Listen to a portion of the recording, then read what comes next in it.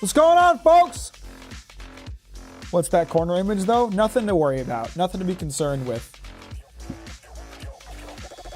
How we doing today, folks? Welcome to the stream. Thanks for liking on your way in. I appreciate that.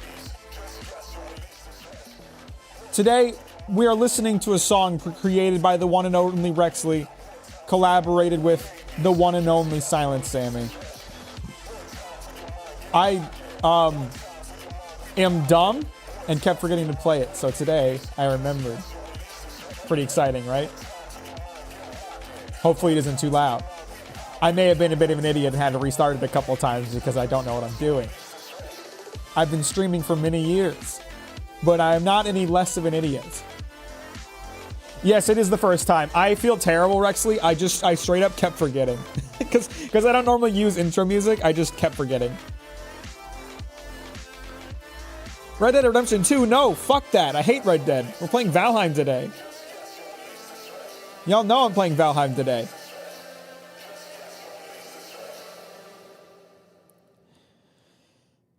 It's more Valheim time. We're playing Valheim today. Rexley and Silence, thank you very much for the music. It is indeed extraordinarily pogger and goes extraordinarily hard. I made you another song like 2 years ago and you still haven't used it. I did use it. I used it a couple times on stream when I went on break and stuff. Not a ton, but I'm gonna play the Demon Slayer game. Yeah, yeah. No, I will not. Nope. I will never do that to myself or others.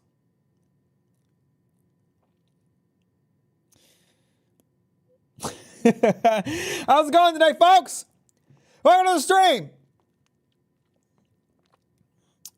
I don't have a lot to talk about other than the fact that we're playing Valheim today. Andre,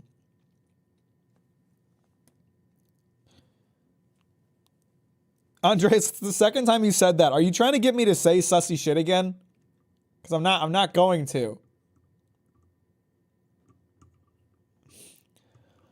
Going better than we got the stream. Thank you. Yeah, by the way, like the stream. Hello, everyone. There's a lot of you, so I can't say hello by name today, but hello, everyone.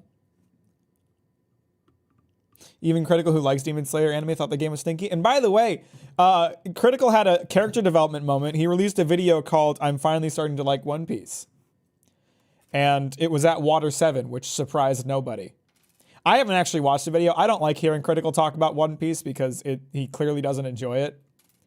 And I don't care for his opinions about it. But he's coming around. We're getting him. So that's pretty sick. And can I mention, what a paragon that I am. If I hear an opinion that I don't like, I just don't listen to it. Some people who watch my video could probably take some notes from that. If you don't like what someone's saying, you don't have to listen to them talk. My smoothies are always good. I make the best strawberry smoothies in all of Oregon, based on no metrics.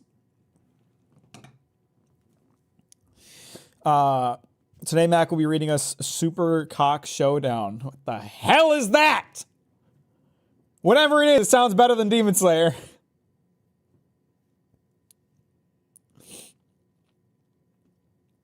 Anyway, welcome to the stream, folks. Yeah, we're playing Valheim today. I believe the plan is to beat the bone mass. My personal goal is going to be to get started working on a house, but we're supposed to beat the bone mass today too. The rational thing is to berate people and call them names if you don't agree with them. Didn't you know? That's fair. No, that is fair. That's valid. I'm a new sub and I really enjoyed your Thorfinn video. Well, thank you, Oscar. I really appreciate that. I'm really glad that A, you watched it, B, you enjoyed it, and C, you joined the stream because I really like talking to you. How you doing? The bone ass? Yeah, let's do it. Green may be joining us. I told her that she should at least stop by to see all the progress that the server has made. But there's nothing certain there. I see there's a couple people in the open voice channel. I'm going to stop in for a second. I'm not going to stay in the open channel because can't trust that someone won't come in and say the N word, but I'll say hello to everybody. Let me join the server. By the way, if you're interested in participating in the Valheim server, all the information is on the Discord. And it's open to everybody. And we have a great time, and people have built lots of cool things in them. And I am just benefiting off of the progress that they've made because I have not played that much.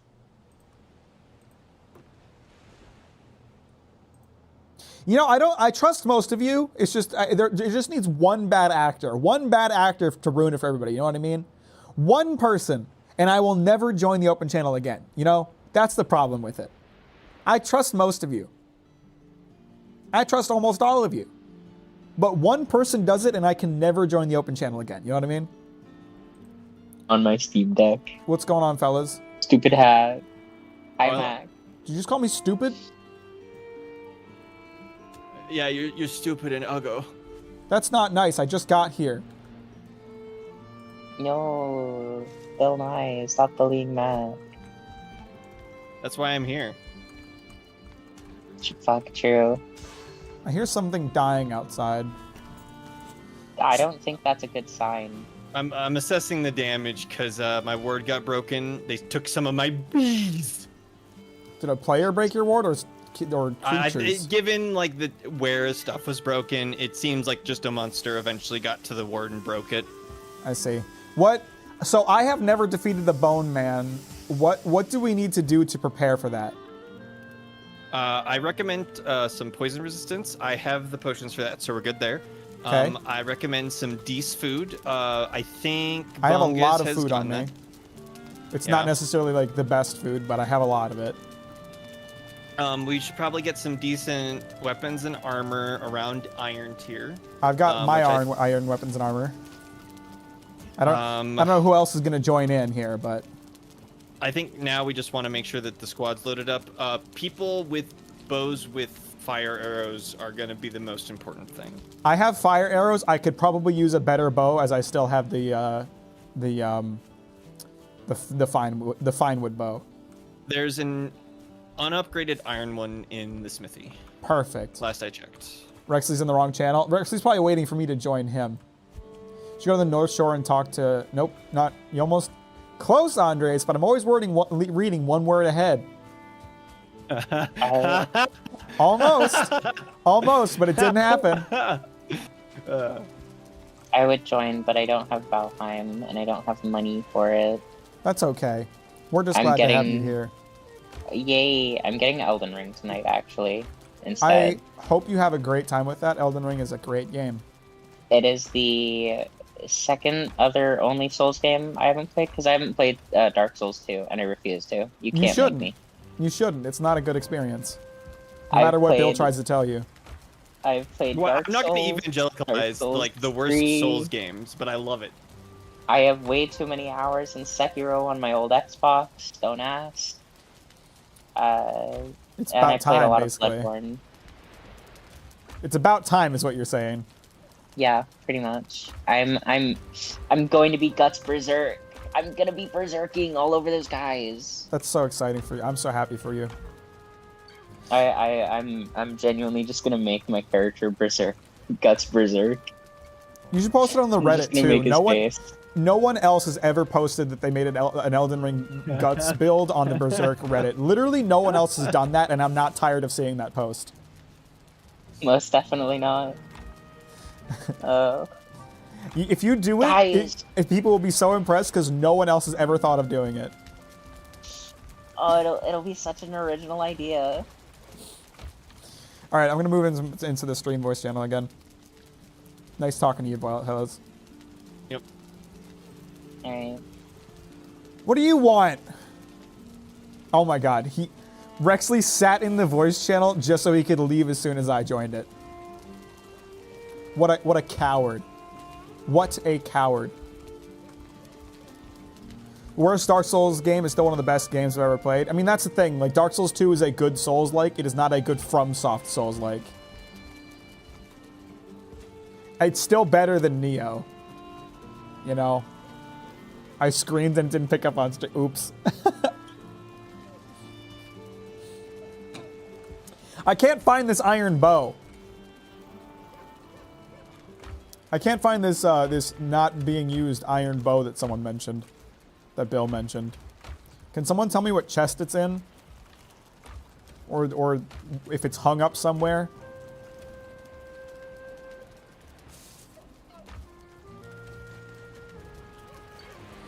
I mean, I think that you can consider all of the FromSoft Souls-likes as Souls-likes, right? They're still within that, like, sub-genre. But, like, a FromSoft Souls-like is different from any other company's Souls-like. You have to make the iron bow. Bill said there was a spare one. Did I get lied to?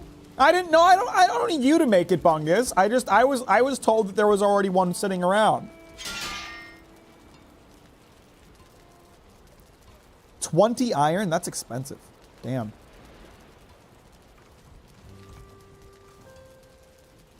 $10 fine wood, 10 feathers. I'll get the feathers and leather from my own stock.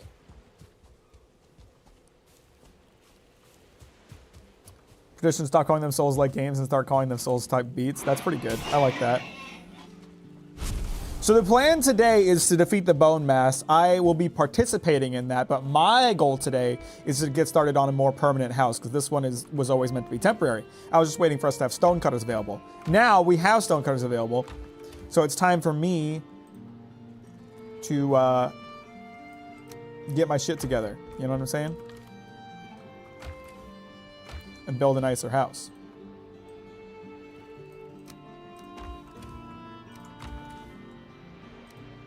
No, that's not what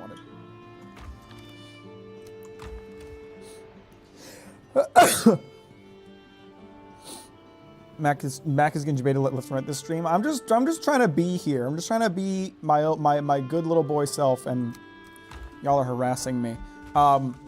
By the way, fellas, if you haven't liked this stream, you really ought to do that. Thank you for the blesses, Hex. That's very kind of you.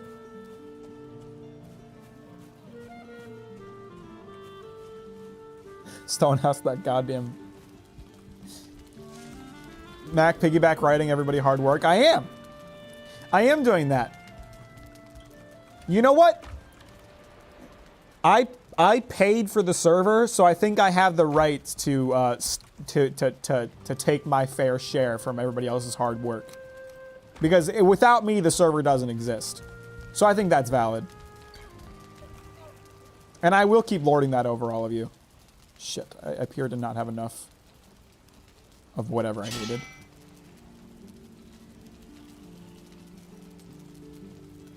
$10 feathers? Did I? Oh, crap. I put the feathers away like an idiot. And I just accidentally activated my wood chopping power. Shit. Oh, I barely had enough to get to that chest.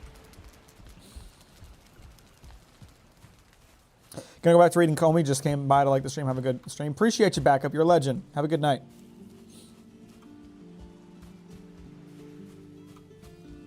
I've always been power hungry, Rexley. You know that for a fact.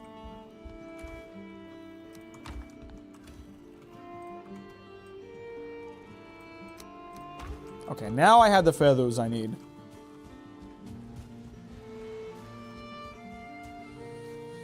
Andreas is just speedrunning, not getting read in chat.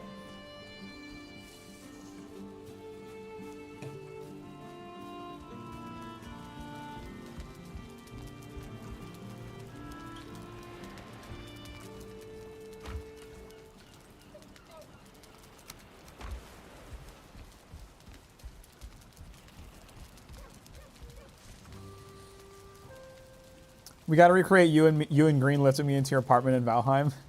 True. Who is that? Who said that? I don't have chat up right now. Who else have we lifted into my apartment? Oh, yeah, Rexley. Who else has needed to be lifted into my apartment? Hi, Green. For some reason, I totally thought it was James, which like seemed fully plausible. So for you know, context for the people that why would you even know about that? our good friend Rexley here in the chat is wheelchair bound, and my apartment that I lived in in Michigan is not wheelchair accessible. So I invited him over for a Halloween party I was having, and we had to lift his ass into the apartment, up 2 flights of stairs. Riley, the person that I thought might have sent the message is not in fact disabled in... Well, I don't know about it anyway. He's not crippled.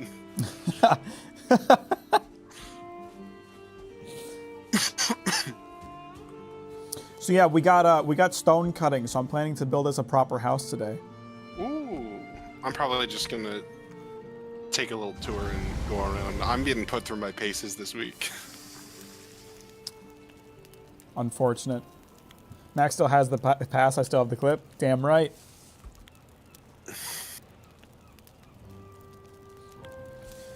You should come out, check out my private island. Where is it?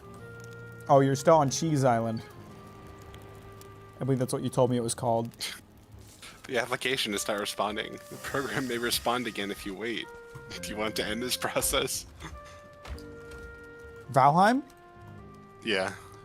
Unlucky. Like I said, I'm being put through my paces. This week is testing me. Oh, it is not. It is not Cheese Island. The question is, how do I get out there? Portal in your little house. Okay. Check it out, fellas. I'm going to Epstein's Island, but just for fishing. We're just going to be fishing together. Christ. Oh, now I got a different not responding message. Okay. I will relaunch Valheim. Tell us more about your struggles. Mine? Yeah. I just... really bad luck and like little, really small shit that's just adding up. On top of, I've been really irritable. I think that's probably a hormone thing. But it means that my body's got them and they're working at least. Today there was normally like when I go home from traffic, or when I go home from work, the traffic's usually like on and off, right? So like when I'm turning off of my company's road, there's usually like a really busy period, and then the lights will go red, so there will be like an open period where I've got plenty of time to turn. Right. Instead, every single road I was on until I got on a highway was completely gridlocked, completely full, in every direction, which is extremely unusual. I still don't really know what caused that. The only thing that I saw was the on-ramp to the opposite direction that I was going was blocked off by a police officer, but that shouldn't have caused the amount of traffic that there was in every direction. Unlucky. There was there was an intersection that I was at. Which, I gotta interrupt for 1 second. Yeah, go ahead. I just gotta call out Solar, the 1%er, having 2 boats on his island, and fucking the bourgeoisie. Yeah, the house is nice. You could use some lights in here, man. But all right, okay, go ahead. This is at a really busy crossroad for 2 pretty major roads, so the light times are pretty long. I was at this intersection, and there was myself, and then a car in front of me, and then a semi in front of that car. The semi got the green light, and by the time the light went red, they were still halfway blocking the intersection. Oof. It was that slow. So it turned, my phone was oh, 6 minutes of traffic, or 6 minutes longer than usual. There's some slightly heavy traffic. And I'm pretty sure it actually took 36 minutes longer. Ouch. Just more than doubled my my commute time. And the whole time I was I got a call from a doctor's office that was hormone stuff. So I like didn't want to take it at work because I didn't know if I'd have to like. I'm not out at work for context, so I didn't know if I would have to like talk about that or something, like on the phone. So I didn't want to answer it at work. So I'm like, hey, can you call me back later?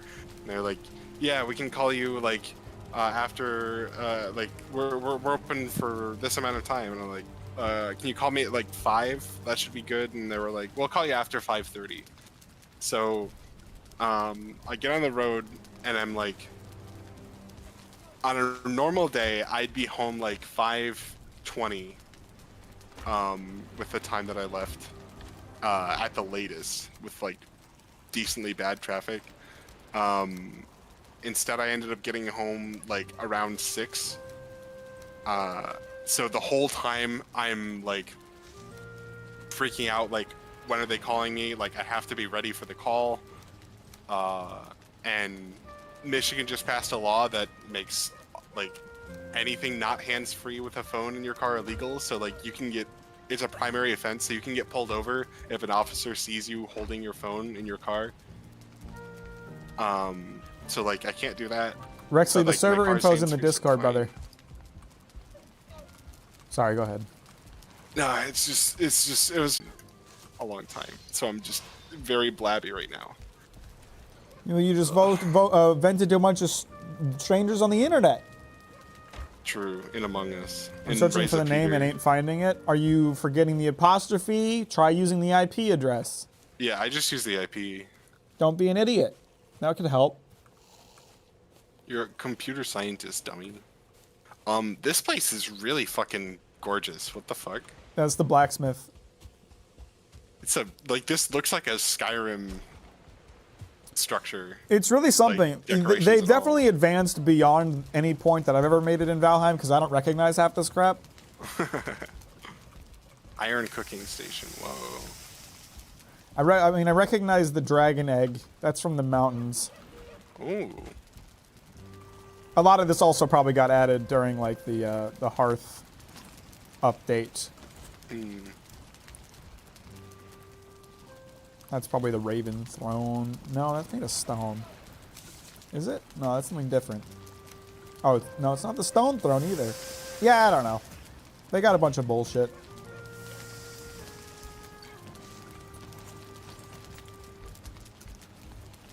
By the way, boys, if you haven't liked the stream, you really ought to. Using this game reminds me of Fable 1. I've never played a Fable game. Can't relate. I used to watch my brother play Fable, but like I never knew what was going on. I watched was Jerma too play young. Fable. The graphics aren't very nice. No, I don't like the art style. Yeah, the style doesn't really appeal to me either, but I still kind of want to play it just because, you know, people have said good things about it and all. I think like the only version that's on Steam is like the worst version of Fable to play, which Holy is maybe crap. why I never got into it. Lungus and Thorgrim are out there. What the hell? Where's our current home? It's still just the tent, or not. Oh. I mean, not really a tent, but you know, the triangle. Temporary. Okay. So like my current bed is still good. Yeah, yeah. Oh I my haven't. God, wait, this like feels like an actual city. This is sick. Yeah, I was waiting for stone cutting to build a better house, and now that we're in Iron Age, we have stone cutting, so I can build a better house. Hog. But now I need to think about what I want to make it look like. I mean, this house is always going to be here, though, so your bed isn't going to disappear. Okay. We can at least we should turn this into like I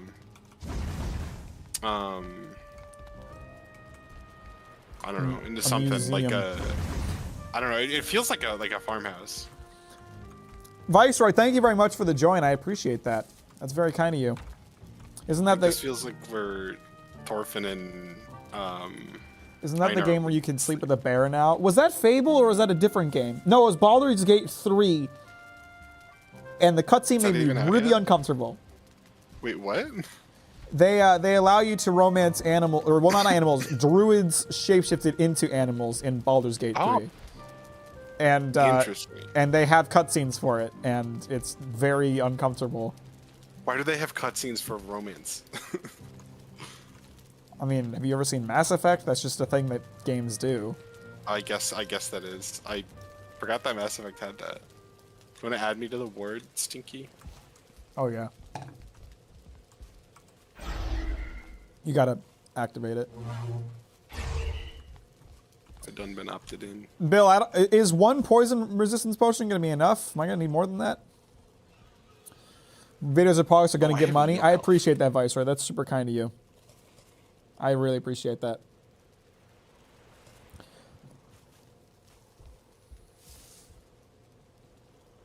Steam has the good version. It's just hard to find. What does that mean? Oh, is it like an unlisted thing? Like Deadpool. Anybody else have Deadpool on Steam? I have Deadpool on Steam. Deadpool isn't available on Steam anymore. Oh. I also have Worlds Adrift, a game that they probably could have made single player but didn't. That was sick. That's like what ruined it too, right? Nah, I mean it was a fine game. They just didn't have a very large player base. It's just frustrating that they didn't like just make the map available as a single player thing. Deadpool's on Steam? No, it isn't. It used to be. It was on Steam when it first came out, but I think they had licensing issues, so it got pulled from Steam like a month after it came out. I bought it before then, so I have it on Steam even though it's not available on Steam anymore. I also have Rocket League and Fall Guys. None of those are available on Steam anymore. Forgot that they pulled Rocket League too. That's brutal. I mean, it's just Epic buying the rights. Yeah, I guess that did happen, huh? Epic be like, let's shield lose a lot of money every year. Was that Reddit ad that you sent me? I have trouble finding that credible. I don't think there's any real basis for it. I don't think Steam does have a monopoly. I really don't think they do either. They're just so for context, guys. I got an advertisement on Reddit from a lawyer trying to enact a class action lawsuit against Steam for having a monopoly on like PC gaming tendencies.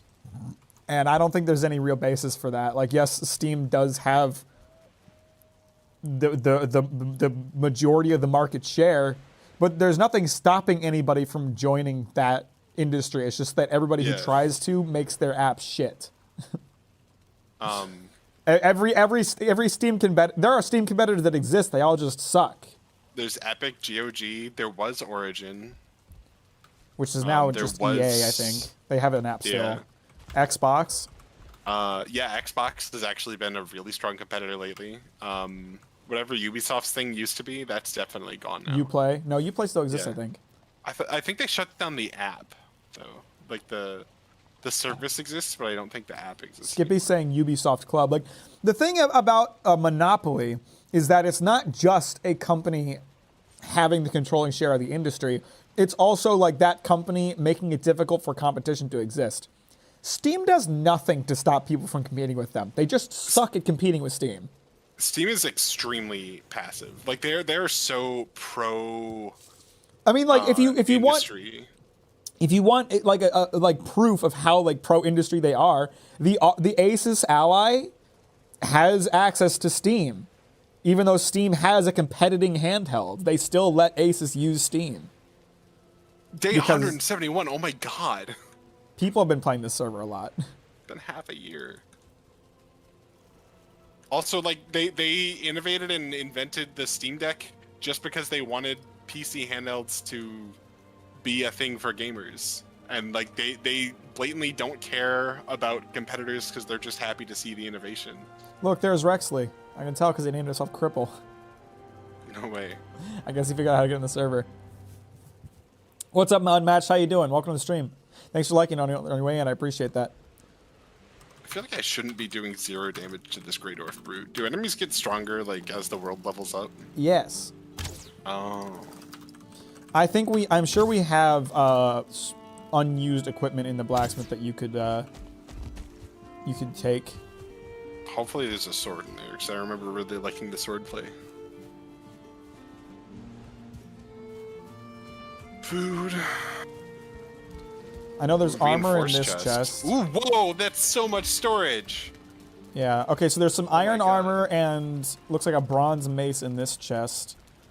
Bronze buckler, bronze pickaxe. There's also troll hide stuff in the chest next to it. So many ingots. Oh my god. Oh, it took me a sec to figure out what that sign was saying. I didn't see the smith part of it. Hi, Bill. Hello. I hope War Criminal doesn't mind you leaving them alone. We were discussing some stuff, but it was a natural stopping point. Okay. I didn't want to yank you into here if you were, engaging with people in there. No, it's fine. It was a waiting room. I get ads about it on YouTube all the time, and the guy explains why he thinks he can sue Steam, and from what I see, it doesn't really make sense. And here's the thing, too. The guy in the ad was really young, and I don't know if he was just, like, the face of the company, or if he's the guy that wants to sue Steam. He's really young. He looks like he does not have the experience to do a class action against such a large company as Steam, and B, if he tries to, it will ruin his career. And also, it's like, if he's the face of the company, that makes sense, because it could be a bunch of old hacks that don't understand Steam, but, like, should understand, like, Monopoly. But, if they don't understand Steam, maybe they're just forcing, he's just representing them being dumb. But also, if he's his own guy, then he's young, so he should understand gaming and that Steam is not a monopoly. Yeah. Bungus can make you weapons. I think he's doing that, but you can also just make your own stuff if you want to. I just remember your point about the blacksmith was you place an order for the blacksmith, so I... Yeah, but Bungus has been getting annoyed. Oh, okay. But it's fine. It looks like he's doing it. He looks like he's doing it, so it's all good. He's a swell guy. Bungus got mad at me for not making my own stuff, but maybe that's just because I'm me. Because you're a man. You could do it yourself. Wouldn't that money be better for sword. the lawsuit? Here, I mean, like, advertising for a class action is a good idea because you want more people. Like, the idea of a class action is that there is, like, a group of people who are, like, the plaintiff, and he wants to attract more people to join the lawsuit, but I really don't think he has a case. I think a much better lawsuit would be Microsoft going through with its acquisition of Blizzard. I think you've got a lot more of a case. I think there's a lot more to talk about in that one. So for those of you who don't know, the FTC did approve, or not approve, but lost blocking Microsoft's acquisition of Activision Blizzard. And I, for a long time, have been very against that acquisition because it's a huge industry consolidation. I still think it is. But Microsoft also brought up some good points about how they're in last place in the industry. Yeah, they argued it very well. Like, I was surprised. I was like, wow, that kind of convinced me. Yeah, like, I'm not as against as I was before. I think, they have a valid point. It's a good move for them to make to try to recapture what they had. It's not that bad, honestly. Yeah, seeing the data of them losing the most important console generation, I know Phil Spencer talks about this all the time, but the generation that everyone built their digital library, I was like, oh, that's a big deal. I didn't think about that. That's a good thing for the CEO to be worried about. Right. I'm not as against it as it used to be. I still think consolidation is a bad thing and that I don't want to see more of this happening, but Microsoft's got to make plays if they want to stay in the game. I do think if there's any company to be consolidating, Microsoft's definitely the best one. I think they have the best track record, at least in terms of modern game industry. Phil Spencer has done a good job with Games Pass. He seems to be very consumer friendly. On paper, everything checks out. They're also pretty good to the developers they purchase. Like, they still just let them do their own thing. They just give them the money to do it. They're not super hand-holdy with the people they buy. They forced Bethesda to QC what was it? Why am I spacing? Starfield? No, Starfield. Yeah, they QC'd Starfield for an additional 8 months, which is insane to me. How did they get that out of God Todd? Bill, you only gave me one poison resistance potion. Is that going to be enough? It lasts a couple of minutes, so if you drink it at the start of the fight. All right. I trust you. Are you guys about to do a boss? Yeah, we're gonna fight the swamp boss. Oh. Oh, I should get my fire arrows. I don't know how many I have left. Could you guys imagine if Nintendo were the ones doing the market consolidation? Like, we would just the Let's Play industry would die. Outright. Yeah, true. Just gaming, streaming in general.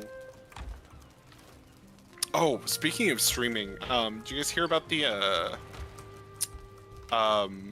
actors strike that might start tomorrow? Yeah, Actors actors strike? and writers actually setting out to do what they intended to do. Yeah. The negotiations end at midnight tonight. No way that gets figured out by midnight. Yeah, no way. They already had like weeks of an extension. I was listening to NPR cover it, and they kept referring to streaming platforms when they were talking about like residuals and stuff. They kept calling streaming platforms streamers, which I really don't like.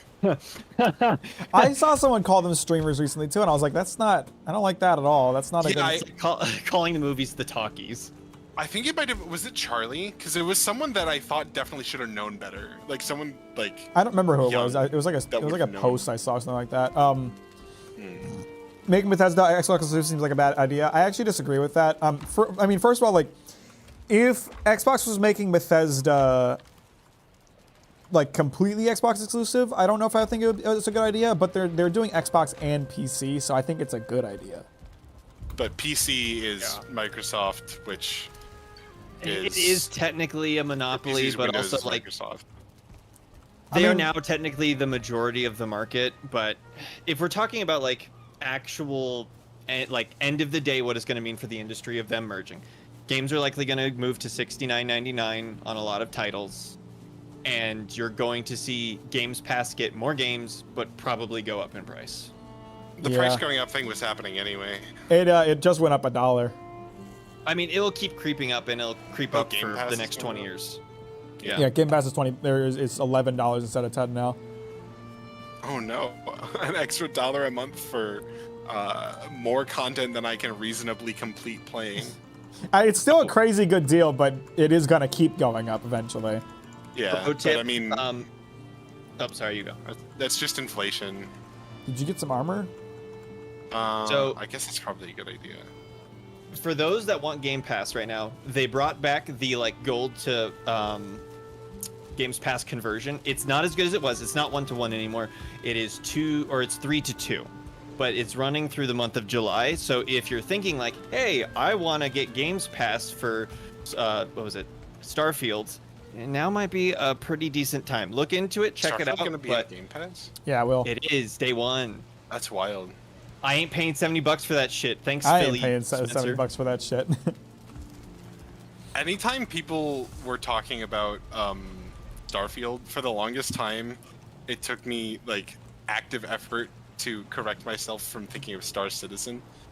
Yeah, I did the exact same thing with No Man's Sky the other day. Like, it subsumed my brain space. I've been brain rotted by Star Citizen. Yeah. I just canceled my Game Pass sub. Why? What's wrong with you? No, the only thing I don't dislike about Game Pass is like the knowledge that some games are eventually going to leave Game Pass, and if I want to keep my progress, I have to buy those games. Like, But that's like the point. I know that's the point, but it just sucks because Xbox again does not have a great client for. It's better than a lot of people, but they still don't have a great client for playing your games. So, during the Steam Summer Sale, I talked about this. I played Deep Rock Galactic exclusively on Xbox. I have been getting really into Deep Rock and playing it a lot. I just got my first class promoted a few days ago. So I decided I found on Reddit a way to transfer my save to Steam, and I bought it on Steam because I would rather have it on Steam if it goes off of Game Pass. Especially when you have people like me who suddenly lose access to Steam game or Xbox games that they have installed Yeah. on their system. They Oh, well, they and gotta that- sort that shit out. And also the new like Desert long shit Windows bus. 11, What's up, Con? How you Windows doing? 10 file format thing. that is less moddable, less accessible. Oh, That's I proprietary. don't know about that. Yeah, so games bought from the Windows Store aren't normal executables. They are their own new file There's type. 10 apps. Okay, I want to pause Yeah. everybody for 1 second. Everybody who is on the server right now, if you want to fight the boss, you know, indicate if you are ready to go. I am ready to go. I'm guessing that one is Bill saying he's ready to go. World of Warcraft moment. Ready, check. Sorry, keep going the conversation. I'm trying to get this organized. I already You forgot expect me to we were remember what I talking just about. said? You're talking ADHD people! The conversation's over. It is done. I don't know what it was. Oh, did we ever find the guy we come buy watch. stuff from? I have don't know if the not found merchant the was ever merchant. found. I see where he is. Someone We went should there at some spawn him point. 1 foot off the ground. Gonna build a house. Permanently. Okay, have fun, Rexley. Okay, I think everybody's ready. Do we have a portal to that location? I'll meet I you just all want at to the go boss. fishing, to be honest. I mean, you don't have to fight the boss. Oh, Bungus found the merchant. Where's the portal to go there? I think Bungus is guiding us. Okay. Or you up the Game Pass when 343 adds crossplay to the campaigns in Halo MCC. Imagine 343. My house has a portal. I'm just following Bungus. I need Okay, coin. apparently Bungus is going to Thorgrim's house. So, Don't forget to eat and Whoa. get your rest buff and all that good stuff. your mother. Mac, I'm stealing our money to buy a fishing rod. Okay. I don't even know if we have enough money. Might need to steal some from the blacksmith. I found a stack of Yikes. 250. Can you believe it?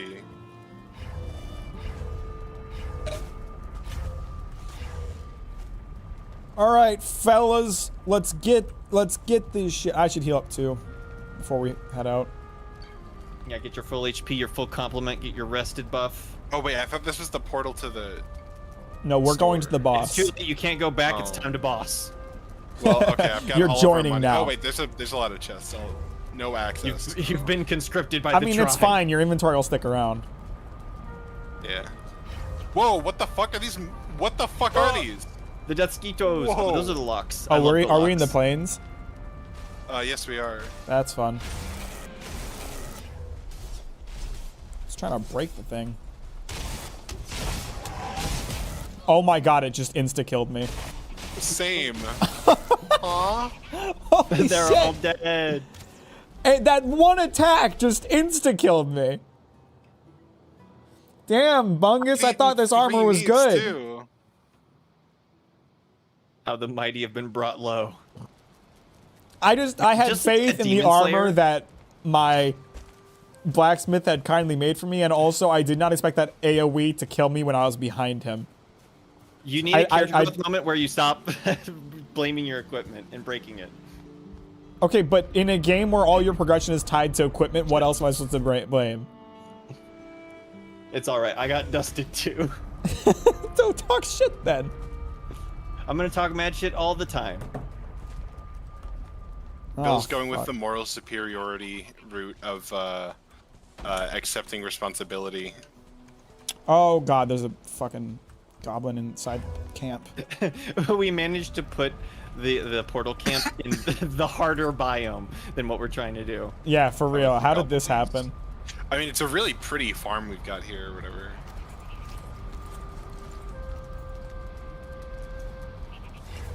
I need to re-heal up now. Fooling. You lack the chunk. Why does 343 make the Halo games? What got them to do that? Aren't they known for Mass Effects? No. So you're thinking of now I am blanking on their name. You're thinking of BioWare. Lucas, yeah. BioWare does Mass Effect. 343 was a studio that was formed specifically to make Halo. They were like formed really by sad. Microsoft to make Halo after They were Bungie decided formed to stop hate working on Halo. it. The problem is that none of the people who work for 343 seemed to like what Halo was, so they just decided to do their own thing, and no one liked what they did with it. Same. Oh that my was God. deliberate. That was by design. So, did you just get killed again by the little goblin guy? I almost finished him. My people. You sure did. I got him. Don't worry about it. Thanks. So wait, okay, I wish people had stuck around. Okay, I see where it is now. I see where. Wait, there's like this is like a tiny snippet of plains.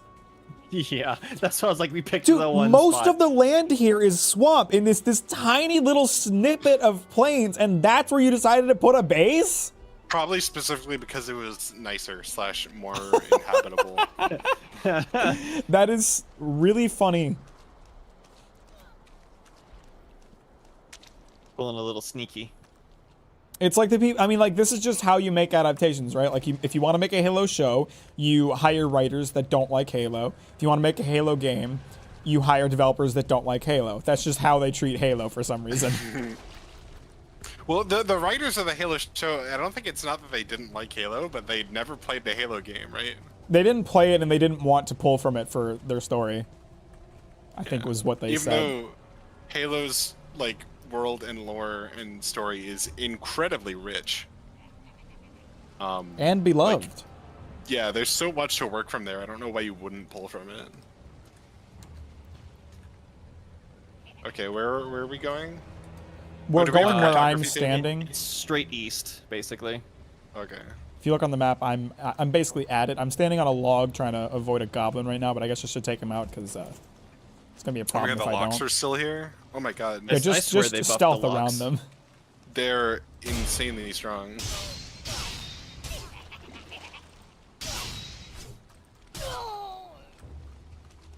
Did we bring the items to summon this fucker? I don't even know what item we need. I forgot. So it's skulls, right? I didn't bring the stuff. Shit, I'm missing my flower crown. I don't know if anybody did bring the stuff, but I didn't bring the stuff. You got the stuff? You got the stuff. You I like got the idea money? behind Halo 4, but they just didn't have the guts to actually go through with it. I don't know anything about it, so. If you want to make a Witcher show, hire people who hate The Witcher. And then fire the fire the actor who was doing a great job as Geralt and liked being knew and about was that game. enthusiastic about it, Right. and like in touch with the fan base. Right? Yeah, fire that guy. Get a new one. Like, I it's- can't believe what they did to Yennefer, man. I'm still so sad about it. Don't know anything about it. They actively bragged about not playing the games, reading the books. Yeah, no, I know they did. They were like proud of it. Season 7 moment. It's like it's hard to replace an actor like for a side character in a show. So to go as far as to replace. I thought he the stepped down. No, I protagonist- believe they chose to move away from him. He liked being Geralt. I Yeah, do no. not believe he chose not to be. He said he wanted to continue doing it. He was Yeah. disappointed with their decision or something like that. Like to remove someone who is so like Integral. Important. perfect, literally beyond perfect for the job. I don't know how that kind of decision gets made. Out of touch execs, I guess. Is anybody going to get the That's bones? beyond out of touch. I'm just standing here waiting. I don't know if anybody's going to get the bones. I got one shot I'm from dealing with the locks. 101 HP by a Lux. So, not me. The portal, the unnamed portal, is now set up to be right next to the boss. Okay, someone should go and get the bones then. I actually just picked up some black metal, so I can't go through the portal until I get rid of it. Okay.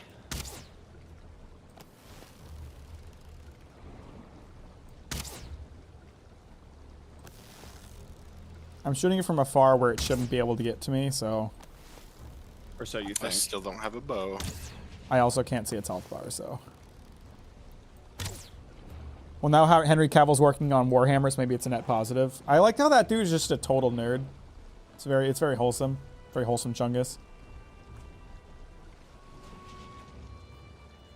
Is Warhammer really an upgrade? No offense to like Warhammer, but like the niche. I understand that it's a very strong niche, but it is still very I much a don't niche. know, because like Warhammer 40,000 is so entrenched as a universe. It has so many writers. Like I would argue, as a work of literature, cooperative literature, it easily outclasses The Witcher, because The Witcher is just a single writer. If But it it's would so- eclipse it as a work, oh, that's difficult. Because like, I feel like once like the Horus Heresy gets a really good adaptation, everyone will talk about it. The same way that like Dune, now that it's gotten a real adaptation, everyone's talking about Dune. Everyone likes Dune all of a sudden because like you can now see it. It's now real. We need to kill this last Lox before we can fight the boss. It keeps killing everyone. I'm trying, man. I'm wasting like so much food just getting one shot by any of its abilities. See, that's what I want to be if I ever was able to do YouTube full time. I want to be like, you know, I have all these traditionally like nerd and weeb interests, but I'm just jacked. That's what I want. Getting jacked, that'll be the day. No, really, that's what if I can ever do YouTube full time, I can actually commit time to working out. I want to be jacked just because I think it'd be really funny. The only full-time jack he's gonna do is jacking. I already do that. I already do that full time. I sacrifice plenty of time to make that happen. You're stealing mango. Oh, I was inspired by the last time I was on here for Valheim, and I got some dried mango. Organic? Organic, yeah. Drizzled with cocoa. Oh, that's interesting. It's really, really good. Interesting. That does sound They say drizzled with 100% cocoa, but like raw cocoa, I don't know how they get it to. I don't know how they get it in the state that it's in. Drink your beads. Oh shit! Right. That's important.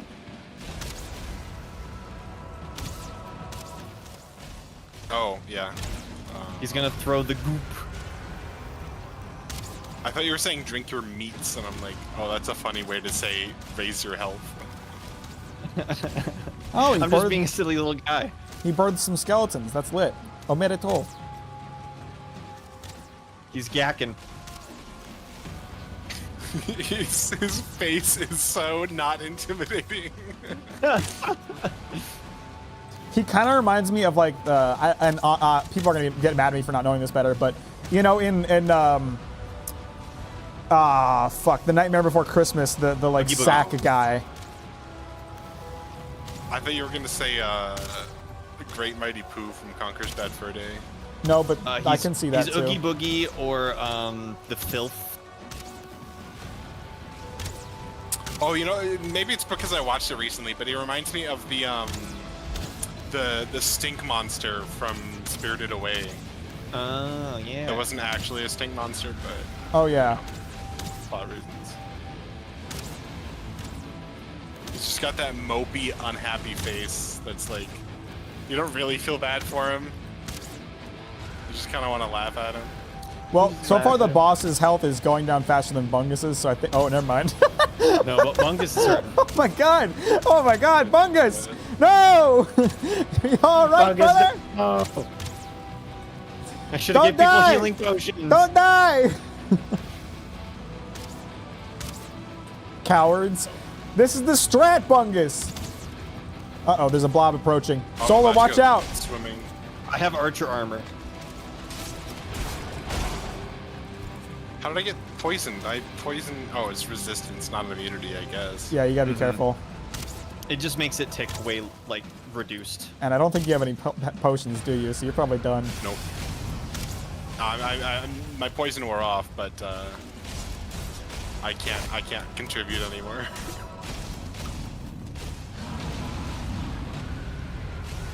Oh, the HUD's yellow for this one. Oh, wait, that looks like just like normal HUD. It does.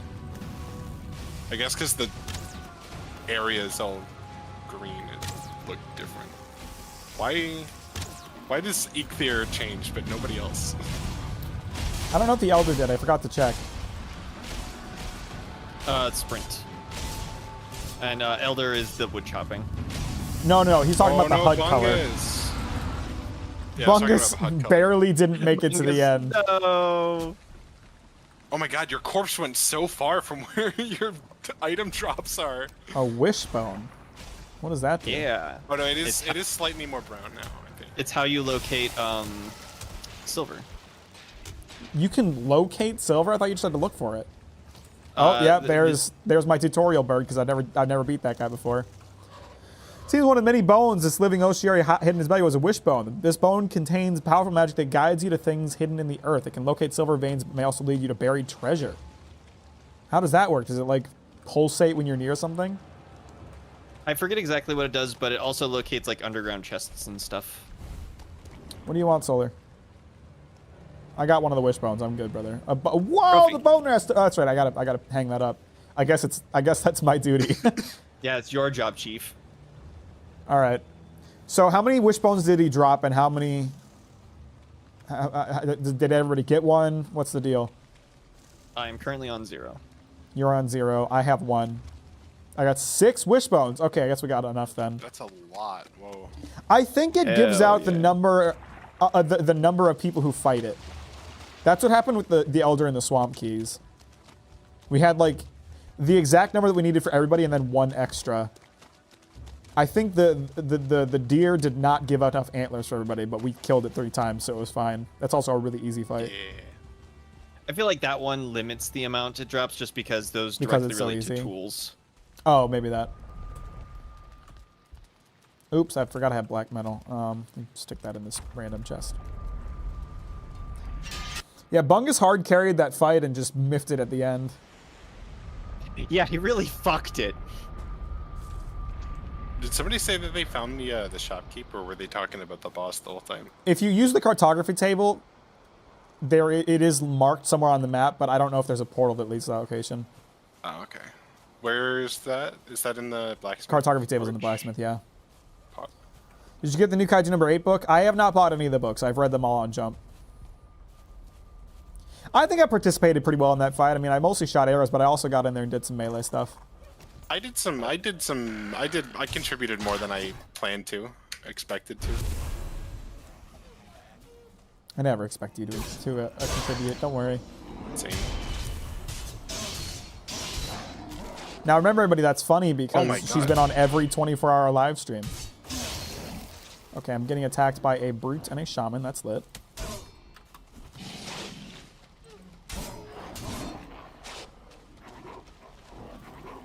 And I don't have a ton of stamina to work with right now. Damn, y'all have been exploring like all over. What'd you expect them to do when they were playing? Just fuck around? I don't know. It's just I'm really impressed by the No, progress. and I also told the you, didn't I? I told you there was they'd done a lot. Yeah. Yeah, big boy. Oh, it was the sack of money. That's the. Yeah, that's the one. I would assume someone has made a portal to that location. I do not know. You might want to ask in chat if anybody's done that. The brute shaman fighting the future brute weeb. All right, I'm going to hang the trophy if anyone wants to watch it, even though it's going to be the same animation, I think. I forget what the bonus is. I don't know because I never killed this one.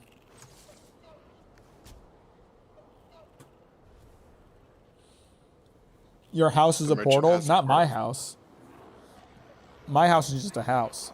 That's another shaman. That's lit. I mean, since we just killed another boss, I think the world tier just got even more difficult. All right, someone's heading this way. I'll wait for them. I am. It's me. Okay. I think it's just gonna be you and me hanging this thing Whoa, is up. that a Fafnef reference over there? Excuse me. What the fuck is that? FNAF. Did you Mason? It's me. Fafneffer. That sounds like Fafnir. So I wasn't certain you were talking about FNAF. I stumble over my words. It's not my fault. I mean, I do it too. You know I do it. I'm very self-conscious about it. He looks so goofy. So you get resistance versus physical damage. You get a bunch of resistances, That's lame. I think. I mean, is like that all you effective get? for boss fights, but Do you just get that by... it's just a passive. Is it just a passive buff? No, it's not.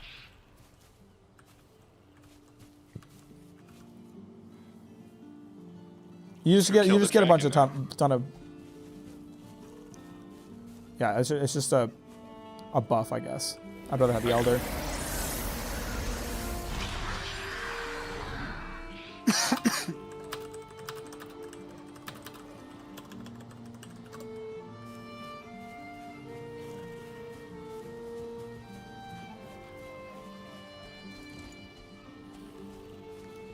You are not prepared.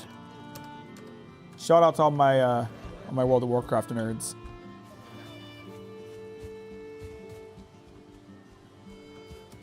Hey Mac, if Warcraft 3 Reforged gets added to Game Pass, you wanna 1v1? I mean, sure, why not? Pog. Oh, Haldor. There's a named portal for Haldor in Thorgrim's hut.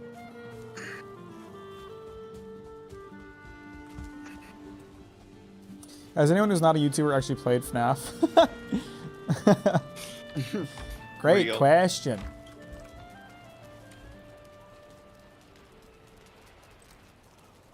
Your mirror flash. Oh wait, we actually can't afford a fishing rod. Shit. Check. I mean, the like I said, the blacksmith has a ton of extra resources. I'm sure they have extra gold you could take. Gold and I mean, I also have a bunch of treasures that I haven't sold and turned into gold. So sell our stuff first.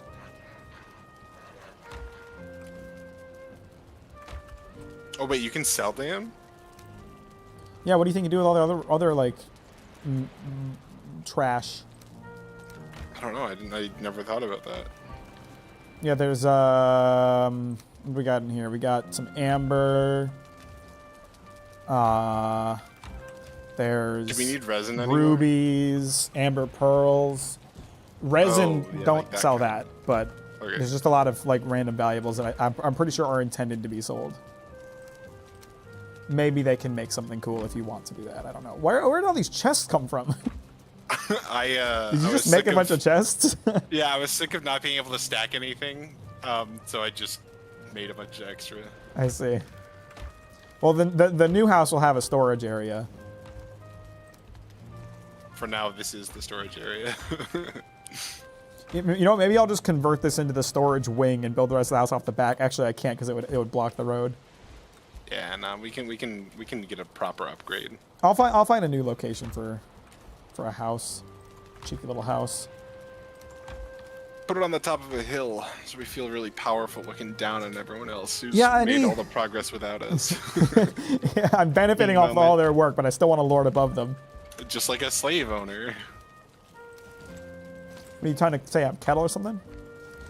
Oh, there's a sell button that just sells valuables. Okay. And I do- yeah, kettle I- like. I need to find a location for the house that's nice. What's up, Kenshi? How you doing? Welcome to the stream.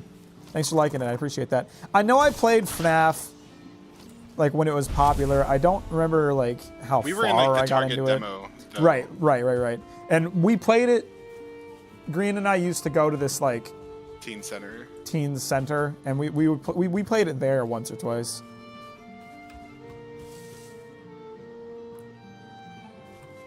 Let me But, think. like because the entire horror aspect of the game, at least like the first one, I think like the first 3 is solely based on jump scares. So if you know what's coming, it's Yeah, not it a wears off scary fast. game. It's just kind of boring. Wears out its welcome real quick.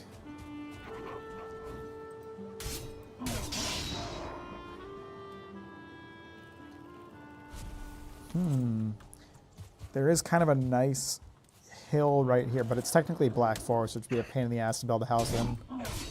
Although it's been completely deforested, so you can barely tell.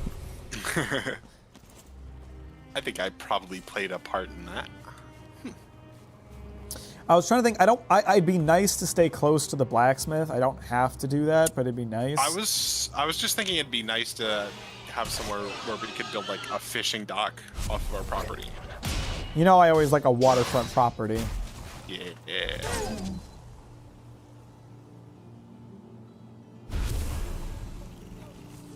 Average day in Sweden. That's what this game is.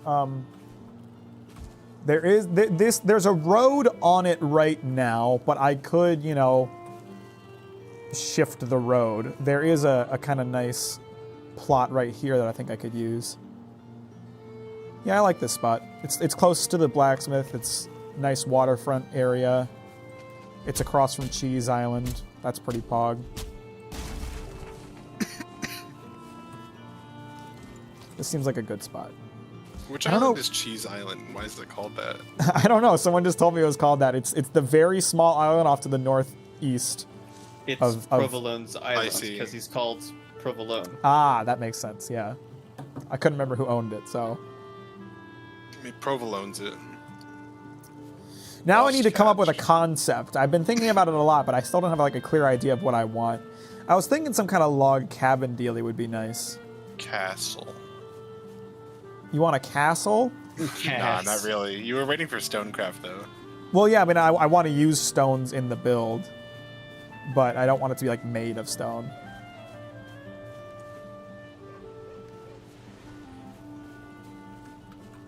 I also am going to need to borrow a cart to bring myself wood. You should play it on a 24-hour stream and just reenact Markiplier's playthroughs word for word and don't give anyone context for what's happening if they join the stream. That would be funny as fuck. If I you could, don't like, think it's possible. memorize it, that would be fucking hilarious.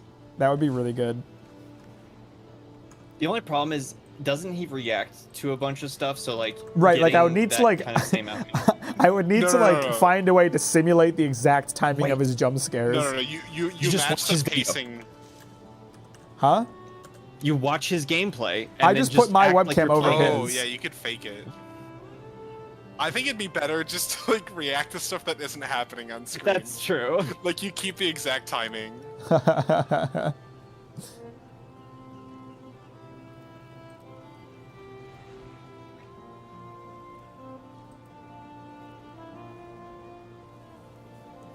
To imitate his voice too. Hello everybody, my name is Markiplier.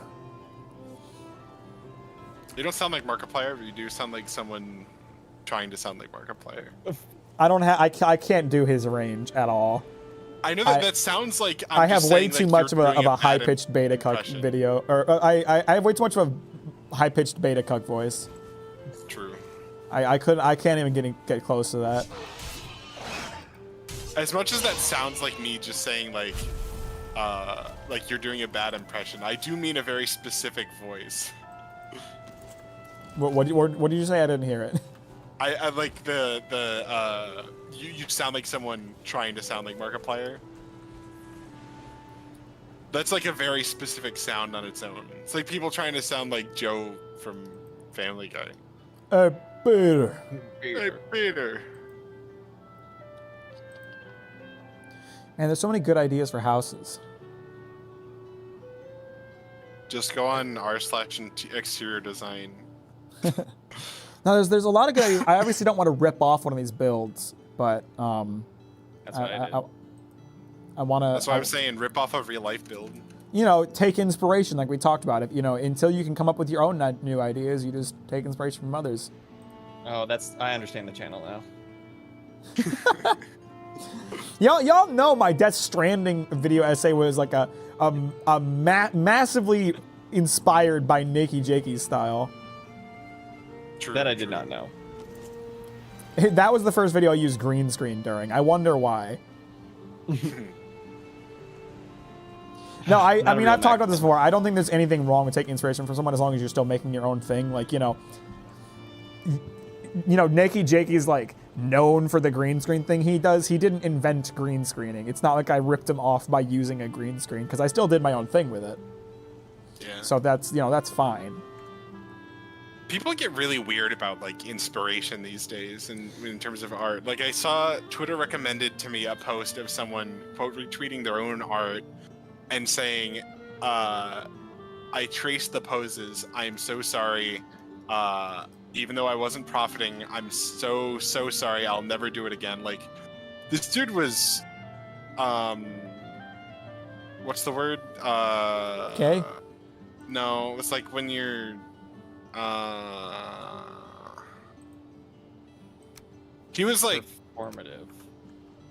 ripping himself apart for like the tiniest little thing when like Hypercritical. no, that's not it either. The word that I'm thinking of feels just really incorrect, so I'm just gonna check.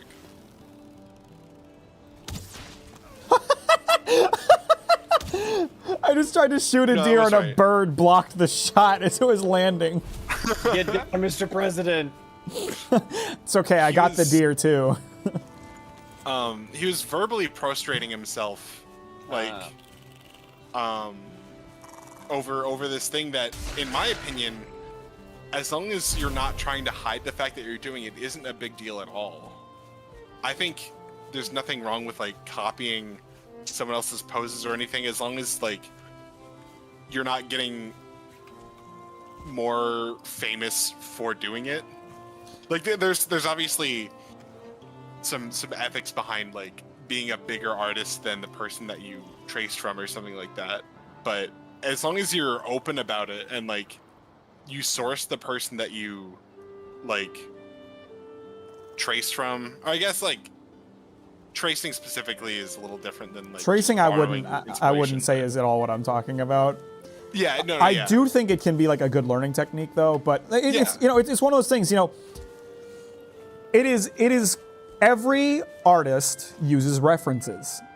Yeah. Every artist should use references. Every creative person is inspired to create art by something, and inevitably they're going to take inspiration from whatever they're creating art based off of. There is nothing wrong with taking inspiration. There's nothing wrong with even going as far as copying a technique, as long as you're still making something new out of it. Mm-hmm. When I decided to make my Death Stranding video, I was heavily inspired by Nikki Jakey's style, both comedically and in terms of the way that he presented information. So those were things that I, copied in a sense, but it was still my own opinions. It was still my own editing. I wasn't like stealing his work. And, over time, I have continued to do the green screen thing, but my content is massively different from what it was. So it's fine. I feel proud when someone says that, and I've gotten comments like this before. I feel proud when someone calls me the anime Nikki Jakey, because it's like, yeah, I was inspired by him. That's a massive compliment.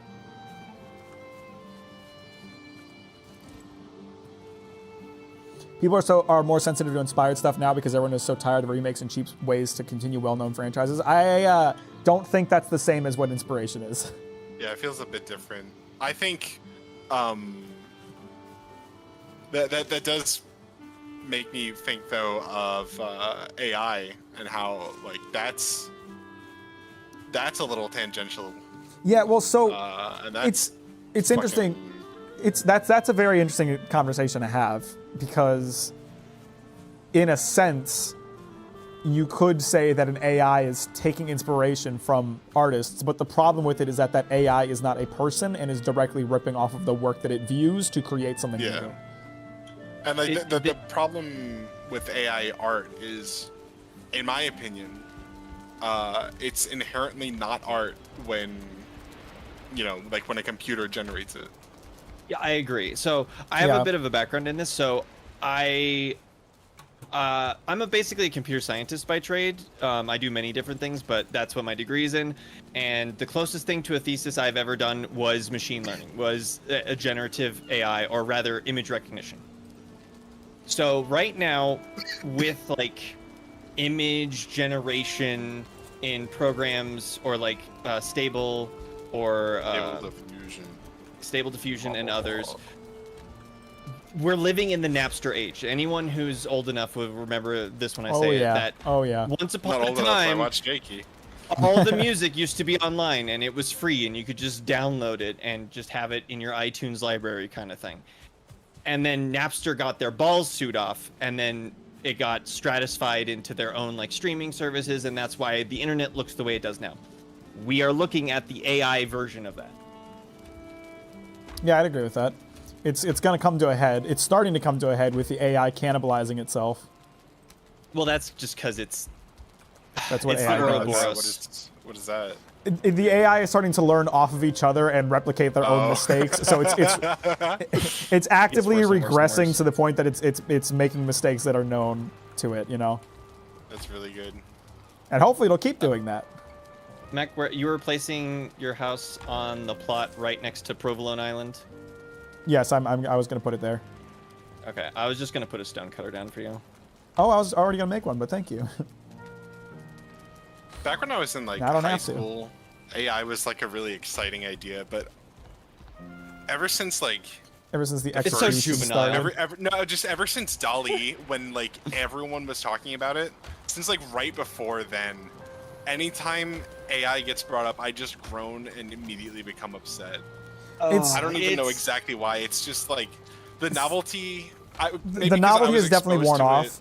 I think that there's a real problem with people taking advantage of it, so they don't have to like pay or use artists. Like people skipping artists for their thumbnails or posters or News articles. There's lots of examples of where it's really screwing over creative people who are known for being screwed over. Like, it's not like they're not already getting screwed over, it's just getting worse. There's that is a big issue. There's also the issue of like, I talked about this before, like the novelty of it just wears off when you realize how little actual work is being done. And once you realize that like this isn't special at all, the first time you hear Jay Schlatt's cover of Fly Me to the Moon, it's like, oh my god, this is such a funny, cool novelty. The 80th time something gets recommended in your feed that someone put zero work or effort into making, it's like, okay, this is not something that's being created. It's just something that's being proliferated. It's like an automatic content generator. And if there's anything that we know about automatic content generators, it's that it makes what was special about content nothing. Yeah. Man, so you must hate Risk of Rain 2. What are you talking about? What was it? Roguelites use a lot of generative processes. Well, procedural is different, I think. That's you're creating like a certain set of things from scratch and telling a game to like make something out of it.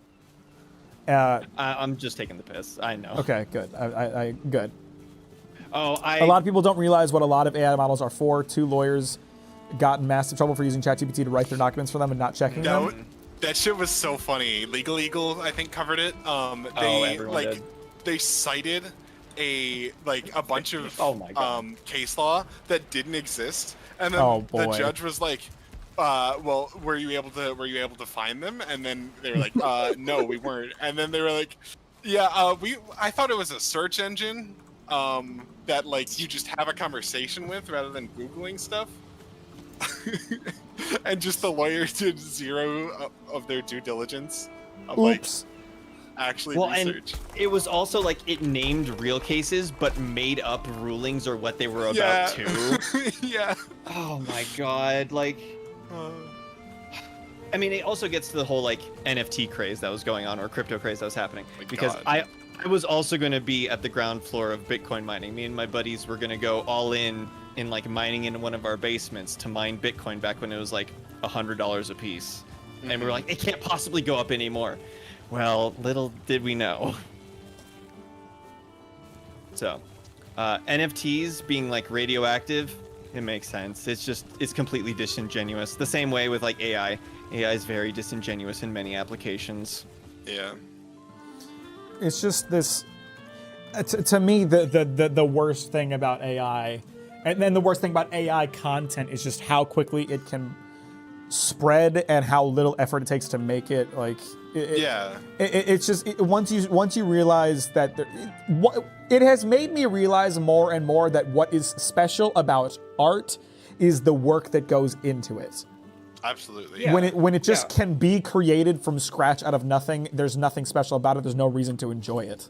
And I think that's what pisses me off when I see people, like, there's one person in a Discord server I'm on that's, like, a huge AI fanatic, and it just keeps talking about how great AI is. And it's like, seeing people like that just piss me off even more, because you're celebrating something that is so soulless, and, like, you're the reason that artists are going to go extinct. Right. You know? Well, so to assuage some fears and like the whole Ouroboros of like it eating itself, I don't think artists or even the majority of people are going to get replaced by large language models or like generative AI or stuff like that. People are going to try and they're going to fail. And there's the companies that do that are going to collapse in on themselves. They are going to stagnate quickly. No, I was speaking broadly, like like that type of attitude. Like that lack of care, like that almost apathy towards like people doing stuff. It's so frustrating. Like you literally don't care. Well, I think about people making a living or like doing anything. Yeah. Well, I think a lot about and it just the more I see this stuff, the more like this video comes to mind is, Noodle's video on interpolated anime footage. Yeah. Specifically his response video to the comments. There were so many people who just did not Right. give a shit about the artist intent. They didn't give a shit about the animators. They didn't Right. care at all about the people who actually made it. And it's like, how can I'm a creative type, so maybe I'm missing some crucial flaw in my thinking to see that, but I cannot understand how you can look at a piece of art and not give a shit about the person who made it. I don't know. I'm not a creative type, but Okay, so I have to out myself. Once upon a time, wee Babby Bill did not understand the value of art. He tried to paint himself as this pseudo-intellectual, and he didn't appreciate art. He didn't think it was worth anything. He has since grown up, and I could tell you why people think that way. Like, they try to reduce it down in a very utilitarian kind of way of like, what is the value? How does this make something? What is important about this? Like, what's so fancy about the Mona Lisa? It's just some paint on a canvas about a lady. Like, what I could do that sort of mentality of like, oh yeah, like if I sat down, I could make this thing. And once that person understands that it's almost the ritual of art that gives it the value. Like, if you just cheat a bunch of resources into Minecraft and then build like a moderately nice home, it's like, that's cool, but you could do more with that kind of tool. Whereas if you sat down and you got all the materials and then you built the house in survival mode, like we had put more value on that because there was a lot of deliberate choice with like each block placement. And then when you spend more time with each piece of that, I know that like that eye looks the way it looks because that artist spent like 4 hours redrawing it many times because it didn't look right. Right. AI is one and done. Yeah. I didn't understand art myself until I actually started doing it. It takes so much time and dedication than you think it would. Yeah, I mean, I guess I can understand that to an extent too. Like, I, as an editor, really appreciate good editing, And it's not like I didn't appreciate good editing before I started doing it. It's just that now I know what it takes to make it. It has so much more value to me. Oh, you got the eye. You could start to go, I see what they did. And like, I know I love seeing your analysis on stuff. I was like, oh, I didn't even catch that. Like, that's really interesting. Yeah. And you know what? It speaks to why certain types of content is really popular. Me personally, I'm not huge on this kind of content, I'll be real with you, but I understand why people are. But those like opera singer reacts to Elden Ring's OST type videos. Because those people can offer a unique insight into what it takes to make that art. Yeah, it's like the gun nuts looking at video game guns, where it's like, oh, here's why this is good or bad or whatever. Yeah. I recently found a YouTuber that I saw a couple videos from who I was just trying to listen to a song from a VTuber, and the first thing that came up was their performance on the first take, and then the recommended for that was vocal coach reacts to, and she had like I enjoy stuff like that because it makes me appreciate the songs that I already like listening to, kind of surface level, because they sound good, like even more. Yeah, it was Suisei's it was Michi's today, and I think she also reacted to Stellar from the first take, but like she just had so much like to offer in terms of what she was like, what the singer was capable of, that I never would have known is like as impressive as it was. Yeah, so like me personally, I don't tend to like click on that kind of content because my thought process is like, if we use that opera singer example, my thought process is always like, who is this and why should I value their opinion? Like, what is their qualifications beyond being an opera singer? Like I have no way of knowing that you're a good opera singer or choir singer or whatever. That's why I don't click on that kind of thing, because I'm always like, I don't know what your qualifications are. But I think as a video editor who has a lot of experience with it, I can offer a lot of insight into why certain edits are good. So I think it's interesting to hear that kind of thing if you're really interested in hearing about it, because it's always like, okay, there is pieces of this that exist that I may not have ever noticed. One of my favorite lines of thinking as a video editor is the idea that if you're a really good video editor, people won't really notice that you're a good video editor. They notice if you're a bad video editor. So, you know, as a video editor, it's my job to do things that no one's ever going to notice. And that's, it's interesting to be able to have that talked about. Like, here's the things that you, as someone who's unaware of this world of art, aren't going to catch. But someone who knows what they're talking about will. So something as a, in terms of like addressing the qualifications, I think a really good green flag for me is when it's a 20-minute video reacting to a 3-minute song. That's definitely a good There's way a to lot look to at add it. there, yeah. Like, Yeah, they extract like- all of the essence of it. If I can trust that they're filling that 20 minutes, that additional 17 minutes, whatever percent that is of content with like Something examples worth and hearing. thorough explanations, I think I can probably trust their credo. Yeah, that's fair. I think part of it is also just like engaging with that content so you can learn what the qualifications are. Yeah. But like that's why I personally don't tend to click on those videos. Like if there was a specific, if someone was like, this specific person who was known in this field reacts to this type of content, that would be different for me. Like watching Gordon Ramsay call people on TikTok a donut. Yeah, like Gordon Ramsay reacts to this TikTok of cooking. Like, of course I'm gonna watch that because Gordon Ramsay knows what the hell he's talking about. But some random choir singer I've never heard of, I'm not necessarily gonna care about their opinion about some choir song. Fucking Christ, I'm trying to chop down trees and I just keep getting assaulted because it's nighttime. I haven't chopped down a single tree. I'll come bodyguard you. It's I will fine. come. Nighttime will come around eventually. What about Uncle Roger reacts to TikToks? I have no idea what you're talking about. I have Bye, Mondo. Thanks for stopping by. I appreciate you, brother. Reminds me of this video that broke down why Nier Replicant's music was good. I don't get music, but it sounded damn smart. Nier music is so good. Yeah, for real. For real. You gotta add the second for real at this point. for real. The closest thing. Oh, I think, shit. Huh? That tree almost landed on me. Oh. The closest thing to something like that I can like offer, at least like from an artistic perspective, is Final Fantasy XIV's newest expansion, Endwalker. There's 2 versions of like its theme song. There's Endwalker, and then there's Endwalker Footfalls, which is meant to kind of represent the path that the player, or that the game and the story and the world has taken from the first expansion to the current one.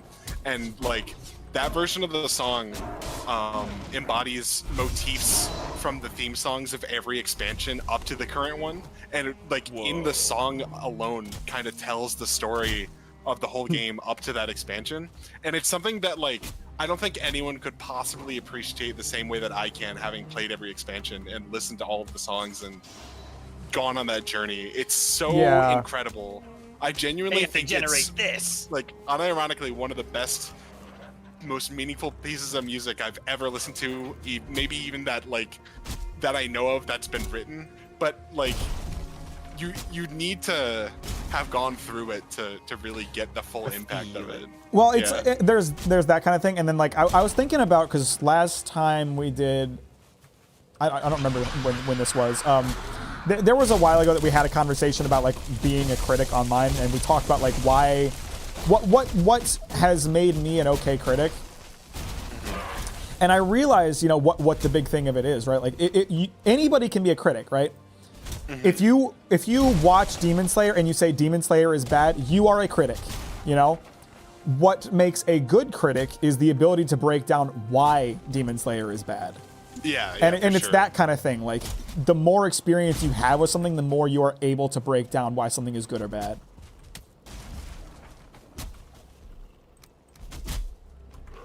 In the end, it really just comes down to substance. If your art has substance, then it's art. Oh, there's a troll. Oh, Jesus. They won't leave us alone, man. They do not want us chopping down any more of their woods. If your essays have substance in the form of like evidence, and you're not saying something without like explaining your claims, then you've got something. Right. There was a video series, one of the directors of the original Dead Space reacting to the remake that was super entertaining because it provided insight into design choices of the original. I really liked, there is a documentary on PlayStation's like official channel about the making of God of War. And it's super fascinating. Listen to Corey Balrog, I believe is his name, talk about what like a badass name for a game developer. Man was born Barlog, for that sorry, position. Barlog. Oh. I always think it's Balrog because like, you know, fantasy shit. Balrog. But Yeah. but it's fascinating, like listening to like a lot of what inspired the change in storytelling in God of War was Corey's own life. Like his decision to center the story around, you know, Kratos as a father was based on the fact that between God of War 3 and God of War 2018, he became a father. That's sweet. Stuff like that is like, in recent times, I've really become a lot more interested in like going through some of my favorite games and like turning on the developer commentary and like hearing what the developers are thinking and doing. I just got killed by bats. I stirred the cauldron? How did I do that? Good night, Solar. Have a good night. Thanks for stopping by, brother. There is some kind of event going down by the blacksmith that we could probably help out with. Yeah, I just got killed by it. I assumed that someone summoned a boss in a far off land when I heard that music, but instead I just ate a bunch of... You stirred the cauldron. How? What did I do? You stirred the cauldron. I am nowhere near the cauldron. Cauldron moment.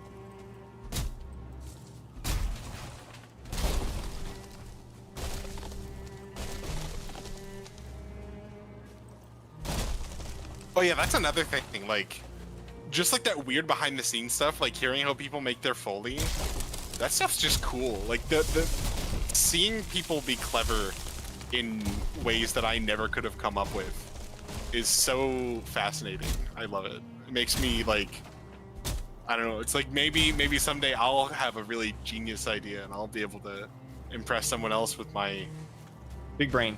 clever, yeah, with my big brain. Well, that's why for me personally, there's a little bit of a Patreon chill. One of my favorite things about my own Patreon is doing the behind the scenes stuff because I love talking about those things that nobody's going to notice. I love talking about the thinking behind like certain edit decisions. Like, you know, during my Demon Slayer behind the scenes stream, I talked about like the opening intro segment where I showed off a bunch of like the really pretty animation. There was like a lot of there's a lot of thinking that when it's like making that cool and making that fun to watch that, you know, you just see the final product. You don't see what made me decide to do that.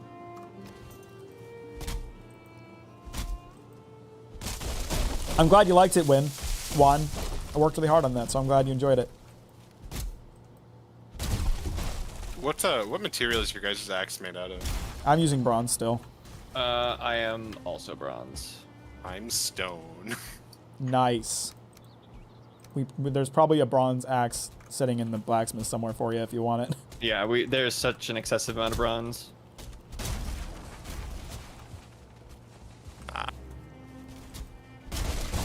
Enough to like sail off the world with. Enough to softly The only set way to with. do is end off.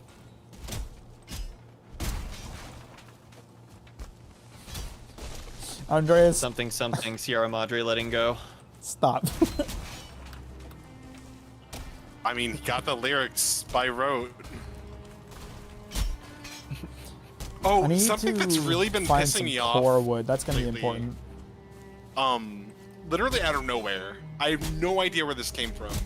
Like every day, YouTube would recommend me at least one video, of like Joji lets his inner Frank out or something like that. Like 5 minutes of Joji Yeah, I've trying seen not to those. be filthy Frank. I've like, seen those. bro, he's trying not to be that person anymore. Like, leave the man alone. They're never going to. They're never going to let him not be Frank. Yeah. It's It's like just the myth of honestly it. gross. It upsets me.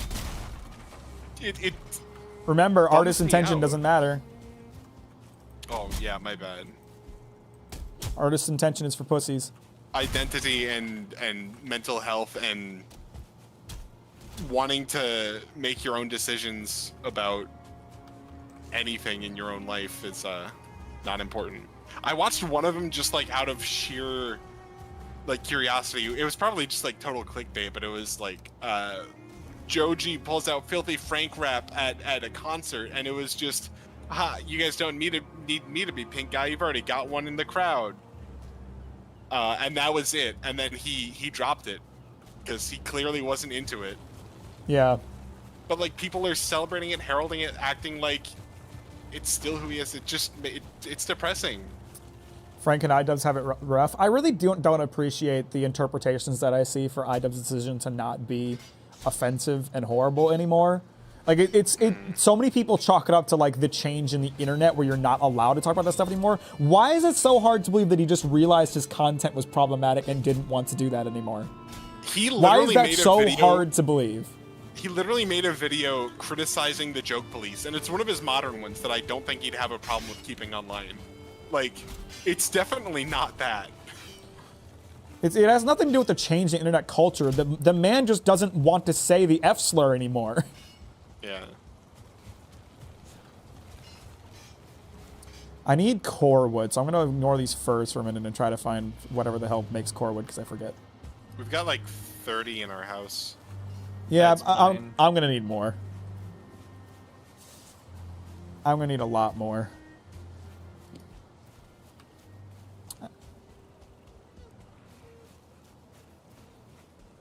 Director's comment. Oh, Mars, we're talking about art.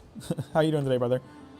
Director's commentary director commentary is always a good watch. Also looking into the creators of anything to see who they are is really fun. Like Hiroki Araki, you can really tell that he's the man who made JoJo.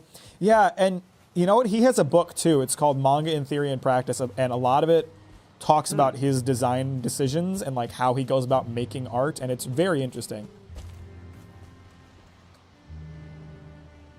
Bungus is resigning. Bungus is resigning as the blacksmith. Bungus, what will we do without you? It's fine. I think we're at a point that people can just handle it themselves. We've got the infrastructure. And the inventory. Yeah. Have you still been living in the blacksmith this whole time, Bungus? Damn, man's dedicated. A tree is just grown in the middle of this path? Am I seeing this right? I think they're planting birch seeds because birch wood is fine wood. Yeah, we need to replant those. Talking about the stuff and Andreas said. Yeah, Andreas just occasionally spams some filth in the chat to try to get me to say it, and it's not working. I would like iDubbbz to bring back Content Cop in a new incarnation. I do think there's a place for it, because, you know, it did call out problematic behavior from problematic people, but I don't think we'll ever see iDubbbz doing it again, though. Probably not.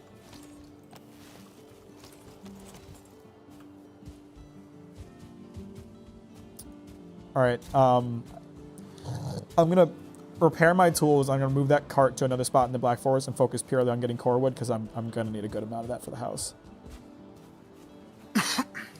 I'll come with you. Heading back to the blacksmith to repair my axe right now. I'm just gonna make a new one.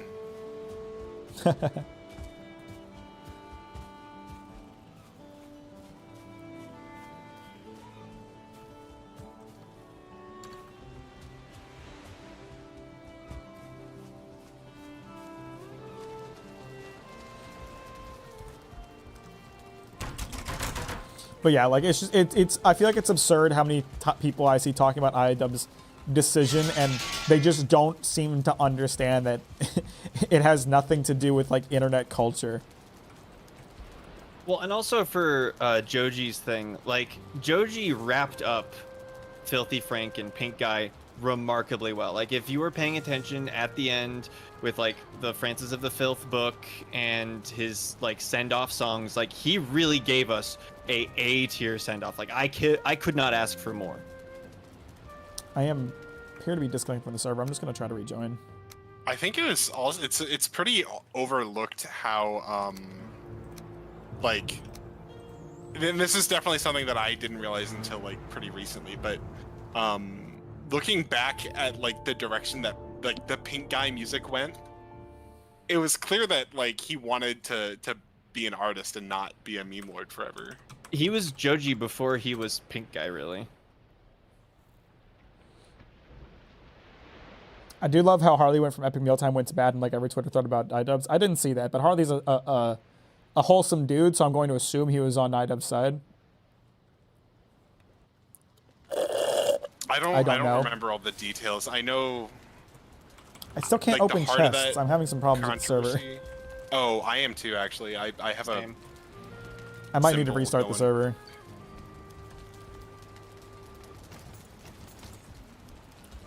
Haven't needed to restart the server yet. I know it's had some problems here and there, but it feels like it's usually resolved pretty quickly.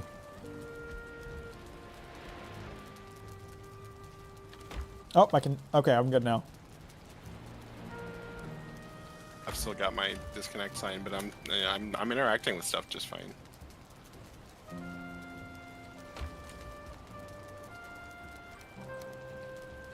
Oh, that's fine wood. No, I want regular wood. I have so much Okay, random. no, I can't open chests. I have so many random mob drops from just all this motherfuckers assaulting us while we were trying to cut down trees. Oh, I think I just got dropped. Uh-oh. Stinky. I should probably get off. I was only gonna. But engage in Yeah, conversations. It was good. Yeah. I got a lot of other shit to do though. All right. Bye bye. Bye. Bye. I'm kind of. Dang. By the way, everyone, I don't have. I have a very vague idea of what this house is gonna look like. I am mostly gonna be kind of improving it. It's gonna be a jazz house, made with the Jazz power of house. improv.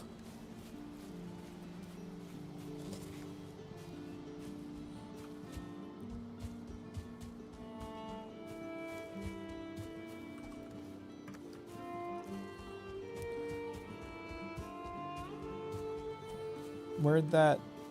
You're not over there anymore. Where did that cart we were filling up go? I hope I didn't lose it. Might have to ask Green to get back on and show me where the cart went, because I can't find it. I know I moved it. Oh, there it is. There it is. Sick. And the sun is starting to set, so maybe I should wait to grab that core wood until daytime, because we've seen it's impossible to chop down wood at night. I have people saying iDubbbz shouldn't apologize because he did it for the funny and doesn't get how he had personal growth, and those people who made fun of his charity event failing. People are just the worst on the internet. Except for you guys. Good save, Matt. Good save.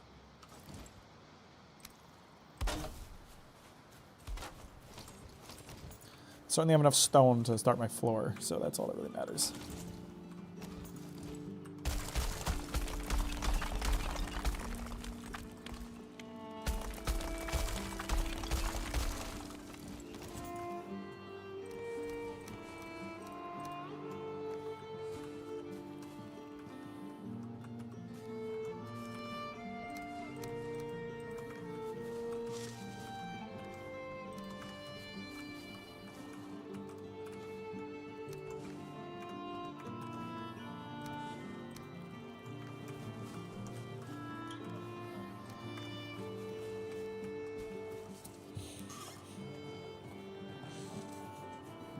People saying he didn't need to apologize because he didn't intend to cause anyone harm or actually brain dead. Like, his intent doesn't matter if he actually caused people harm.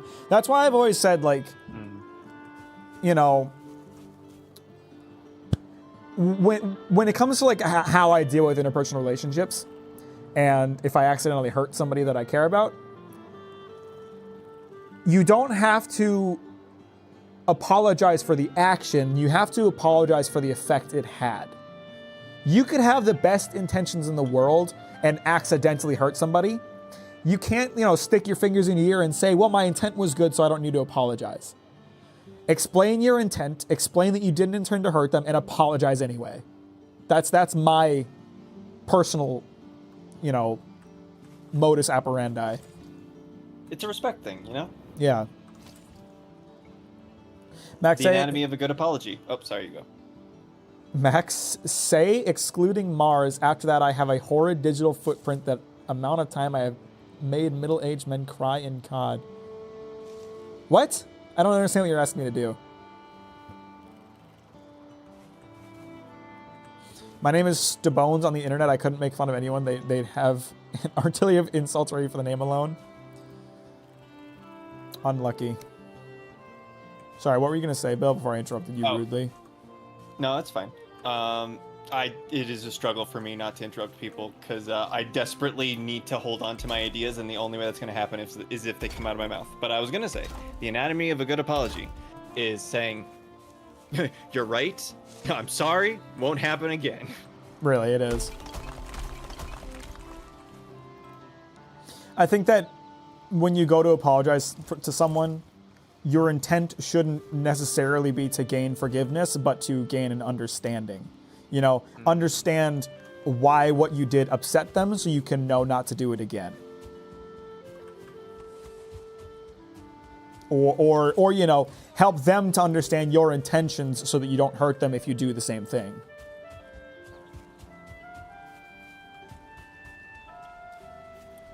What's up, Rexley? Say excluding Mars after that because I have a very bad digital footprint. Me make many people cry. I really don't know what you're asking of me. I think it was the most people on the internet are bad except you guys. Oh. Was the comment. Okay, got it. About to get on and finish me house. Pog, Rexley. I'm really hoping there's some core wood in these chests. There does not seem to be. Oh, there's a small amount. I can grab what I have because I'm not going to be building for a while. I will go cut down trees when the daylight comes back. I just need something to get started with what I want to do first. Because I want the base of the house to be, off the ground. And I want core wood to do that.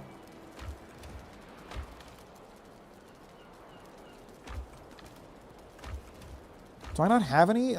Did Green grab the core wood I had? I thought he said I had some. Or I thought she said I had some. There it is.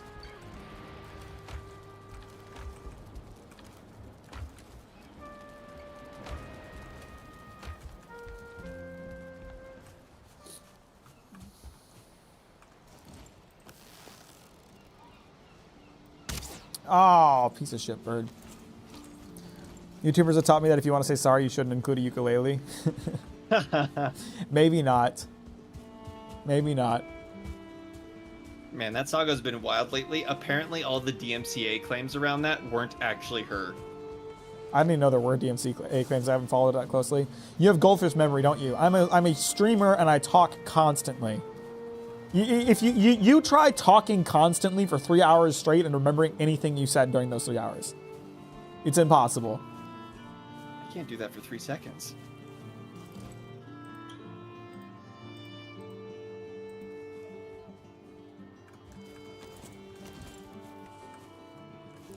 Thanks, Bill.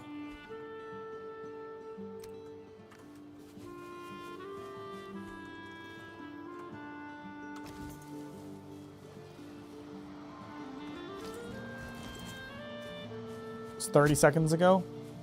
I told you. I told you. Be empathetic here, brother. I do a lot of streaming. I do a lot of talking. Most of what I say is verbal garbage that has no meaning. We just built a fire at the same time. That's Pog. Parallel thinking.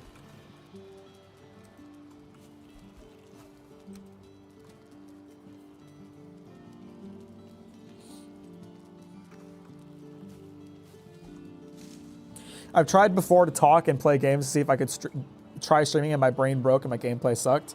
It is definitely a skill.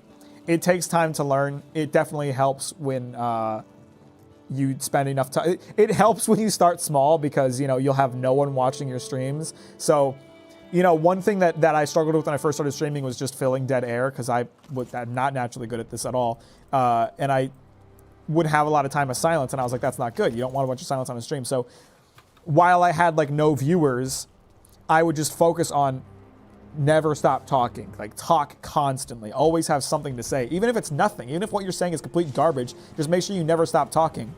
And once I got good at that skill, I worked on trying to make sure that things I was saying actually had value. And eventually I was able to transition to a point where like, it's okay to have silence. I just need to make sure that whatever I'm saying is worth hearing. And then I devolved into making these nuts jokes constantly. It's the kernicification of all streamers.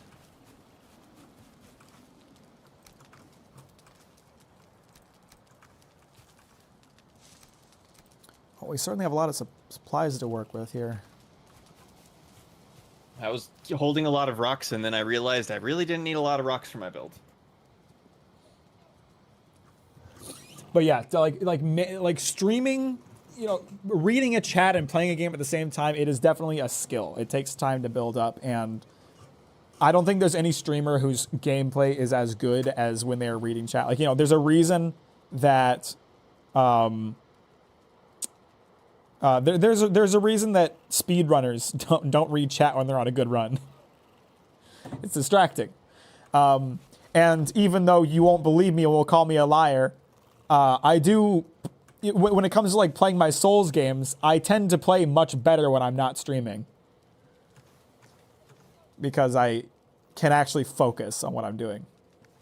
That's why Snoop Dogg is so good. I love how pissed off Snoop Dogg gets. He's just so angry all the time. He like fucking hates games, I feel like.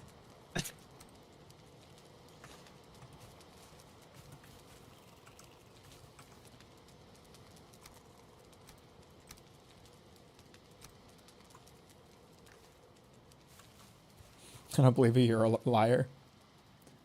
Miranda Singh stuff wasn't that surprising once you actually look at her content. I don't really understand why parents let their kids watch her. I didn't know anything about her before the controversy started. Love to see you stream a variety of games. Have you tried FPSs like BattleBit or Battlefield? I don't really do competitive multiplayer stuff because I'm a sore loser and I don't like I don't like losing. I don't like getting my ass beat by people who've sweated the game hard. I much prefer co-op games and single-player games.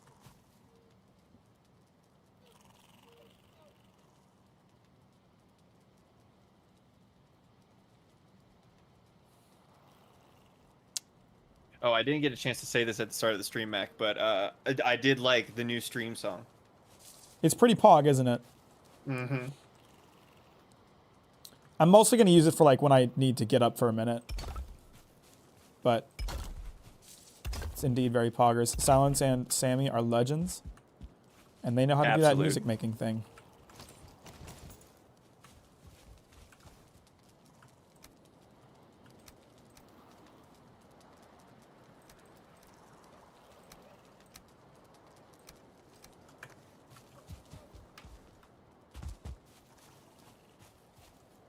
Silence and Sammy. I didn't realize I said that. Silence and Rexley.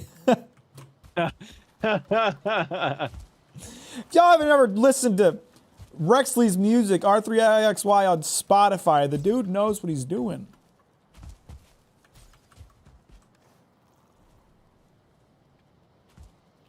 See what I mean? I'm an idiot. I can't pay attention to chat and play games at the same time. I stumble over my words constantly and just say stupid shit.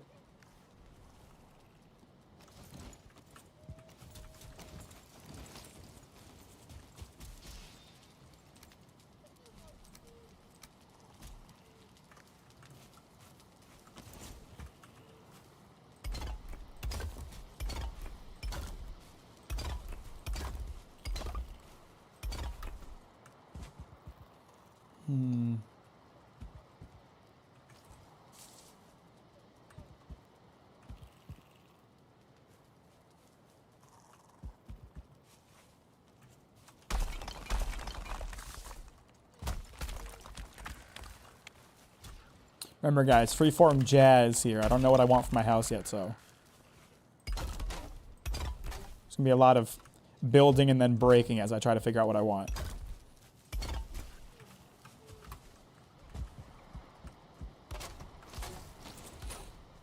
You do seem like someone who would play League despite that. That, though, take that however you want. I fucking hate League. I have played League like 3 times and hated the entire experience. It's horrible. I don't know why anyone would play League.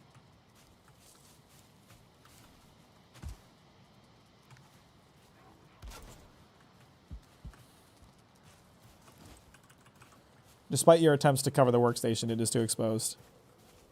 I realize that. Move it up onto the stone slabs, because I'm going to keep moving this back.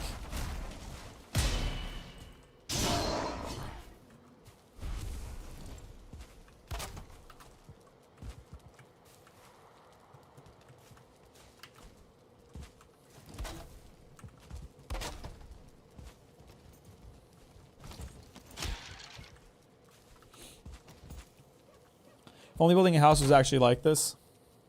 If only... Fuck. If only housing was anything like a survival game, you could just walk out in the wilderness, punch some trees, and have a house. Imagine being a homeowner. I feel like usually this little overhang works. Yeah, this has worked every time beforehand. Wait, hold on. I bet you if I do this, if I get it to the back. Yeah, there we go.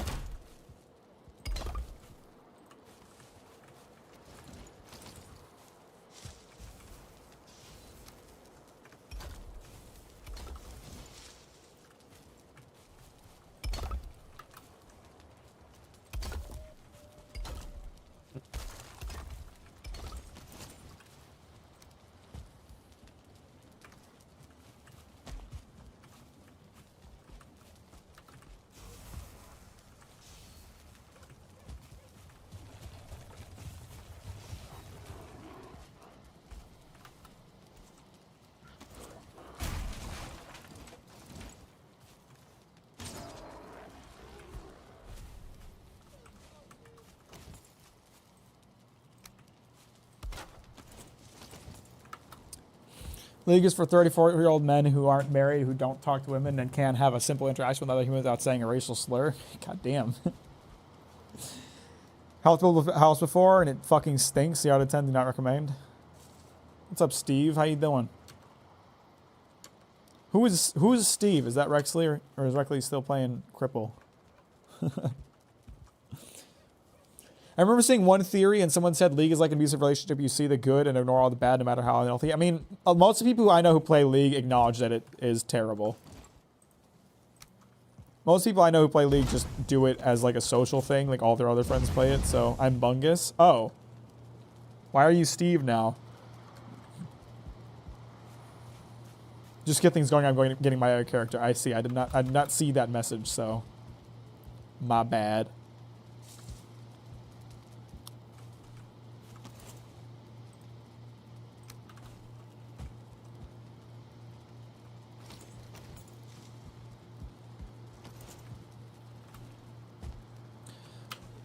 Let me think.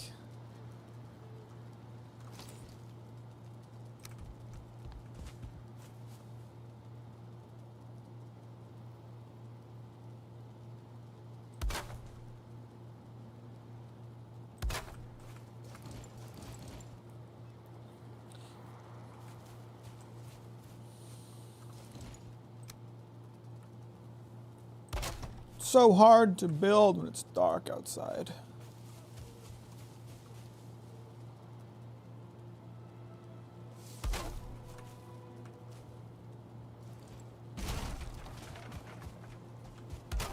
Why'd you do that?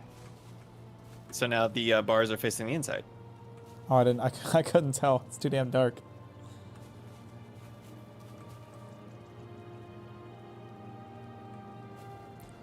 What are you doing right now? I'm building a house. Can't you tell?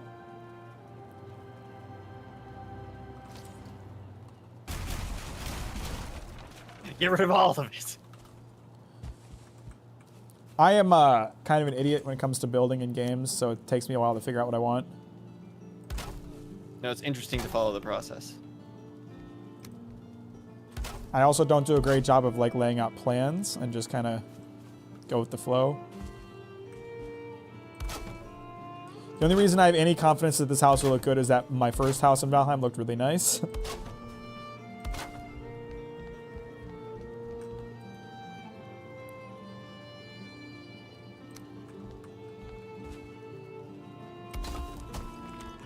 That figures.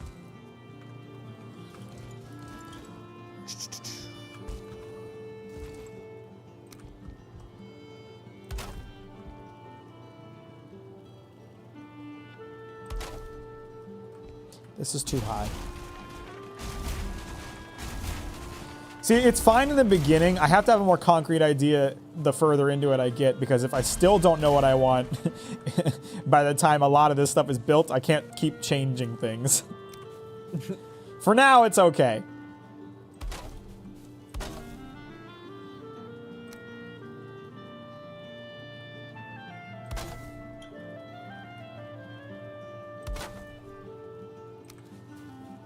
Provolone is back.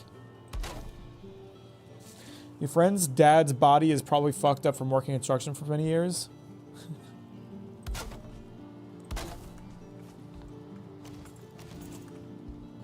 This game have chickens. It does, I believe. Spoilers.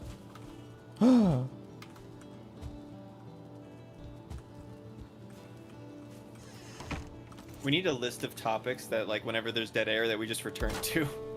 The cycle.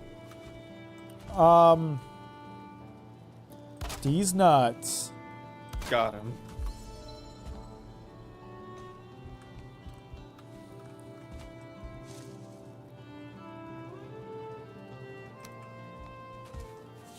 Someone suggests something for us to talk about. You guys always have weird shit. You guys always have weird questions for me. Now's the time to bring them out. I mean, while we're waiting, what's your status on Ergo Proxy? I'm gonna keep asking about it. I don't remember how many episodes in we are.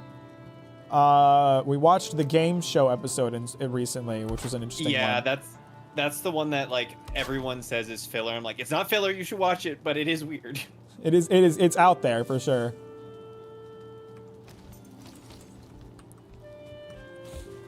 I can tell that there's significance to it, I just haven't delineated what it is yet.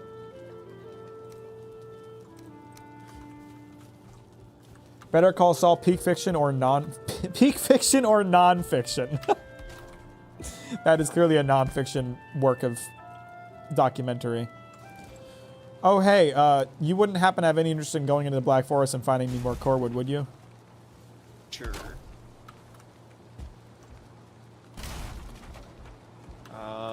I would need one of these carts. Hold on, let me make some piles. There, yeah, you're gonna have to do some shit. What's your favorite food? I love me a good hamburger. I'm an American through and through. But what about sulfured mango bits? I do love dried fruit. I've gotten very into dried fruit since I started purchasing it professionally. But are you ranked is the question. Ranked. Yeah, I'm in the top 100 dried fruit purchasers in the world. Holy shit.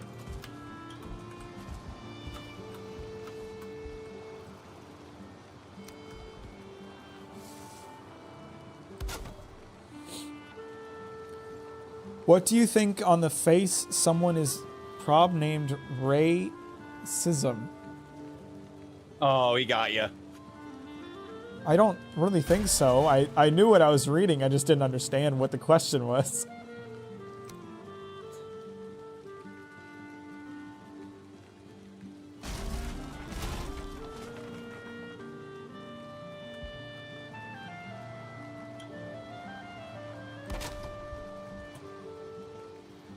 I'm trying to decipher it. Man, I don't know either. Okay, brother.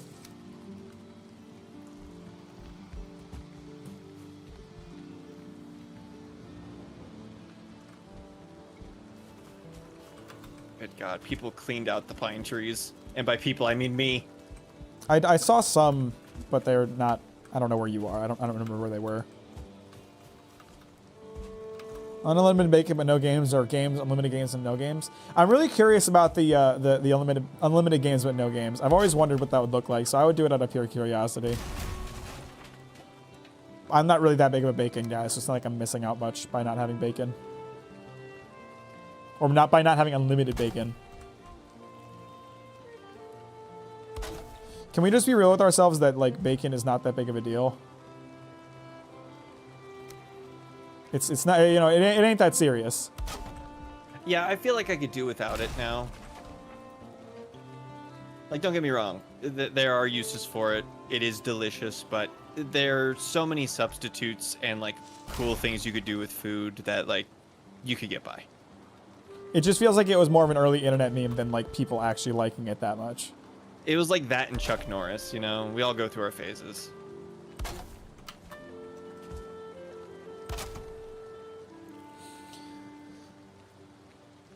Depends on the type of people go overboard. I mean, listen, it's good. I'm not going to pretend that it isn't. But it's not the best fucking food in the world. I'm not going to, like, cry if I don't have it for a couple weeks. In fact, I haven't had it in a very long time. I don't consider it a staple food of mine. Waffles or pancakes? I'm more of a waffles guy because I like how the crevices can hold the syrup. But you can't do chocolate chip pancakes as easily as you can do chocolate chip. You can't do chocolate chip waffles as easily as you can do chocolate chip pancakes. So I find that chocolate chips always go to the bottom of the pancake, and it infuriates me. I mean, the pancake isn't very large. That shouldn't be too big of a deal, Bill. I like tall pancakes. What can I say? I will say I used to get this Japanese pancake mix where it would make like the super thick pancakes. Oh. Those are amazing.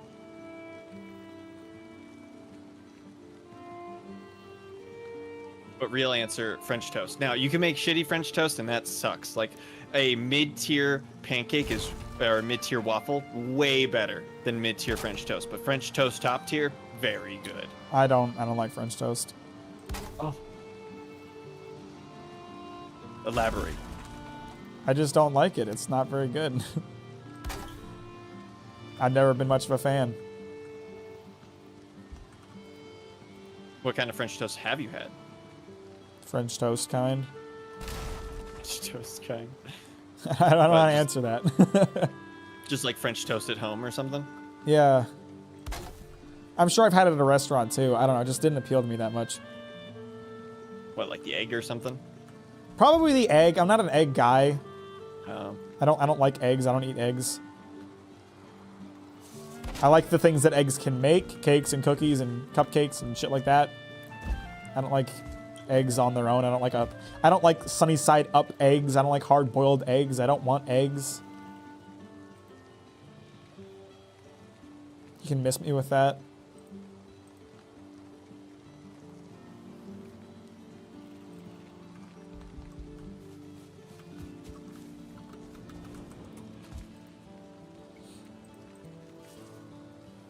So Skippy, I also usually don't like runny eggs. But having a good Eggs Benedict, man, changed my whole world.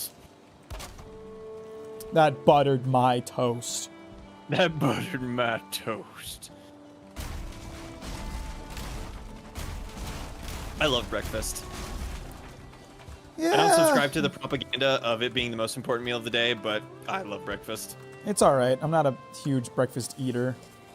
I'll have my bagel in the morning, but I don't cook up for that much. I'll make pancakes here and there.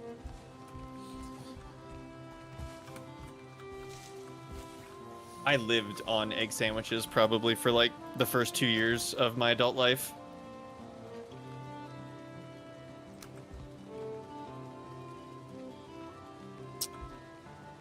Man, I just deconstructed all that because I was like, I'm starting to think 26 degrees would be better, but now it's looking too low. Unfortunate.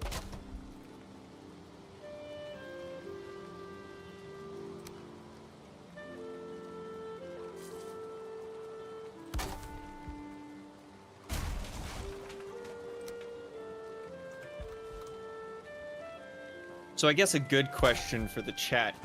Do you prefer, particularly from fast food joints, if their egg sandwich has bacon on it or if it's a sausage patty?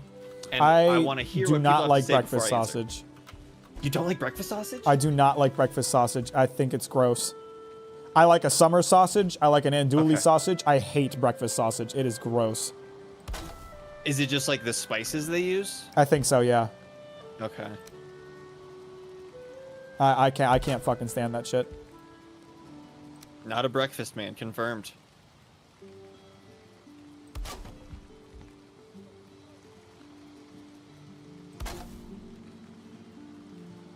Sausage is not a breakfast food? That is Good not God. accurate. I don't That's personally a eat sausage in my wild breakfast, but that is not an accurate statement.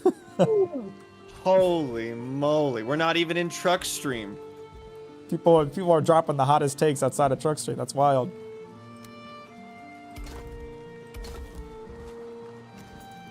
Okay, I get Skippy's take. I can understand that. Bacon is like a lighter eating experience.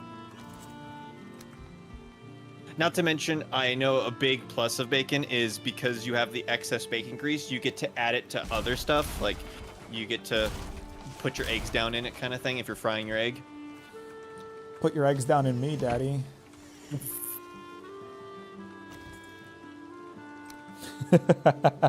Now you don't know what to do. I don't know.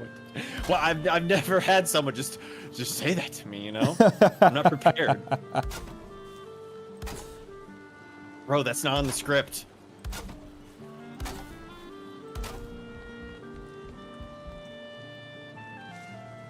Ooh, bacon crispy or chewy? If I had to pick, I would say crispy edge, chewy center. I'm like that with a lot of things because, like, I don't know about you guys, and this could be just like one of those weird me things, but if it has a crunchy center and it's not like a novelty designed to do that, like if you have nuts in a cookie or something, that drives me up the wall because I think I'm biting into like the bone of the cookie and I immediately want to spit it out. I don't always have that reaction. It depends on the food, but like texture is a big thing for me when it comes to food. And one of the things that fucks me over more than anything else is when there's mixed textures in a food. I can't do that. I could do like it hard depends. outside soft center. Yeah, well, it depends, right? Like, because some mixed textures are okay, but like there's some mixed textures that I just do not fuck with. I just can't do it. I promise that is the last time I rebuild the house from scratch, guys, most likely. I promise. I pinky swear.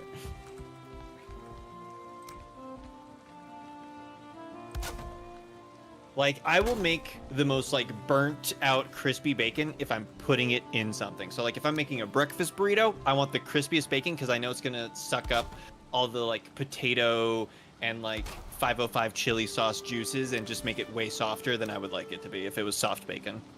That's valid. Yeah, I would say crispy bacon as an additive, but if I'm eating bacon by itself, I prefer chewy. Once again, it depends. Matt going off the script. I don't have a script. This is a live stream. You guys know how long it takes me to write a 3-hour-long script? Pre-record. Probably could pre-record my streams. You guys' responses are so fucking predictable. Just have a couple of plants. Okay, Skippy, bring up breakfast sausage at 4:05.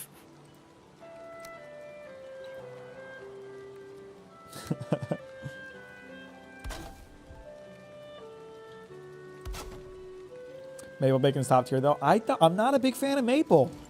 I like maple syrup, but like maple candy, maple flavored shit, miss me with that.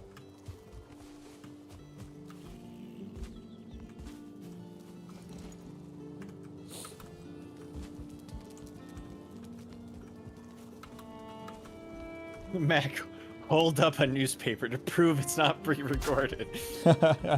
Write your name on and today's date on it. Today is the 12th of July on Wednesday.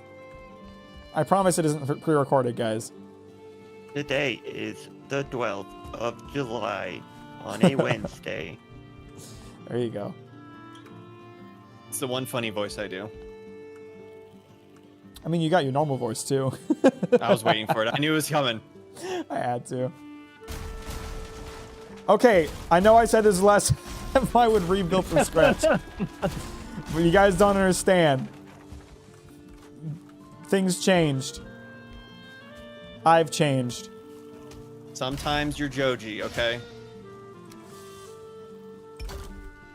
Let him cook his breakfast sausage. Oh, I got a question for the chat, and this is just for me. This is personal indulgence. What is everyone's favorite, like, easy food? I know Mac told me his the other day, but I want to know what everyone else's is. Like, something that you could just, like, make in a jiffy. You have the stuff all on hand. Yeah, the, What did I say? The sausage dish. Sausage dish. Yeah, Oh. like you meal prepped. Yeah. It's roasted veggies and sausages, guys. I make it, like, every 3 weeks for my weekly food.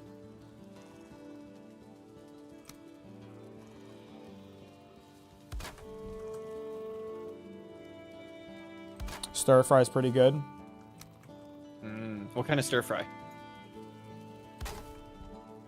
What's up, Chromatic? How you doing? Welcome to the stream. Thanks for liking on your way, and I appreciate that, brother. Microwave baked potato with cheese. I can't do microwave baked potato. It has to be oven baked. I mean, after having an air fryer, potatoes are always amazing. Is that the microwave just because it's the only thing available, or is because that's what you prefer? Yeah. Because it just leaves them soggy and ugh. Like, the skin gets, like, weirdly steamy, and that bugs me. Ooh, breaded chicken cutlet. That's a good pick. It's all I know. The stir fry kind. Got them late and made nachos. Nachos is a good. Like, I am always one. happy to have nachos. Can't complain about some nachos. I only named a podcast after it.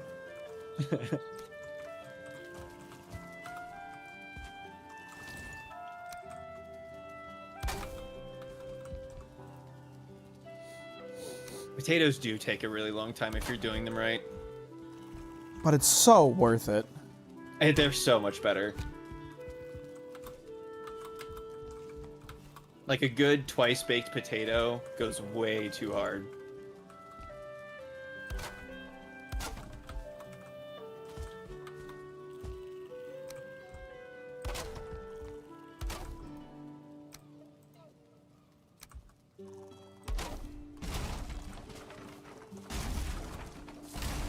These wood planks are facing the wrong way! And now that I've helped Max so much, I need to sabotage subtly by, like, moving stuff off by, like, one tile or something, or, like, leaving gaps. That'd be lit. Gaslight streamer.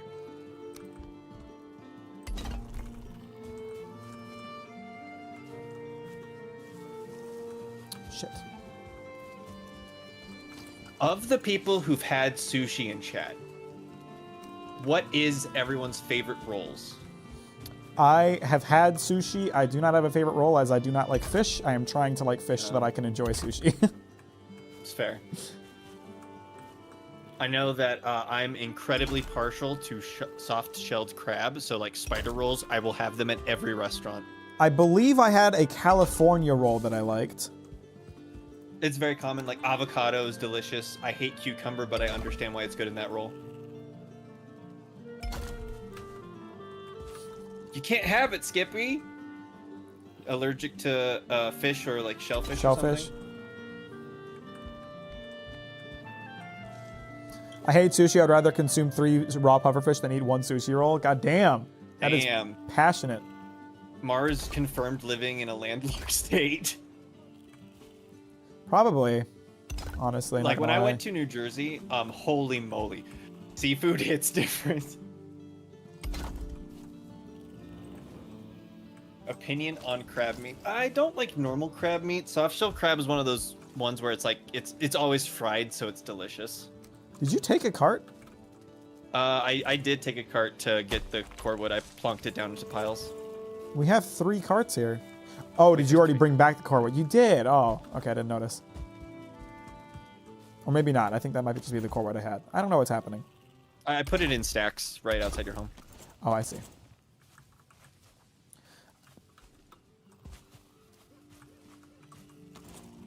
I'm taking elements from my personal playthrough house to build this deck, but for the most part, this house is going to be unique otherwise.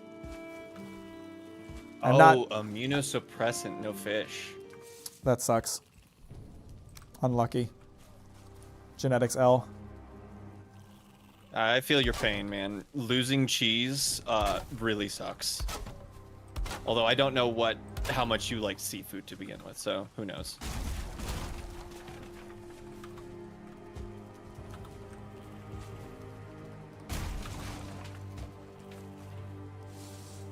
Wow. We got some Newark royalty over here. Damn. Why did y'all decide to make the worst state? No, that's Ohio. Oh, that's fair. That's valid. Damn. Why'd y'all Don't get decide me to make the wrong. second worst state? I was about to say. How'd you Their come to that roads are decision? so ass. Michigan roads are ass. To be fair, like for the automotive state, Michigan roads are fucking terrible. They Or I put guess I should no be money into that specific. infrastructure. Newark roads are unnavigable. Like, I don't understand them. Oh, got a little shaman fella coming after me. That's nice. Oh, sorry. I conflate Newark, New Jersey as, like, the whole of New Jersey just because the state is so tiny of a footprint. Indiana exists. Indiana is not nearly as bad as Ohio. Don't even start. It's not even a competition. I mean, it is a competition. It's just one that Ohio always wins. The only thing they come first in. My favorite like joke to make about how horrible Ohio is like they always like to bring up like, oh well, all of our astronauts come from Ohio. Yeah, that's how badly they want to escape Ohio. They're wanna leaving the leave whole Earth. planet. They're leaving the whole ass planet to escape. I did not try Taylor ham when I was over there.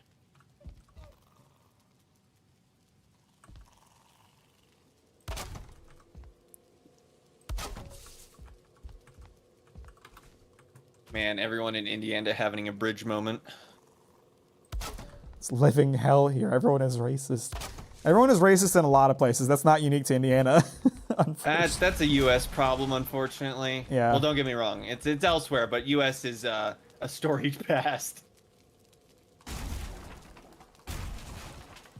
And it's a Wait, I'll story have of to try hatred. Taylor ham.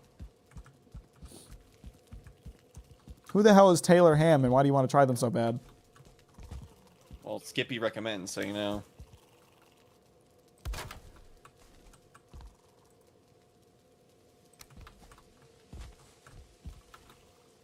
Everyone hates everyone here. Viking man build house. That's me, Madison. Hey fam, just got back from work. What's up, Zach? How you doing? Welcome to the stream. Thanks for liking it on your way, and I appreciate that, brother. Oh, they're using something called a pork roll. What? What is? The Taylor ham. Oh.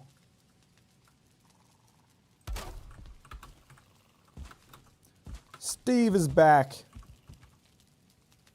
I didn't realize Steve left.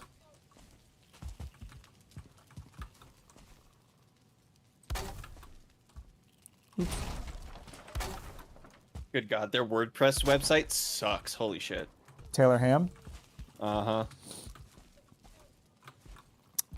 For, you know, my job as a dried fruit purchaser, I work with a lot of small companies because a lot of these people, like, will sell one thing. Like, you know, my prune vendor, they only sell prunes. They're a pretty small company. They just do that one thing.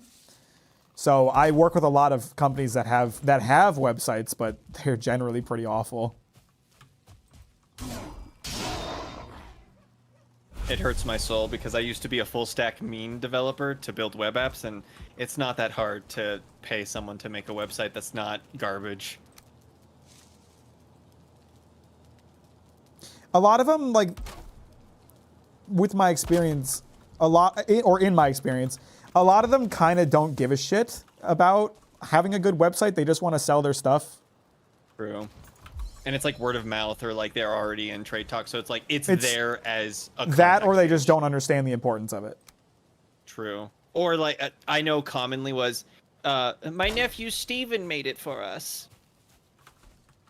Your nephew And don't get me Steven wrong, ripped you Steven's- off. Steven, you know, that was his first website. I'm happy that he got the work, but Steven didn't do a good job. Okay, so I got some info for the people who are unfamiliar with the pork roll. So a pork roll is a processed meat commonly available in New Jersey and neighboring states. It was developed in 1856 by John Taylor of Trenton, and it was sold until 1906. Though since then, the food labeling regulation to require Taylor and all of the manufacturers to label it as a pork roll. Interesting. It's a pack of minced ham, and you just like fry it in a pan. And it comes like it's like a vertical slice of like a 6 to 8 inch roll. Or like a sausage, sorry. Sussy. You know, I gotta try it. It's like one of those things where it's like Spam. Like, pan-fried Spam is way tastier than it should be. I gotta try this now. Spam honestly isn't even that bad. I mean, it's not good, but I never disliked it. I love Eternal Meat. Any shelf-stable thing, I'm a sucker for. Would you rather not have donuts or waffles? I would rather not have waffles. I like donuts too much. There's so much variety in donuts too. There's so many options. Also, there's this donut place in Oregon. They're pretty famous, but I won't say what they're called because I don't want to get doxxed. But they make all kinds of weird donuts, like just really unique ideas where it isn't just like a jelly donut. They just do weird shit. It's Voodoo Donut. No, I'm just kidding.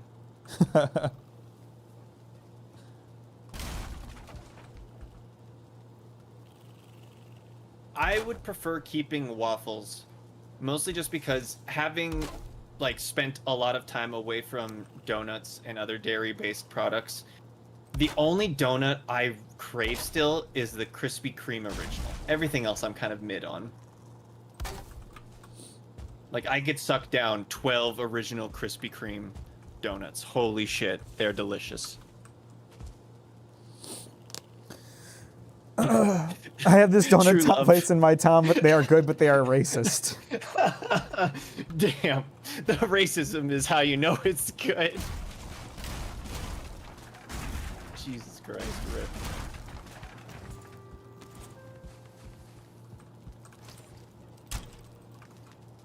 Krispy Kreme is only good like the hour you get it. The longer you wait, the more tired they get, and they're not as good as other donuts, even after an afternoon. But when they're hot, fresh, right off the conveyor belt, holy shit. I gotta piss. I'll be right back, fellas. Okay, it's the bill section. What are we talking about, chat?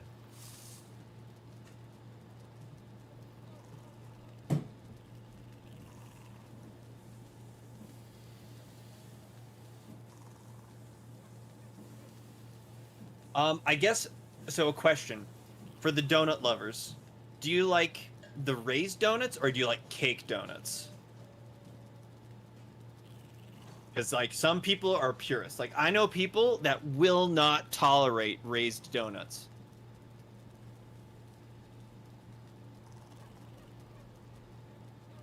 Krispy Kreme is ass.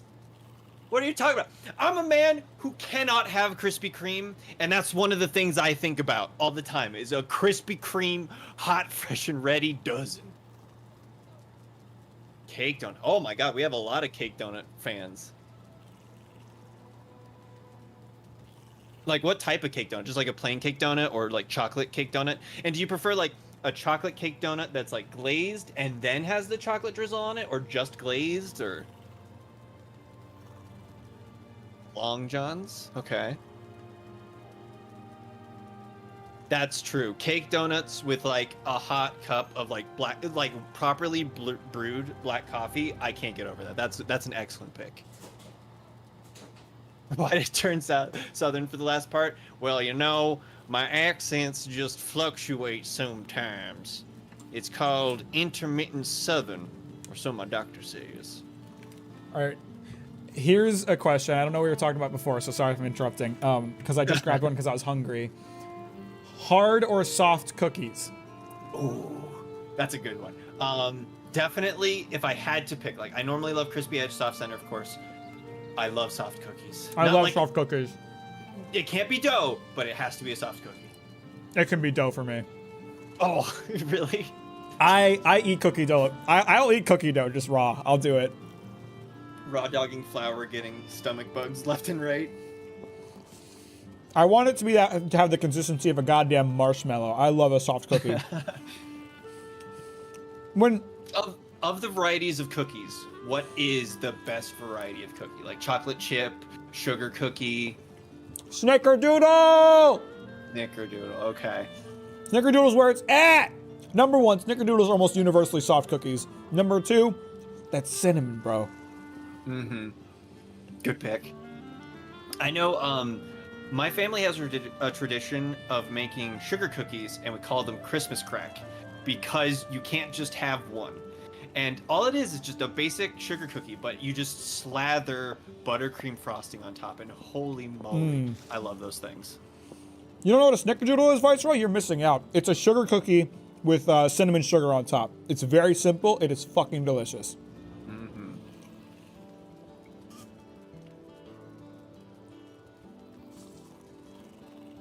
I prefer Frisbee because I'm an old man at heart. I'm great. How are you doing today, Zach? I feel like crispy cookies, you don't get to taste as much because they turn into shards in your mouth. You don't get as much flavor out of them. That's just my opinion. Doesn't contact the tongue as much. Yeah.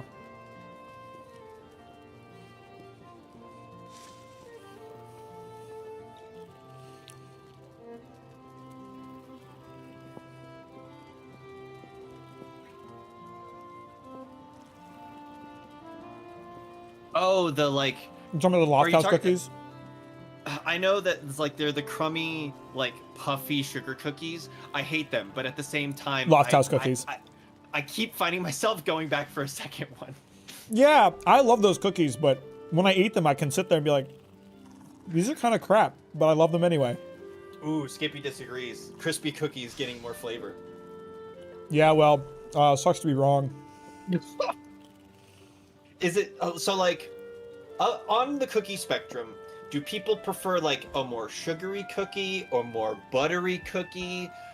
A more like floury cookie? Like what on the spectrum is important in a cookie to you?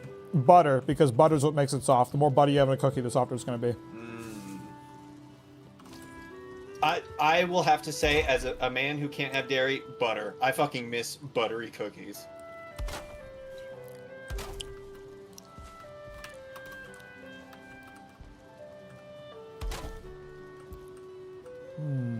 It seems we have consensus. Like, it seems buttery is definitely winning out. As it should.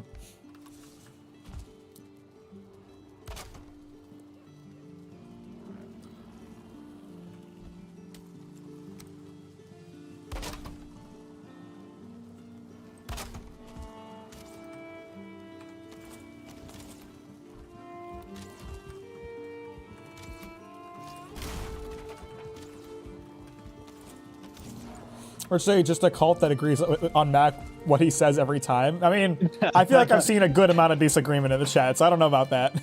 We've seen dissent from Skippy, and we've seen dissent from like True. And so, just like, so you know, I'm remembering. I'm keeping track. I'm remembering. I'm taking notes. This is all recorded. You're all fucked. Don't think I will forget who disagreed with me today. We still haven't had any toilet brush in the second dishwasher takes today. Not but yet. I want to see what they are. That is a permanent memory. Like I got fucked up on that. The core memory. Holy moly. Okay, Skippy doesn't know. You give the lore. So I'll try my best to recount it. So during truck streams, Truck streams get wild. Truck streams go hard. Before they already had this reputation a little bit, but after this moment, it cemented it where like it is guaranteed in the truck stream. People will out themselves and say weird shit and it will just go berserk. So we were talking about we were actually talking about like, hey, what are your weird outs, or like what are some weird things that you do, or things that like people say you're weird for doing. And we had a number of other takes that all seemed like pretty base, like regular.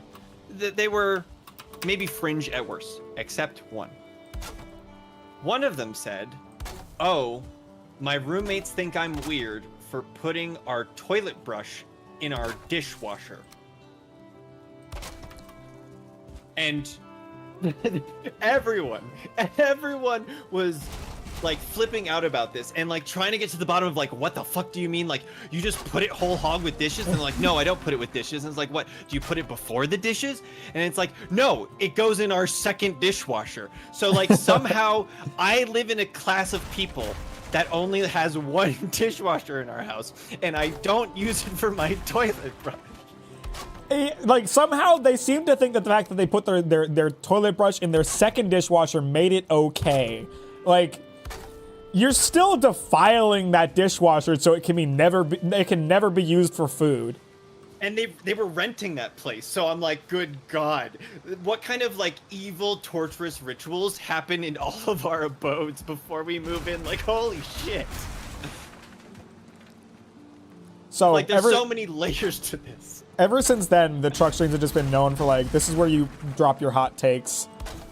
And Ooh, yeah. I disagree that I'm the only one who can make truck streams funny, but my truck streams are a lot of fun. Truck streams are always good. Like, I haven't done a truck stream in a long time. Our community has changed enough that we need a truck stream. That I should definitely think so be on the too. list. Well, like my chat is so active now that I don't have to worry about like, is there going to be enough people for me to do like a truck stream that's pretty good? Because a fear early on was that like, if the chat was dead during truck streams, I would have fucking nothing to talk about, but I don't have to worry about that as much anymore. Thanks for the support, guys. It's great knowing that I can start up a stream and people will show up. That's a good feeling. It's really cool.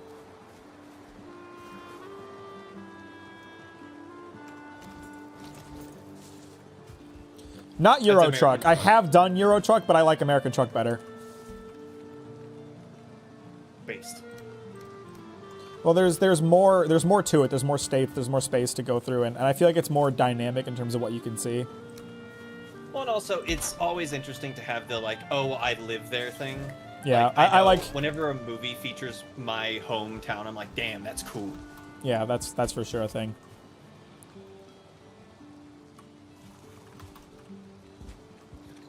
I'm booing the fuck out.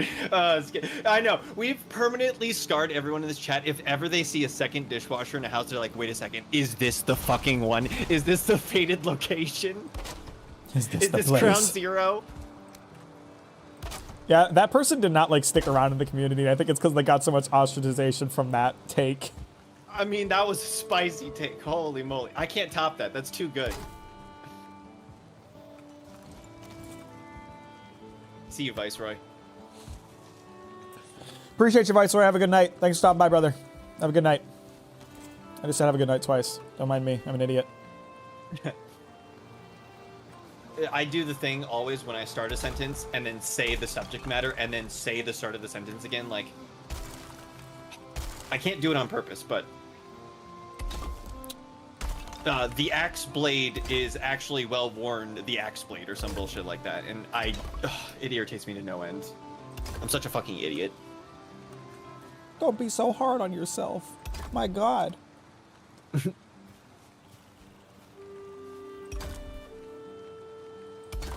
We do have a lot of Europeans, so I'm curious what our distribution will be in the truck stream. So in terms of my actual like audience metrics, it's about 48% American. Wow. So it's it's actually impressive. Yeah, well, it's still majority American, but I do have a very strong European audience. I didn't realize like there was so much demand for like manga analysis in the EU. I'm really trying hard to forget the fact that you just said manga. Manga. Sorry, I'm permanently scarred from what was it? A family friend used to like always pronounce words incorrectly or like really weird inflections, like acai. Oh boy. And she would always incorrect people, perpetually saying manga. Wait, they would correct people to saying it wrong? Like, yes. She was like, no, you're supposed to say mein Gott. What the fuck? Oh, it was wild. So I've been brain rotted.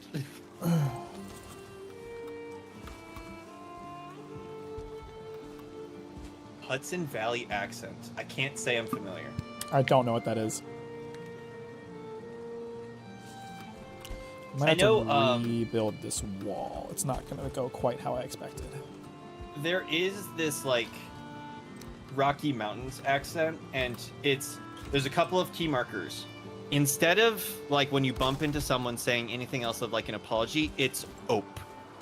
In like where we're located, whenever you're like about to run into someone or you did something, it's always ope. Ope. Sorry, I do that. There. Ope. Maybe it stretches out to Oregon. I don't think I've lived in Oregon long enough to get a Pacific Northwest accent. No. You've been indoctrinated. It's very quick. No, I mean, I feel like I've been doing that for a long time. I don't know. But no, I mean, there are Midwest accent shit that I do that I'm sure not really aware of. I know mountains. That's a shortening. It's mountains. There's a bunch of little things that once someone pointed them out to me, it permanently fucked up how I view language. Someone told me once that Midwestern people tend to speak very nasally, and I always kind of just thought that was how your vocal cords worked. I don't know if that's really something you can control so much, so I don't know. I know I speak somewhat nasally, and I don't know if that's because I'm from the Midwest or if it's just how I speak.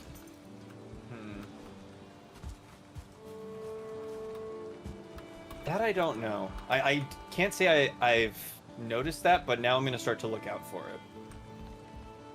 Long Island is the worst accent. I don't know. I'm not gonna lie. There's not a lot of accents that I think sound stupid. New Jersey accents sound stupid. You sound like you don't know how to speak.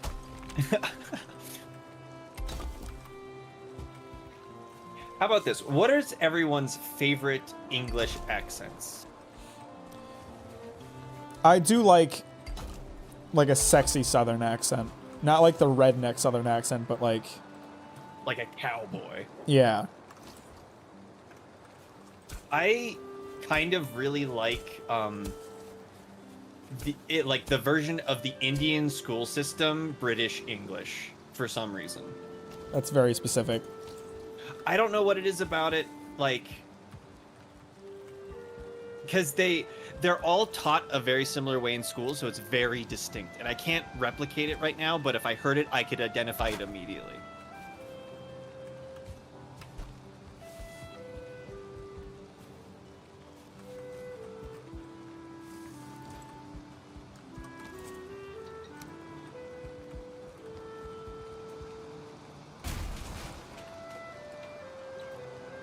New York accent is pretty iconic, I would say. Like when you think I like of an the sound of a American New York accent. like it is. I wish I could do one. Just being able to like take someone off guard with an insult so quickly that they have no time to respond is the most iconic New York power I can imagine.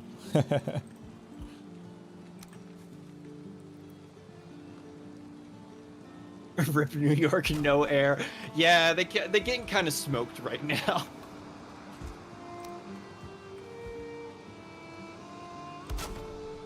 Man, air quality's gonna suck. Like, the heat dome is just gonna make it worse. Ugh.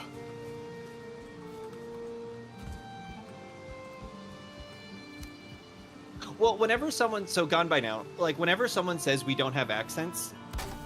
Like, it just shows you how imperceptible accents are to the people that have them. Like, there are some accents that are very obvious that, like, you could tell and people do, like, caricatures of because it's just...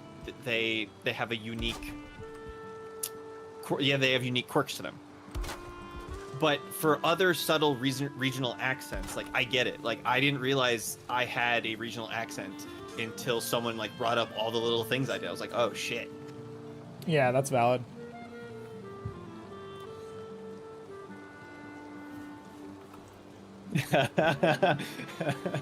Andres. Oh, Andreas. Those are good. Some of them I haven't heard before. They're good. None of them are gonna get me. You gotta be creative. You gotta make it like on the topic at hand, but just new enough topic that like Mac doesn't think about it. Yeah. Although What's he's your gotten friend really doing good while about it you're lately. while you're working making the house? He's reading Chad and sitting on that rock. Yep. Nothing productive. But that's fine. I don't care. I got the resources. I did my job. I'm still like, okay, so I have a good idea for what to do for the second level. I need to do something to make this first level a little more interesting from the outside, and I'm trying to think of how to do that.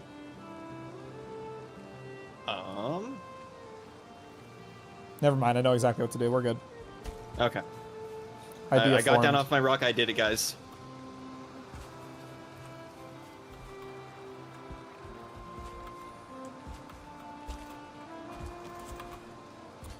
It might involve a slight rebuilding.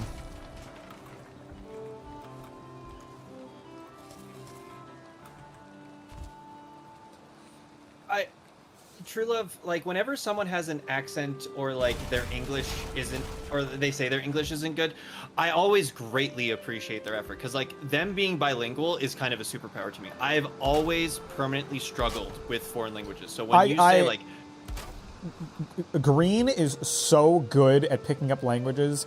I am so jealous of that ability. She is amazing at it. I am terrible at it. wait, so she knows Chinese and others? She's got Chinese, French, and Japanese. Good fucking god. And like, she does French well. Japanese, she can mostly just read it, but she does French well. I mean, if I had to pick between speaking Japanese or reading Japanese, I think I'd prefer reading Japanese. I mean, me too, but I think I feel very like, I don't know, self-impressed or self-fulfilled by what I've been able to learn of Japanese, but I still don't think I'm particularly good at it. I'm always greatly appreciative of when someone tries to speak the language, like, because I know how hard it is to put yourself out there, and you're essentially saying, I don't know this, and I'm going to make mistakes, but I still am going to do it. And it's how you learn a language. It's how you learn a culture. And, like, I recognize it. Why did you recognize these?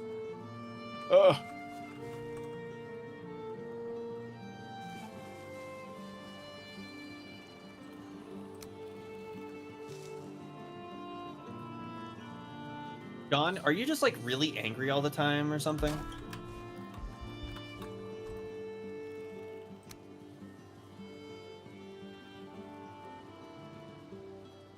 Wait, I got freaked out when I visited New Mexico and a couple from Texas tried to talk to me and neither of us could understand each other to the point where the wife just said sorry and they walked off.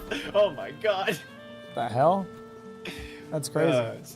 Speaking different languages over there.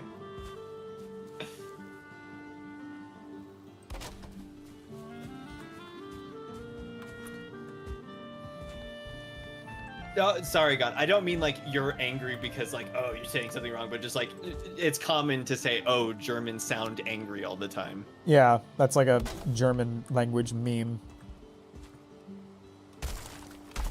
And also they're very exacting about their language, like somehow more than the French, which is impressive. Like the only group of people that I have seen that like will not tolerate you like stepping down to English. They'll go, no, you will try again in German. Like you have to pronounce the word right and they won't let you leave. Like you've entered into a Pokemon battle. You have to pronounce the word right before you could leave the presence of the German person. Ramu's done that. Ramu's done that to me. It's just something Germans do and like you just have to respect it.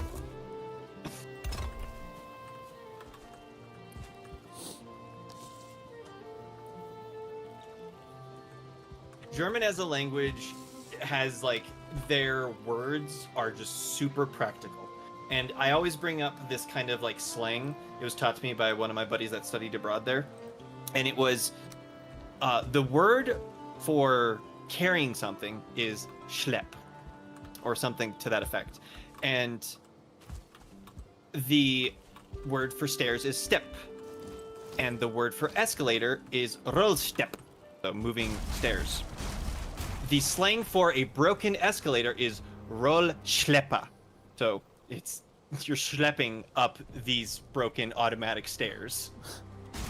Yeah, they come up with a lot of like extraordinarily specific use words. Oh, it's excellent.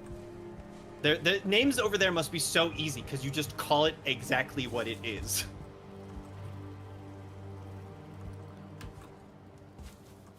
Als Deutscher muss ich sagen, dass nicht alle Wörter klingen. Not all Germans sound angry. They do when I read it.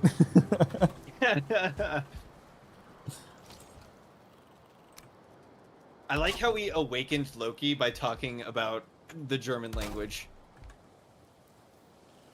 Yeah. Yeah, language is super interesting, and like, you know, I've been like learning Japanese through fucking Duolingo for years now. I have a 1,400-day streak.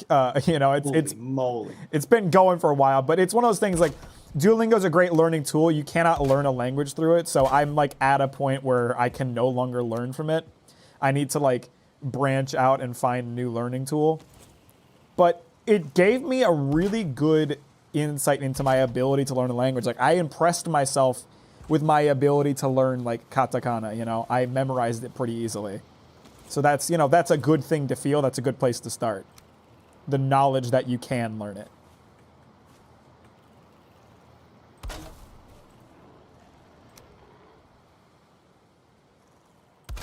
Can you not fucking poison me, dog? I'm trying to build a house right now. What are you doing? What are you doing? You're just bringing shit down.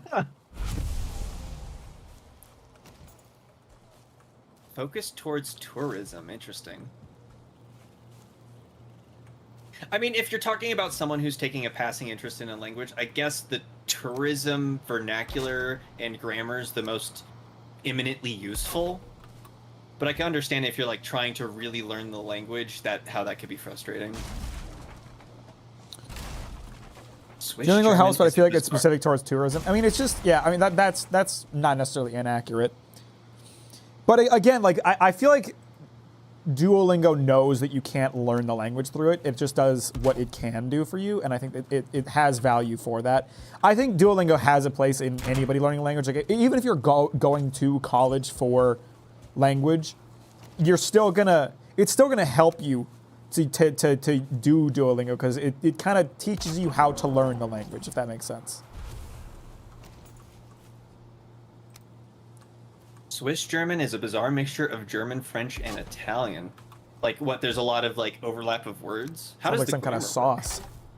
That sounds like a sauce.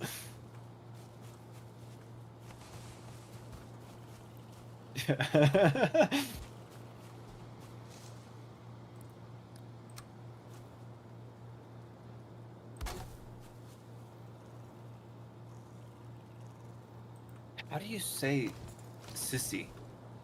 It sounds like sussy. I'm saying it wrong. I already know Sussy, it. But I don't sussy baka. Sussy. I'm tired and actually Googled. God damn it. I was laughing at that earlier, but I didn't want to say anything. I didn't even see that one. Oh, scusi, like. Oh, the Italian scusi. Scusi. Oh, I say that all the time. I do. I say that a lot too, or I used to actually. Well, I stopped saying it as much because someone thought I was like being really terse with them and saying "excuse me." That's not ideal. Yeah, and I was like, no. I was just saying "me scusi."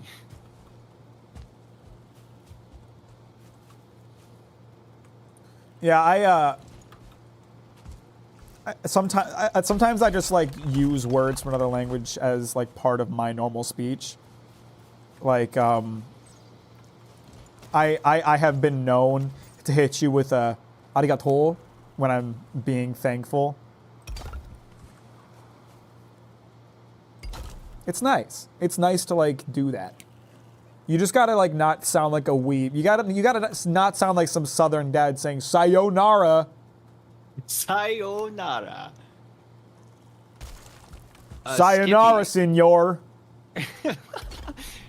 I'm going to the Taco Bell to have some quesadillas. Skippy, where did you learn, or why did you learn ASL? Was it just something you picked up, or do you have a deaf family member? Sayonara, senor. Send you back over the border. Because I know both my sister and my mom know ASL, and neither of them are deaf, but they really like communicating with the deaf community. Oh, your cousin's deaf. Okay, that makes sense. Oh, that's super cool. And also incredibly useful, because like there are times when you just can't verbally communicate in situations, whether it's too loud or in certain polite company, and being able to communicate with hand gestures is very useful. Shout out to that one lady who went on the news and as a sign language interpreter, knowing nothing about sign language. You know, there's lying on your resume, and then there's like appropriating public funds level fraud. Legend. I gave Mac permission to say that. Say what?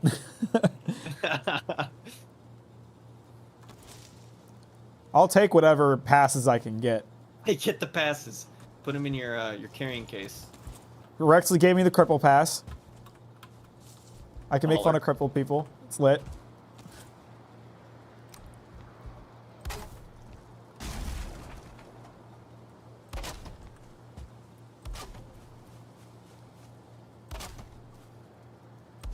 I will say, like, I have never met someone more gossipy than the deaf community. And I mean that lovingly. That, like, you guys know how to chat, man. Like, you guys really appreciate language on, like, a level that I cannot compare to. That's interesting.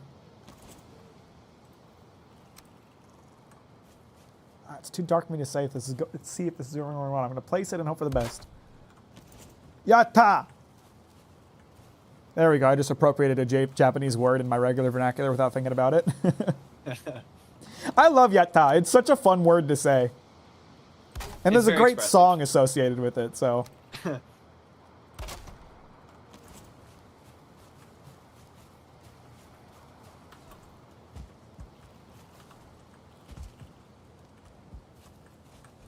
Oh, yeah. Gone by now. So it's very interesting to follow the deaf community because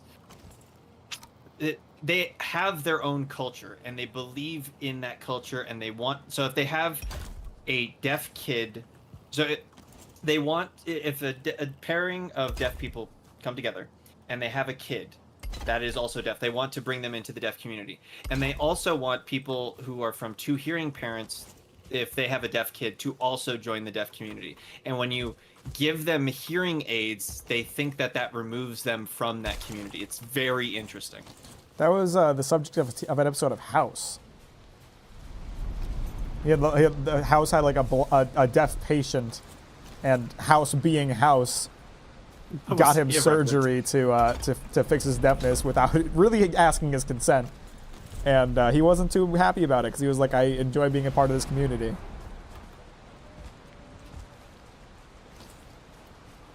Like, I will definitely say that the world is made for hearing people, and so having that will mean that in a really reductionist way, it is easier.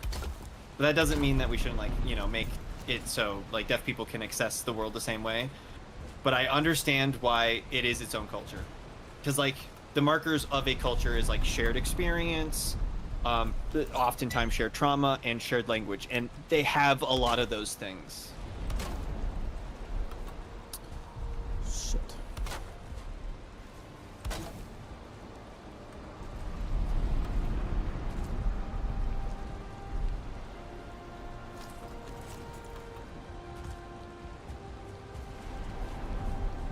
I mean, I try to be well-read on topics. I try to be respectful. I know I make missteps. There was a time in my life where I was very incorrect about a lot of things, and that honestly wasn't as long ago as I would like it to be. I mean, I used to be a God-fearing little boy who thought it was wrong to be gay, so.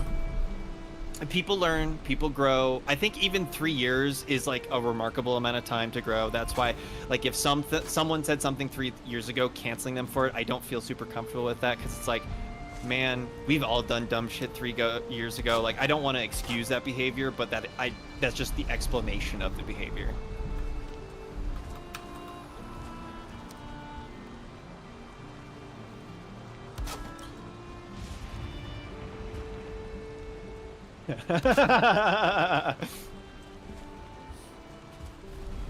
These are all good, man. I wish I was this like on the spot with them. I feel like he has to start looking them up at some point. Well, like, I looked them up. There's a couple. Like, that's how I got you with all these.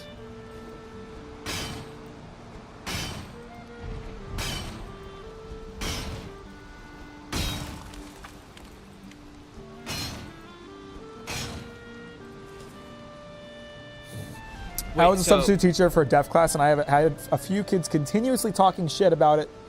Got to the point I needed to kick them out of the room because I had zero tolerance processing on talking to Mack, like talking shit about you not being deaf. Were they like signing, like trash talk, or were like you a deaf teacher? Like, sorry, I don't. I don't understand. I don't understand what the issue is.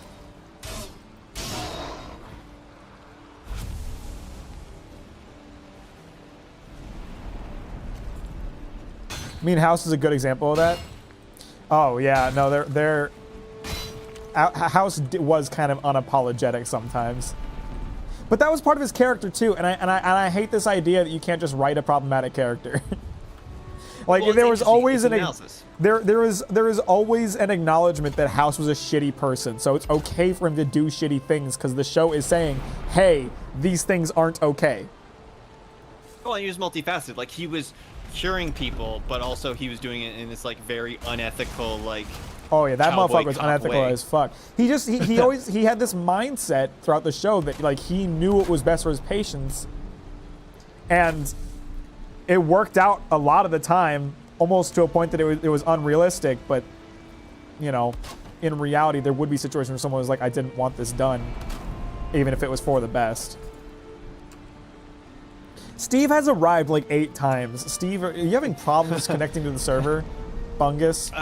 Bungus It could 2? be that he's using it to like quickly transport like metals, Oh, maybe. which we're at the point. People have suffered enough. If you want to quick travel with metals, I don't fault you.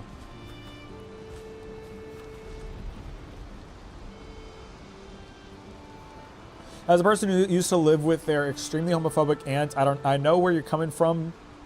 She said from day one, and I'm quoting this, if you're gay, God will strike you down and send you to a bad place. Yeah, I mean, it was one of those things. It was briefly before I had the capacity of intelligence to start questioning things that I heard rather than just accepting them. Like a week ago? Yeah. But no, I mean, it was what really sucked about it was that my brother is gay, and I was not accepting of him. Oh. And of course, I am accepting of him now, and even though I haven't exactly asked him about it, I'm sure he's forgiven me because I've, defended him before.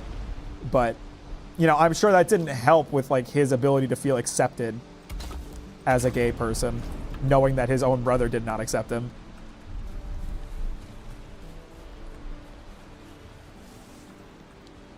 After my experience with my father, I will say that, like, while people don't forget, I think eventually people will forgive. Unless it is something like truly, utterly heinous. If it is just like a human mistake, people will forgive you.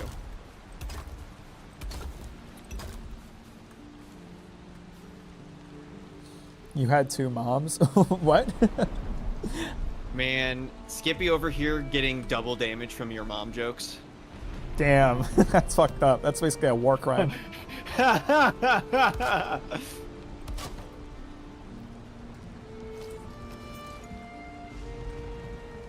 You were I 2 bet moms? Skippy has...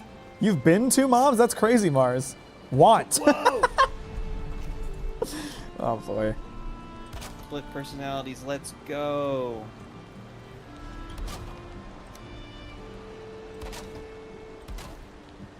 Man, not to stereotype, but Skippy probably dresses really well.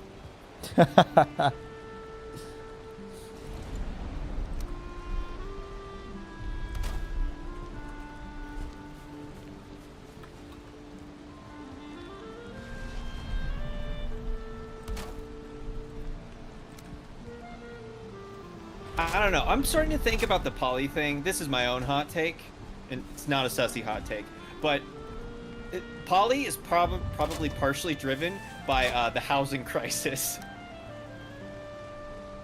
You can't afford like a single person relationship. You have to like diversify at this point to afford living. I need to have sex with multiple people in order to get by. Like, there's no other way. This doesn't pencil out anymore. No, I mean, the like polyamorous relationship thing has really gotten popular over the years, but I still think like, I don't think there's anything wrong with it. Me personally, I prefer monogamy. It's just one of those things. Like, I want to have my one and only. You know what I mean? It comes down entirely for me to. And I don't think there's can anything barely wrong with like manage- liking it. It's just not for me. You know? Yeah, like, I'm not gonna dog on anyone doing it because I think it's dope that people are able to live the way they want to live. But my thing. So I think about it mathematically. When you're in a relationship with one person, you have one connection. You worry about one relationship, and they have to worry about that same relationship, that same connection. When you add an additional person, you now have to worry about 2 more connections. You are doubling or tripling the amount of connections you have to worry about. You have to worry about your connection with the new person, and then the connection between your 2 other partners. And that makes things really complex really quickly in my mind. I'm terrible at managing relationships. Having to double up would be even worse. Oh my god, I could barely manage my own emotions, and now I need to take on an additional set? Ugh.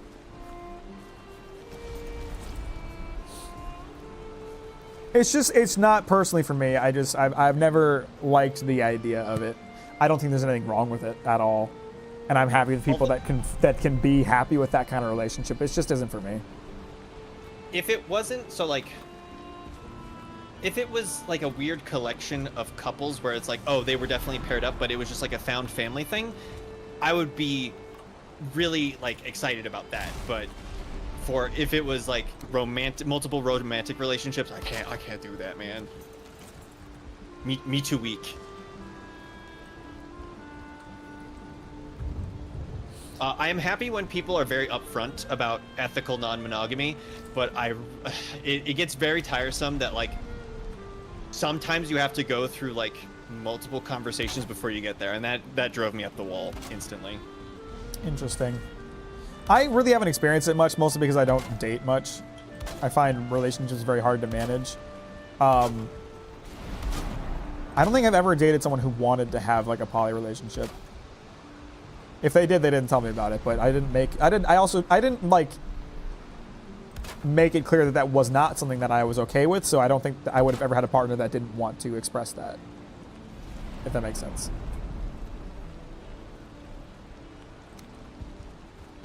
Oof. That's really rough to hear, Mars. I hope everything's in a much better situation now. Saw my dad for the first year of my life. When he did, they said bad things and went away for a long time. My mom said he got deported. Even when he had his green card, he just got jailed. That's pretty rough. It's not super poggers. Money. Yeah, okay. Relationships and money. There's like a couple of big things that like you have to get straight with a relationship, and I've learned this through trial and error. And one of them is money. You need to go in with the clear expectation of, are you combining your finances? What does that look like? What are your obligations? How do each of you handle money? What is your spending money? What is the combined money? Like, I strongly believe in separate finances for couples just to keep fighting to a minimum. Because like, if it's your money and you buy your cool motorbike, who cares? It's your money. Whereas like, if it came out of the combined account, like there's a lot of bad blood that comes out of that. Like, just look at our Valheim village, where it's like, who the fuck took our iron? Like, yeah. Then it fucked up the budget. I think personally for me, and I've never been in a relationship long enough for this to have even been a conversation, right? But in terms of how I would want to manage it, I think the best case scenario for me is both. I have my own personal account and a shared account that we like both feed into. Like, shared expense account, I think, is like a good spot of bonding, and also it's one of the requirements for like a domestic partnership, so it's just the natural progression. But like, people are weirdly against things like prenups or other financial tools when it's like, I had a partner who was very bad at managing money, like excessively bad, like would have utterly tanked me financially if things continued. And you need to protect yourself, if only just to keep the relationship like steady, healthy. Like it's healthier when everyone has a clear understanding and expectation of money. Yeah, for sure.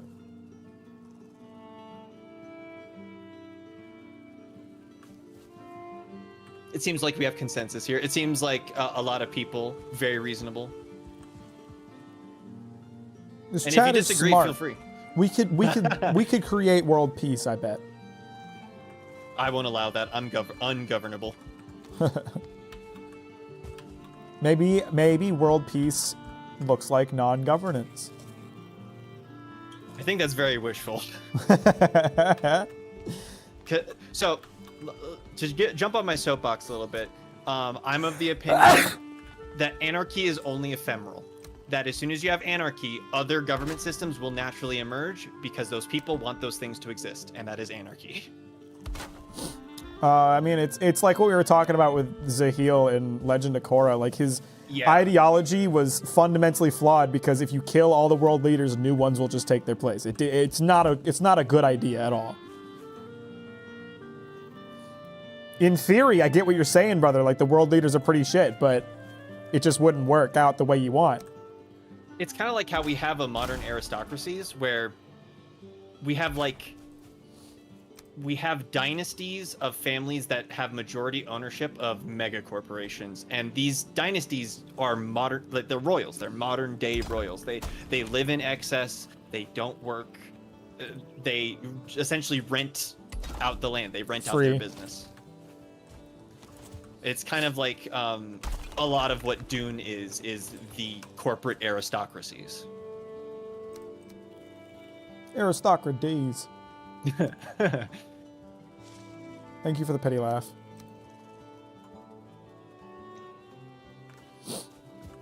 I love him to death, but bought some of the most weird and dumb shit they find, and I'm lucky it's not my cash. You know, you can't just say that and then walk away without saying what they're buying. We gotta know now. Like, if it's shrunken heads or, like, novelty pygmies from the early 19th century, like, you gotta let us know.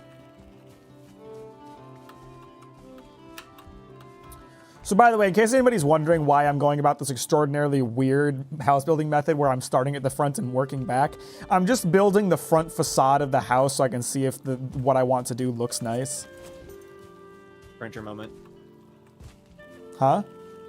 Printer moment. Printer moment? Yeah. You're going front to back. You're, like, scanning it. Oh, yeah. Well, it's just, I want it to look nice from the front, first and foremost. After that, you know, I'll figure out the interior. The only thing that I think of, and it's just because you're probably not done with it yet, is just you probably need to roof so the wood panels don't deteriorate in the rain. This is going to be a second floor. Okay, that makes sense. I can't get this fucking... Oh, Mars, I was super cringe. I mean, you know what? I'm still cringe, but I feel like I'm recovering a bit. Recovered cringe. God. A little bit recovered, just moderate. Other questions? Okay, hold on. I mean, I've got all sorts of ones. I have things that, like, get stuck in my head and I constantly think about and roll around on.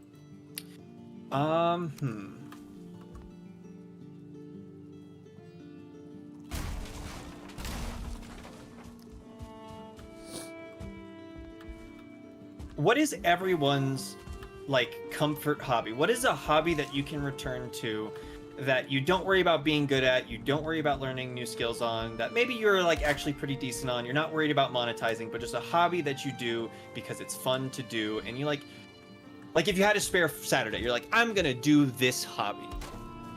I love Gundam building. I am not the best at it. I'm not trying to be the best at it. I'm not, like, learning painting skills. The thing that I love about Gundam is that it's extremely monotonous. It is very time consuming and extremely monotonous. And some people might hear that and think that makes it sound terrible. I do a lot of work that involves a lot of critical thinking when it comes to my video editing, when it comes to my script writing. I do a lot of stuff that requires a lot of critical thinking. I don't have to do any critical thinking when it comes to writing to building Gundam. I just build. Mars with Tried and True Gaming. Madison does woodworking. I'm curious what you make. And then also Gone By Now. I'm curious what your latest song is. How the fuck did I get exactly what I wanted on this one, but none of the other two? God damn it. Oh, I see why me and Skippy get along. That's like one of the main things I do.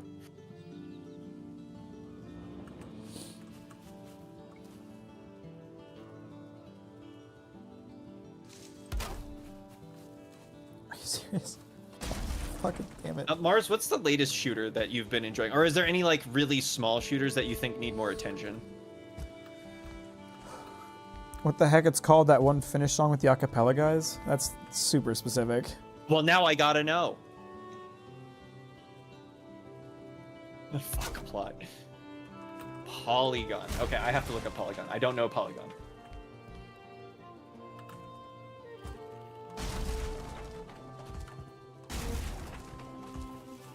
Oh, it's free. For free? It's a first-person shooter that has up to 32 player maps, and it is about managing your arsenal. Interesting. So I'm sure they have a bunch of different weapons. It's very stylized. It reminds me a lot of like what is it called? The latest like indie darling that exploded. It was kind of voxel-based sim shooter kind of thing. Fuck, what the hell is it called? Battle Bit? Something like that? Yeah, Battle Bit. It looks like very similar in the same vein.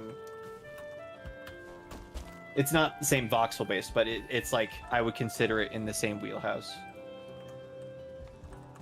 The guns look remarkably good. Like, they handle very interestingly. Like, it's smooth. They did a good job on the animations. Seriously, will you just fucking attach where I want you to attach? Ah!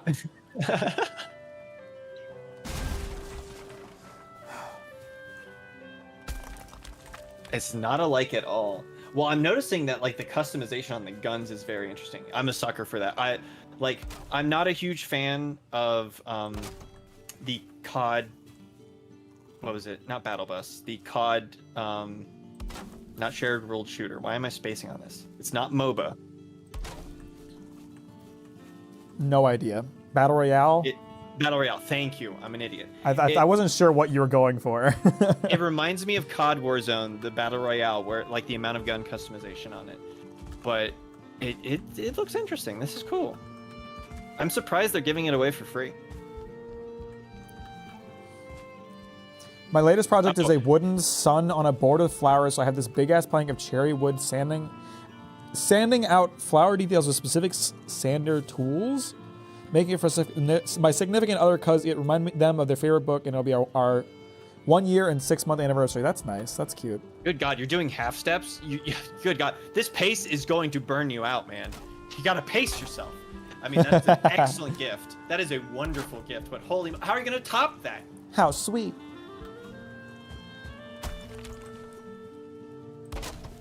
No, that's not what I want. That.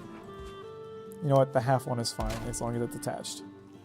Oh, it's a one-man dev team. One of the top reviews is it's a poor man battle bit. Aww.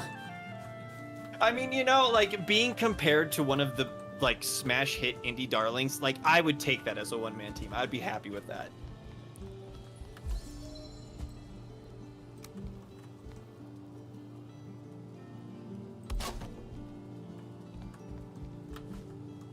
Skippy, why are you linking Fable? Link to Fable DLC on Steam? Yeah, what's going on with that? Wait, what? Is it a new DLC? Or is it like just the Lost Chapters, like anniversary, like gold box edition? Me hammer broke! Green is asking for it. Oh, I see. Oh, okay. What a lad.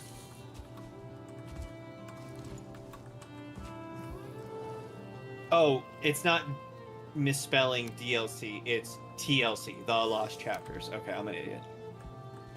I thought it was. Fable's probably one of my all-time favorite games. The only game I've beaten more times than that one is probably Mass Effect 1.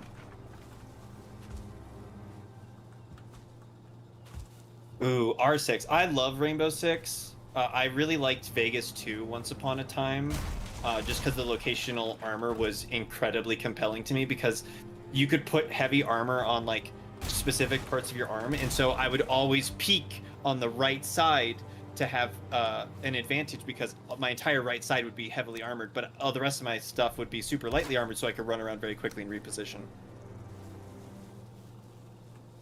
Yeah, Skippy. Mass Effect 1 is just leagues above every other Mass Effect. Don't get me wrong, Mass Effect 2's character writing is immaculate. Mass Effect 3 also continues that, but Mass Effect 1's world building and like RPG mechanics and decisions just felt so good. Like, I always come back to it. It just feels right.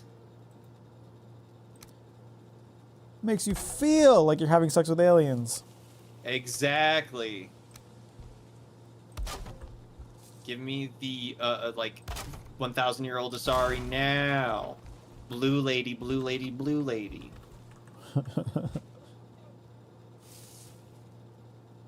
What? So, since we're kind of like on the topic of games and kind of the favorites of them, what is everyone's recent favorite, excluding Valheim because that's the free square?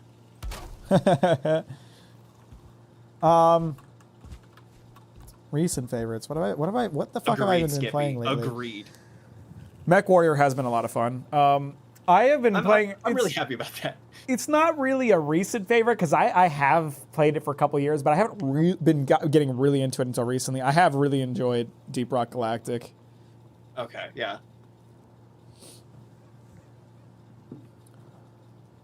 Deep Rock Galactic probably has some of the best devs in the game. Like, they love their game and they love to play their game, and it's obvious. Final Fantasy 16. Final Fantasy 16 as an MMO, I would say probably has one of the best player cultures I've ever seen in an MMO, and that's really interesting to me, how they could cultivate like this Final really Fantasy 16? positive group. Wait, oh, You I'm mean an 14. idiot. Sorry, it's an even number Final Fantasy, and I 16 hasn't registered in my head yet. Final Fantasy 14 has done a really great job of building like a community around supporting one another. And I think that's really impressive because it's hard to do that. Yeah, 16. I know 16's like cinematics with like their. It feels like they're using Unreal just because of how the particles and lights work. It is really impressive as a game. Like, holy shit. Oh, Lost Planet 2. My people are here. Holy, I love Lost Planet 2. Like, Lost Planet 2, the train level, I cannot get enough of that. That goes so hard. Deep Rock is a banger. Role-playing Borderlands 3 right now. Replaying Borderlands 3. I love Borderlands 3. I hate the writing. I hate the story. It's all stupid, but it is a fantastic looter shooter. It feels great to play, and there's so many options for guns. I really like that instead of just doing random stat rolls, they also have essentially procedurally generated weapons, so no two weapons feel the same. They did a really good job with that. I absolutely adored the first, and ever since then, all the mechanics have only improved. If it wasn't for, like, the stories kind of missing the mark, I would really be all over them.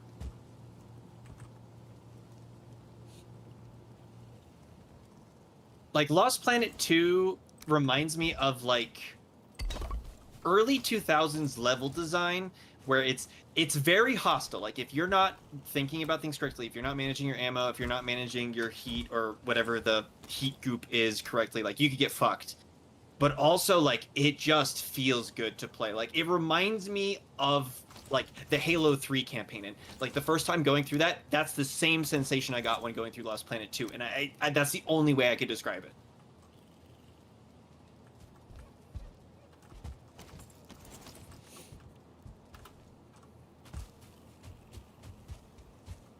Writing is garbage. Originally played on PS4, bought on PC. Super good feeling to the gunplay. Yeah, they did a killer job at the gunplay in Borderlands 3 especially. Borderlands 2 I could never get into. I haven't really tried to play it since I played Borderlands 3 and got into that, but like when I've tried to play it solo in the past, it has not appealed to me. And you know what? I think part of that, my friends and I doing it for a 24-hour live stream. Here's the thing with Borderlands. The side quests aren't really side quests. You end up being really underpowered if you don't do them. Yeah. And we were so like obsessive about like getting the story done that we didn't do any side quests, and so the last portion of Borderlands 2 was just a miserable slog the entire way. So we got Borderlands 2, Borderlands 3, BO2. Wait, I'm an idiot. BO2. Borderlands 2? No, because you already had Borderlands 2 on there. Skylanders. BO3, aka the last good COD. Black Black Ops. Ops. Black Ops. That's what it is.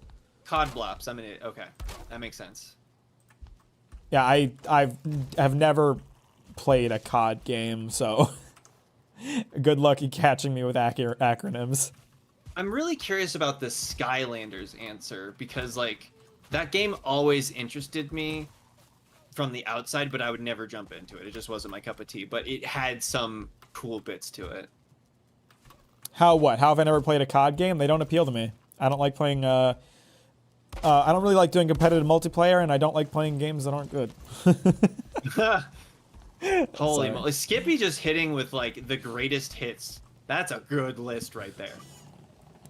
New Vegas. I love me like some Dragon Mario Age Galaxy. Origins. That's a classic. Even got the Jack and Daxter in there, like, and it's the good one. Like, don't get me wrong. Love the guns, love the gritty feel, but Jack and Daxter 1 was like what Jack and Daxter was good at.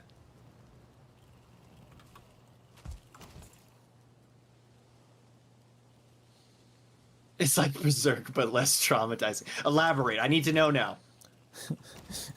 What the fuck? Skylanders is such an amazing game. It's like Berserk, but less traumatizing. How does that? I don't understand that analogy at all. I gotta know. I gotta know now. You've piqued my curiosity.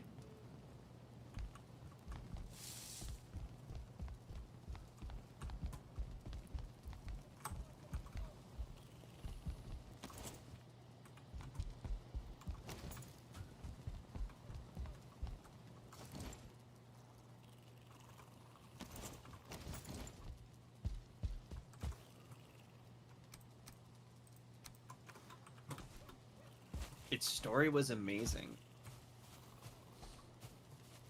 Is that it? That's all that makes it Berserk-like?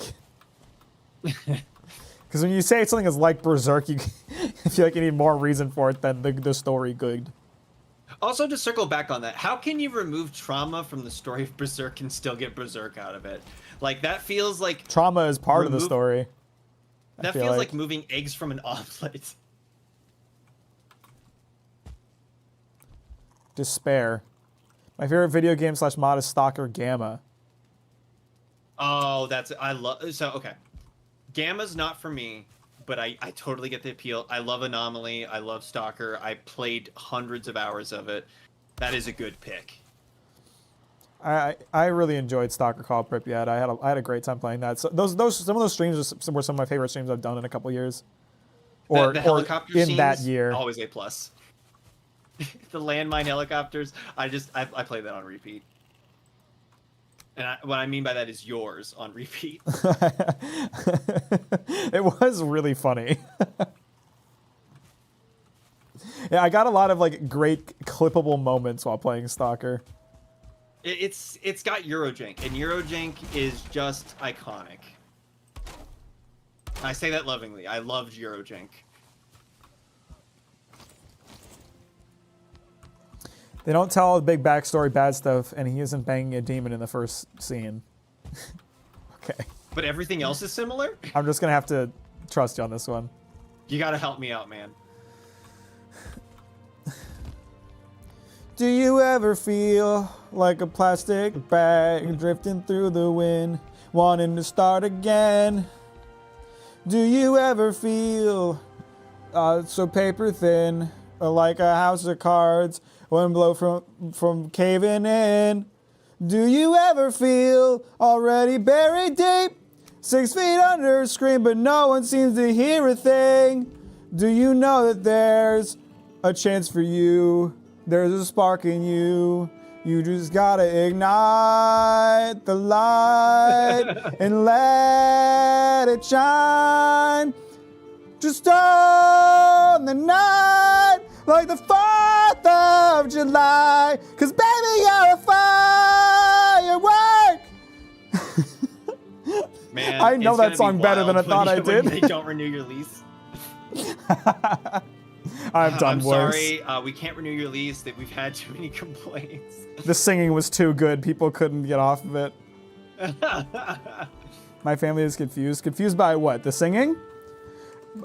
Steve said in the Valheim chat, you ever feel like a plastic bag? And that just summoned T-Swift out of me. Emerged. What was in that cookie? I'd like to retract my stream like, hey, that was good. Hey, Whoa. that wasn't that bad. My singing is good. Let's be real, fellas. We've peaked as a stream. It's over. By the way, guys, you haven't liked the stream. You really ought to do that, since apparently I just lost a like. All right, so just take a look at the front of the house and let me know what you think of the facade so far. I think it looks nice. I dig it. I dig it. I'm going for like log cabin vibes. It kind of reminds me of like what I would imagine the 3D version of the It's Katy Lavender Perry, Town. Troglodyte, not T-Swift. Can you blame me for not knowing which generic pop star white woman sung it? Damn. Oh no, we're about to get like a bunch of stands showing up and canceling you. You're fucked. And I'm fucked for being associated. Oh no.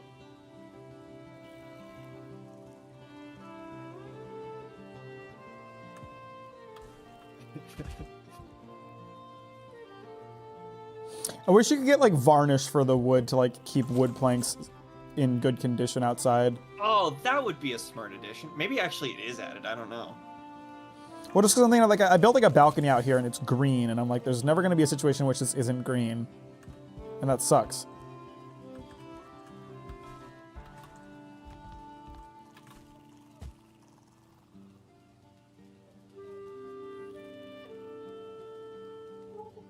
Who the fuck is Katy Perry?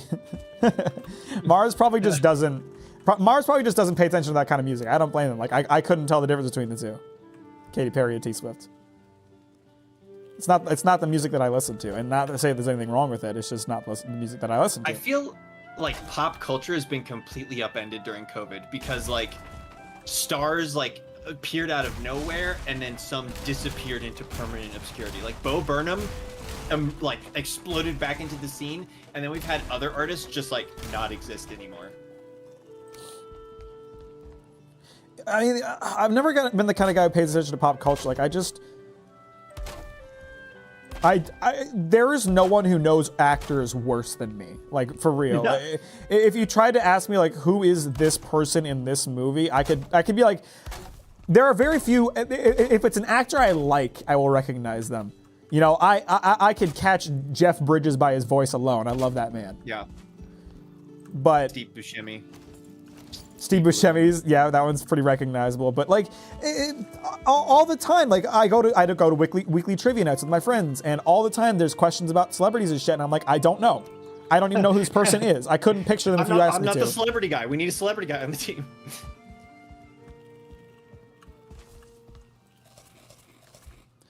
Like that's what my friend Charity is for. Charity like loves top 40 music. She goes to T Swift concerts and she knows celebrities. That's not my gig. She's locked in the trivia spot. I know Ryan Reynolds and the small motherfucker. Yeah, sounds like you know him. Damn. Y'all remember Kanye? Me neither. Who is that guy? I know Kanye. Let's be real. Kanye's only good song is Power. No, we all didn't know Kanye. We really didn't know Kanye for a long time, and now we do. We're worse off for knowing Kanye. Are we? I don't know. Like it was a very mask off moment. I know recently I've been really excited about Timothy Chalamet. I think I'm saying that right. He's getting into a bunch of different stuff. Dune, of course, because I'm a Dune fanatic, but also he's the new Willy Wonka, and I'm kind of really interested in that. Because like every time they do a new Willy Wonka, like it's always something weird and wacky, and I need to see it.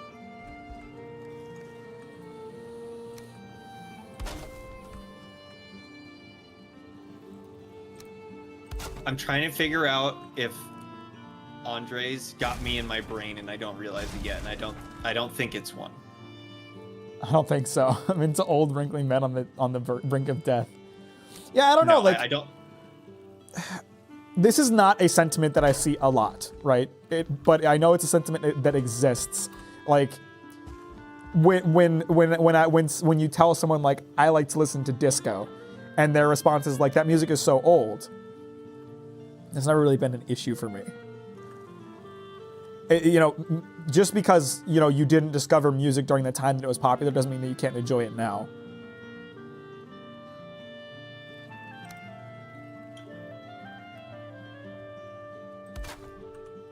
It's really pissing me off that I don't have a slightly smaller log I can use to fill that gap.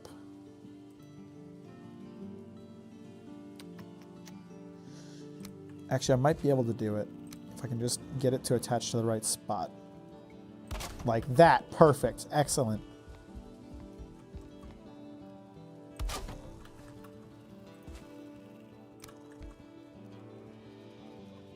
I love how everyone in Valheim chat is just in permanent caps lock.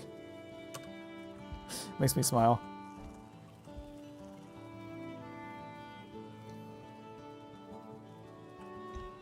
In the jar? In the cum jar?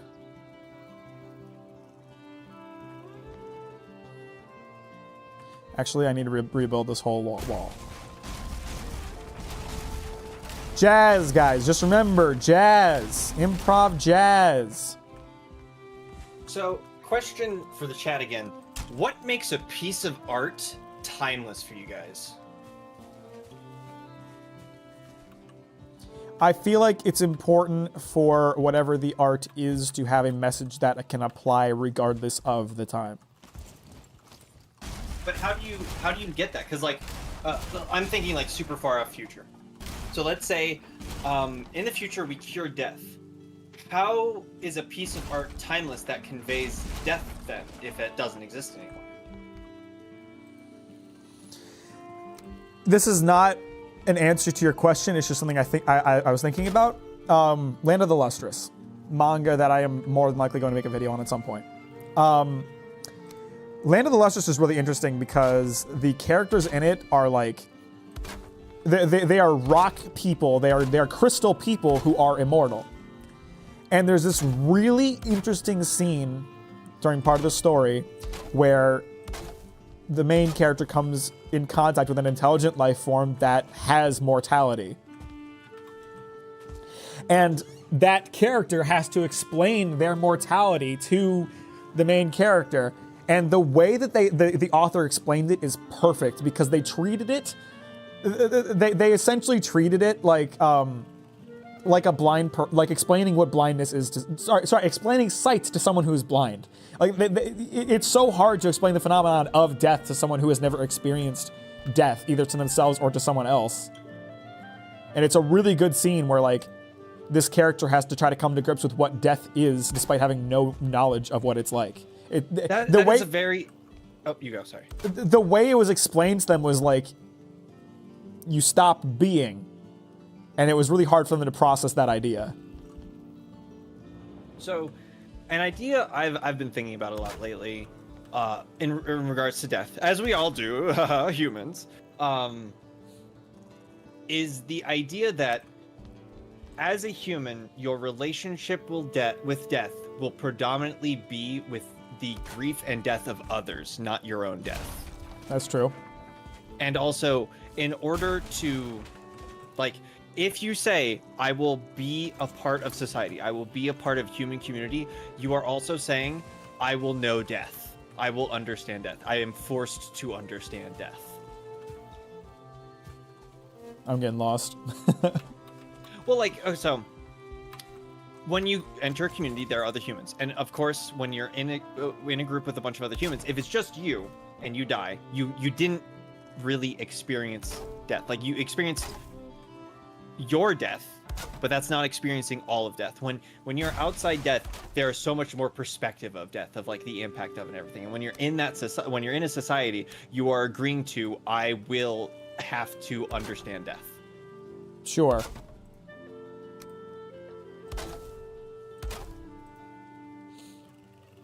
I don't know how the question of how base media can be timeless got to this. I guess just the idea of that our immortality idea. But I don't know. There's art I like from ages ago. Cool. But no, I didn't say it wasn't. I was just thinking out loud. Same. I'm very distracted. I'm also very distracted by what I'm building. So I'm noticing you're having some trouble with supports.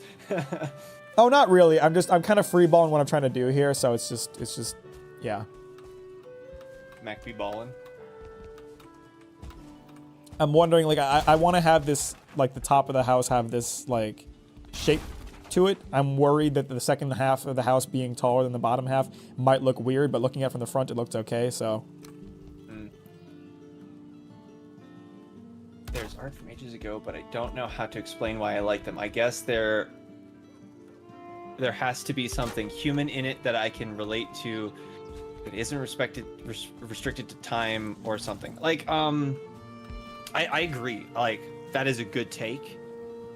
I'm also curious, like, what happens when we move too far away from being human? Like, would we still understand what makes good art?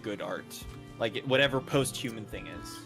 I do think to an extent, I mean, this is what I talked about in my Demon Slayer video, you know, what makes characters, for example, at least in my experience, not everyone's gonna agree with this, I guess, clearly, from the response to the Demon Slayer video, but to me, what makes a good character is their ability to be relatable. Like, even if you can't, like, know a character's experience, a writer can do a good job of making unrelatable experiences relatable through the characters that they write. And so when the question gets asked, like, what happens when humanity evolves beyond the point of what we consider to be humanity, I think inherently some art will not be able to survive that transition because it will no longer be relatable because those experiences will no longer be shared. I guess that also kind of, like, very good point, that, like, probably simulations are going to be very important for, like, future humanity to, like, reconnect with, like, this, like, I don't want to say, like, suffering will be a good thing, but understanding suffering, like, there'll be a point in, like, the future where, like, learning empathy won't be just something that, like, kind of you pick up as a human because you have to suffer and you understand other suffering. There might be a time where it's like, oh, people just really don't suffer anymore. It's kind of a weird thing that happens to some people, not all people. I feel like I'm going to sit down later and pull up art I saved on my phone and investigate it. I do think, like, I mean, this is what I do with my channel, you know? Whenever I read something that I like, it's not enough for me to just like it. I have to ask myself, why do I like it? And that's where my videos come from, right? So I love conversations like this. Bill, do you have a bot that waves whenever someone says goodbye in chat? What? It's just, oh, because you waved. It's a habit I it. formed from Eve, because, like, I would always be on an Alliance chat, like, camping certain wormholes and stuff. Wish you'd camp my wormhole. Mack, your wife's not here. I'm gonna die alone, it's okay. No. Oh, I thought you meant, like, goodbye everyone. Like, it was just, like, a weird shortening. I was like, oh, I have... Oh, you don't know about Goodbye Eri? It's a Fujimoto work. Oh! It's a one-shot he did. It's really good. Okay. So I will say, I'm not going to give away the story of Goodbye... Actually, shit, never mind. I can't talk about what I like about Goodbye Eri without spoiling it. But all I will say is that the composition of the panels is brilliant in the context of what it is doing. And that is one of those things I love about Fujimoto. He's really good at utilizing the strengths of manga. One of the strengths of manga is the ability to like do unique things with manga panels, and Goodbye Eri does a really good job with that. Gone by now, I was politely invited to help ruin his financial situation in MechWarrior 5, and I've kind of been stuck here ever since. When did Bill evolve into a voice? You know, I think I had offered to have you in the voice chat during some game and you didn't want to, and then now it's just fine. So I don't know what changed there, but I mean, part of it is I kind of don't like being on camera, but like, you know, I've been forcing myself to be more uncomfortable with things as a means of growth. Haha, anime protagonist moment. That's a good thing to do. I do that too. And then also, like, this type of conversation is what really pulls me into any kind of, like, deep thoughts, deep conversation, interesting ideas, learning about other people. Those are all awesome things. Like, I love those things. Or, like, explaining topics. God, I could give a lecture on so many different topics. I just love to talk. I just don't shut up. I hate to say it, but I think we're going to need to pulverize that rock you're sitting on. Maybe not right now, but eventually. My rock. It's not a rock. It's not a boulder. It's a rock. It's my thinking rock. I can name more YouTubers than actors. I can name more music artists than actors. Yeah, I just don't. And you know what? Like, me too. One thing I do as well is that I think I tend to separate the art from the artist to an extent. Like, there's not a lot. Eventually, if I like an artist a lot, I'll memorize their name. Like with Fujimoto, because I've read so much of his work that it's like it's not just a work that I like; it's a Fujimoto work that I like. But other times, it's like there's a lot of, like, my favorite band.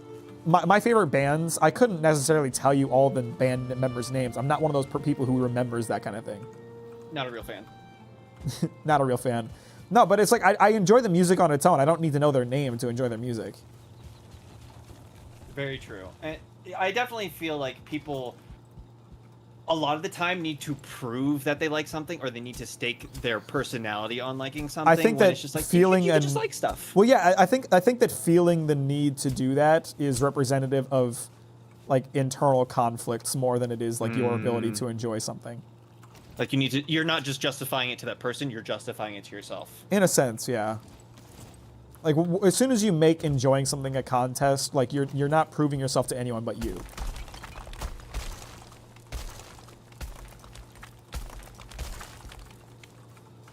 Yeah, Gone by now, given our most recent foray as, like, a community into Demon Slayer, I can understand why people get defensive. Because, like, Max had to justify his opinion. Everyone on the server has had to justify their opinion. People coming into the server that support Demon Slayer have had to, like, justify their opinion and why they like stuff. Like, and they will bend over backwards saying, like, it's child labor to justify it. Well, We start the cauldron. Uh-oh. I don't know what that one means. Bats. Bats? What the Bats. fuck? I didn't even know there were the- bats in this game. What the hell? It's the next zone. It's the, like, spooky forest. Oh. Or actually, wait, no, this is the cave one because the mountains are next. Sorry. I gotta hit myself. Fucking... God, I'm dying. I'm fucking dying, dude. This is... Well, they're so hard to hit. Oh my god, the, like, latency is killing me here. Oh my god, they're sucking me dry, man. These e-girls. Ah. No, I mean, I think I understand to an extent, but I also don't think you need to justify your opinion. I feel like I have to because I am a critic, and I've always said, like, if I can't justify my opinions, then I'm not a very good critic. But at the end of the day, opinions are opinions, and people are allowed to just disagree. You know, I think that characters need to have flaws in order to be relatable. Some people disagree with that stance, and they're not wrong. They just have a different opinion than me. I mean, like I've said, like, I don't believe there are any inherent truths when it comes to evaluating art. I think that drawing lines and saying these are the rules of being an artist or being a creative inherently makes art less interesting, because a lot of the most interesting art out there is art that broke the rules. You know, Mark Twain is a very famous writer. He broke the rule that you needed to write everything to be grammatically correct. He was one of the few first writers to write dialogue the way it is spoken rather than how it is grammatically correct. Squad's rolling up. Thorgrim with the save. He got fucking artillery, dude. So, you know, even though I do say characters need to have flaws in order to be relatable, I'm very willing to accept that there's going to be exceptions. It is not an inherent rule, it is a general rule. Just a couple left and then we're done.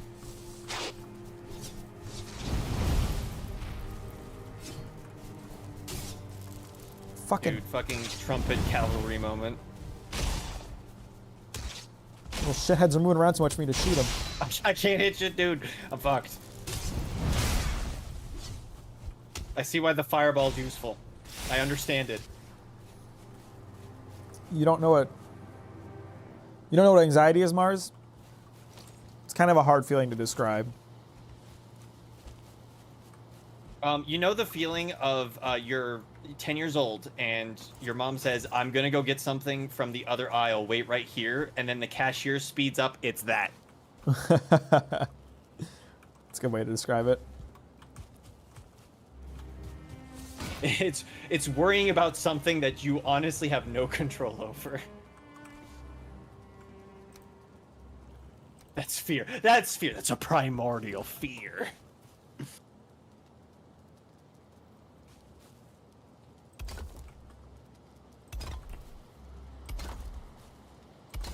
I didn't even know you could be a mage in this game. What the hell?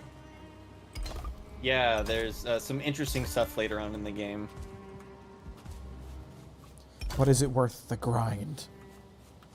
No, but the server's very productive, so like... Yeah, pro tip, if you don't want to deal with the Valheim grind, start a YouTube channel, get 30,000 subscribers, start a Valheim server, and they'll do all the progression for you, and you can just focus on building a house. It's so easy. It's really not that hard. His anxiety is the drowning music from Sonic. Also a good one. That is fair. That is totally valid. Oh, because you brought up Jak and Daxter. The shark music from Jak and Daxter. That also is anxiety.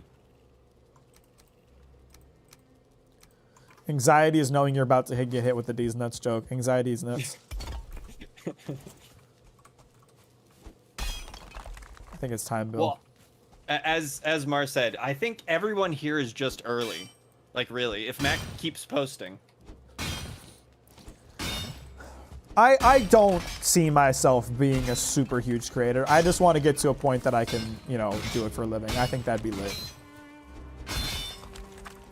I can't know what the future will hold. I certainly did not expect that my channel would 5x in size in a year since the Chainsaw Man video, but I don't think I'm going to be like super huge. I don't think my content is, I don't know what the word to look, crowd pleasing enough. It's a little too niche, I feel like, what I try to do. Why are you trying to steal our fucking carts, dude? Niche is important, I think. It is way better to capture a driven niche than it is to be like this brute is messing widely me up. appealing. Because like we already have a ton of widely appealing things, but we don't have a lot of niche things. Well, like I said, like I've talked about before, like a big part of like making something on the internet, a big part of like finding an audience on the internet is finding something that you and only you can do and that people can come to you specifically for. What I think people find appealing about my videos is that there are people who analyze manga.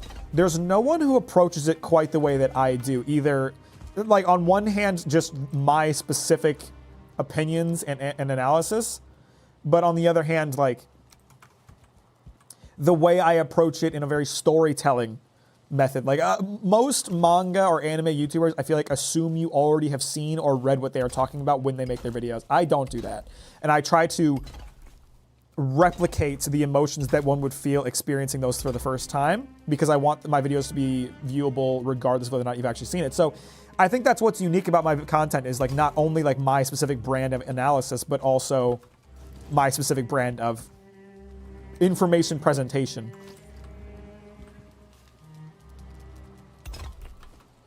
We got some truck stream takes. I want to milk a cat before I die. I'm pretty sure Andres is just saying that too. It's working. He's getting me to read it off. I am parasocially rewarding him. You buffoon. I've been flummoxed. Yeah, Gone By Now. Okay. I have dealt exactly with this. So I've done a couple of things in my time that I commercialized skills that I had that were hobbies before it. And I've produced some of my best work. Like work I look back on today that I'm like, I love that. It's my favorite thing. I think about it all the time. Like I felt creatively rewarded. That was a good thing. I'm still chasing some of that high. But also like I remember just how unengaged I became at certain moments, and it was very hard to conquer. Like, it's not something that I think is insurmountable, but it is a challenge you must defeat if you want to professionally pursue a hobby into a career. I find about also making stuff because people tell me I need to get into a creative art job, and I'm worried that it'll turn into a chore. And I want to see. This is what motivated me to not pursue video editing as a career for the longest time. You know, those of you that were around when I was looking for a job, I did try to get into it for a bit. But when I was in college learning video editing, it was like, okay, what are my options for doing this professionally? I can do news, I can do ads, I can do movies, and what I found from myself is that I love video editing. I don't really like the culture around video work. It's very toxic. It's very like you have to work constantly 24/7 or you're never going to get anywhere. And that wasn't what I wanted. I wanted to keep enjoying video editing. So I decided I'm probably not going to want to do this for a living unless I'm making the videos that I want to make. And what did that mean? It meant making YouTube videos. So I set about a path where I would, you know, have the ability to pay my bills through a good job, which is what I have now, but I could still make the kinds of videos that I want to make by just making YouTube videos. So I'm able to fulfill myself creatively, even if I end up having to do it for a living. At least I would hope. Maybe I'll find out that I hate being a YouTuber, but I like it a lot right now. So there's like 3 meters in like work or like living in general, where it's like you must be like bodily fulfilled. So like, oh, you're fed, you're clothed, you're housed. There's also like you must be mentally fulfilled. So like it has to be some sort of like engaging thing. Like you have to be stimulated. You have to have things that you do. And then there's also like some spiritual aspect where like, yeah, I know it sounds kind of dumb, but like everyone has a purpose for being on this earth. And like when you identify that, there's this hot burning coal at the center of you that tells you to do something, and it keeps telling you to do it, and you can't be fully happy until you let the coal make its fire. And the fire could get too big and then it hurts you, but if you cultivate that coal, like it could be a really powerful engine and you could be incredibly rewarded for it. yeah, I feel very lucky that I found my like purpose in life in video work early on, because like my parents have always been, my mom has always like said that she feels kind of jealous of me because she still at her age does not know what she wants. So I feel very lucky to have like found my enjoyment of video editing very early. And yeah, to speak to what you said, Gon, about not expecting the toxic culture thing, you have to understand that video is essentially a branch of the entertainment industry. All the horrible things you've heard about being an actor, part of that's going to carry over to video editing, or to video work in general, or game development too. Crunch culture is huge in the video world. Mm-hmm. Oh yeah. Pretty much the advice, like throughout learning video work, I met with a lot of professional video people, and all of them parroted the exact same advice, that you have to be the one who comes in on the weekend if you want to do the big stuff. And I just didn't want to be that guy. I love video editing. I want to love video editing. I'm not going to love video editing if I have to do it constantly. I have other hobbies. I want to do other things. I want to play Valheim sometimes. So I didn't pursue video editing as a job. And I did when I was looking for a job last year, but then I found a job that wasn't video editing, and I haven't tried to find video work since. I just enjoy doing it for myself. Also, there's something to be said about doing a job that like you can feel much faster gratification from, because like I know with a lot of art, sometimes you bite off a lot and your scope grows really large and it's difficult to finish. So your dopamine hit isn't coming and you're spending a lot of effort and getting no dopamine hit. So sometimes you're like, your day job gives you tasks where it's like, oh, I completed that contract. I finished that program. I completed that order, and it gives you your dopamine hit. And so you survive until you can complete your real project. Yeah. Like, you know, I wouldn't say my new job as a dried fruit purchaser is my dream job, but I find it fulfilling. It's something I enjoy doing, and I'm good at it. That's all I really need. It's like the weird Venn diagram of things that's like, oh, that's a job, that's a vocation, when it's like, oh, is it personally gratifying? Is it spiritually gratifying? Does it sustain you? Are you good at it? That kind of thing. And gone by now, the coal, you'll be surprised how fast shit catches on fire. Sometimes you just like working on a project and like something hits you. I know that like, this is weird to say. I have incredibly vivid, contiguous dreams. And they're like lucid dreams, where like storylines continue. And I've had it ever since I was incredibly young. And there are times when I've had just really fucking out there wild ideas about locations, and I have to put them in something. I have to put them in my D&D game. I have to put them in like a future game. I have to write it down, and I don't know where they come from. And so if you just keep doing stuff, not to say like your brain will bless you with a perfect idea, but like the more you do, the more opportunities you give yourself to catch on fire and have passion over something. I talked about this before, but my first video essay, my first video essays, the first few, what made them come about was that I had ideas that I wanted to talk about, and I just had this burning feeling of like, I need to share this because it's smart or cool. My first one, the Death Stranding one, it was like, I had all these great thoughts about, you know, criticisms for Death Stranding, about things I thought could work better, and so I just like channeled that into a video. And the Godzilla video, my first video that ever blew up, it was just, I'm a big Godzilla guy. I thought about it a lot. I had these great ideas to the point where I was, you know, saying things in my head that would sound great in script form, so I wrote it into a script, you know? Wait, do you want this hill here? No. Okay. I'm building out the bones of what the remaining floor will look like. It's going to be an 8x12 shaped floor, which is really large. Like me. And that's all I have to say about it. And actually, we'll need to extend it one more than that for the deck. What the fuck? How did that happen? That's not on it.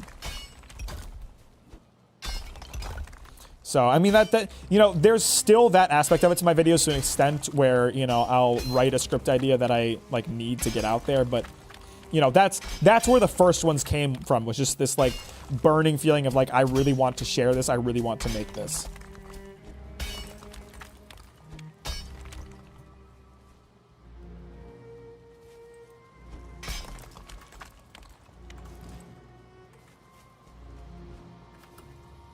I am probably making my house a bit too large, but it'll look cool, so that's important.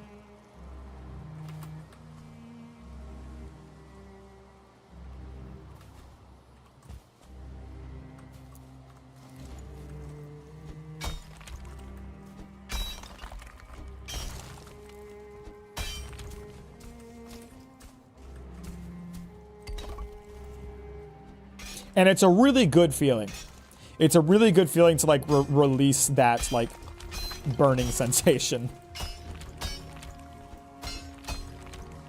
Fuck heroin. All my homies do creative fulfillment.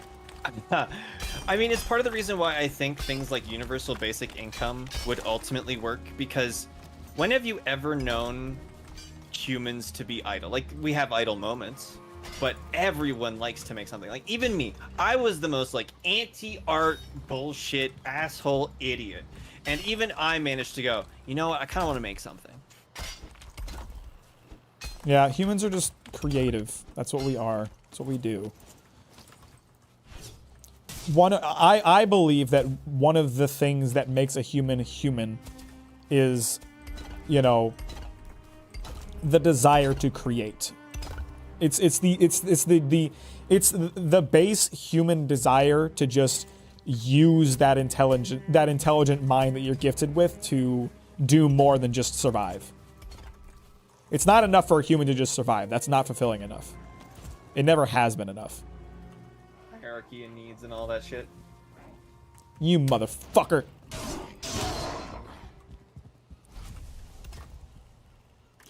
I think we're gonna need more rocks soon.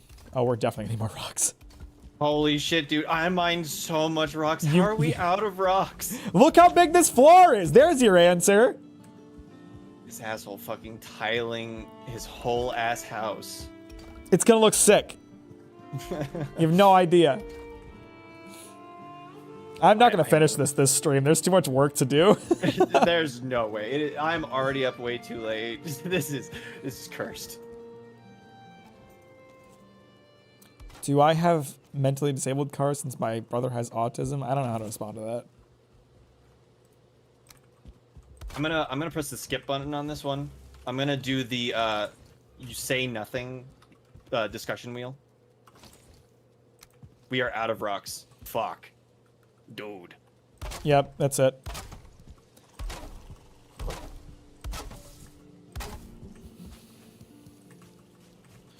I'm gonna hand out like how many. I'm gonna hand out like tasks for my crewmates while I'm offline. Gather me rocks. I don't think I should need. Well, no, I will. So let me show you the plan. Is so obviously we need to finish this floor, and then if you come outside, there's gonna be this surrounding the whole house. Okay. So I'm gonna need a lot of rock.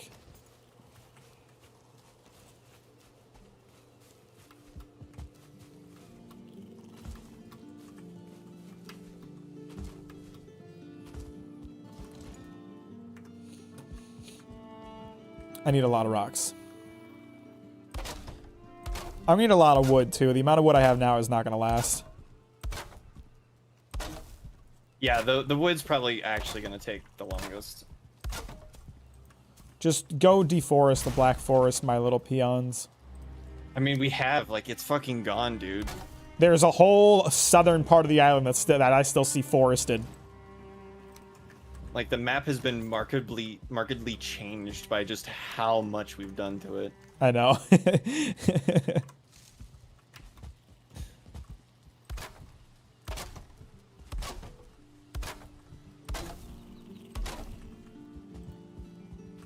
I'm not mentally sick. I'm not physically sick. I'm wicked sick. Core wood is going to be a challenge too. I'm going to need a lot of that. That's probably what's gonna suck the most. Although you don't need much to make each beam, because like it's 4 for a really long one. Nah.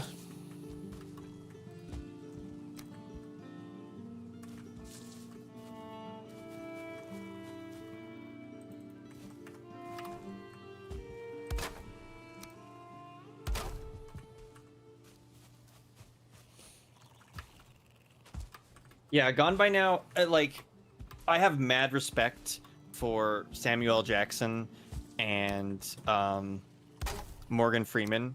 Like, I think they're very excellent actors. I think they're very well spoken. I think they're very well reasoned.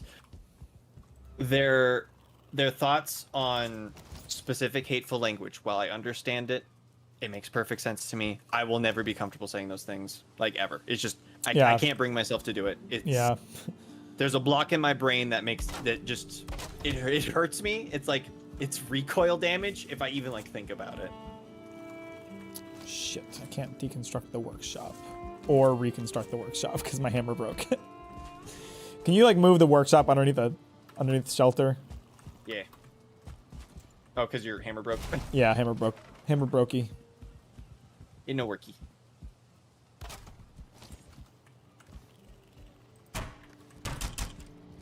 I'm gonna put another workbench on the back of the house just so I don't have to keep moving it.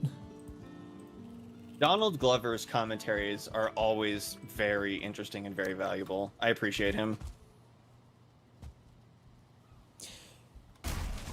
I saw a short, and I don't really know. I haven't done the research to see the validity of it, but Miles Morales as a character essentially came to be because of some commentary from Donald Glover.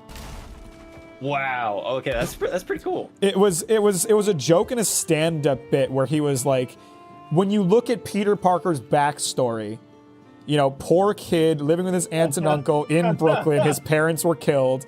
He's like, that's a black kid's backstory. And it's a joke, Holy obviously, moly. but apparently someone at Marvel took that and was like, you know, you know that ain't wrong. And so that's Miles Morales was like, let's make a black Spider-Man because that's the backstory. Well, Miles is an excellent character. Like, I know a lot of people say, like, oh, we hate tokenism in our media, but, like, and I'm not saying that's tokenism. I'm saying that, like, that is a correct way to do representation, because it's just such a well-written character. Yeah.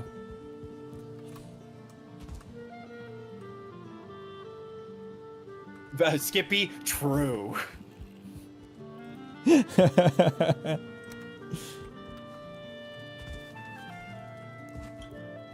Yeah, you know what? Everyone's fucking gun crazy.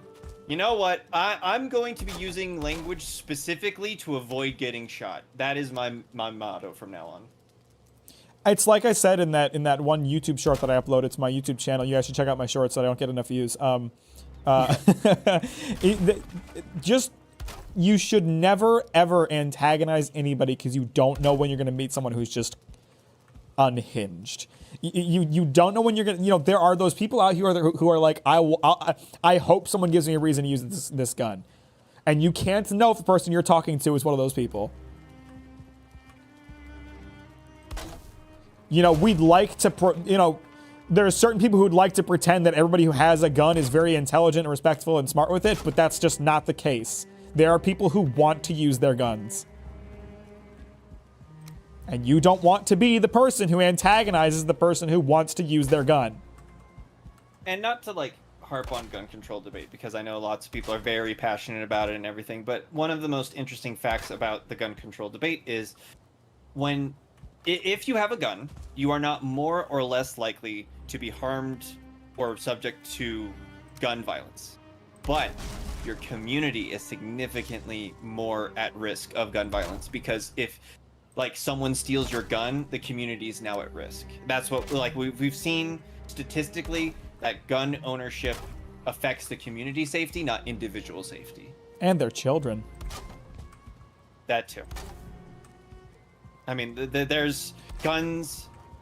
If you're a parent, you should not have a gun in the home, full stop. I'm sorry. That's my opinion, and you can disagree with it. That's how I feel. If you're a parent, you should not have a gun in the home, full stop. There definitely needs to be, like...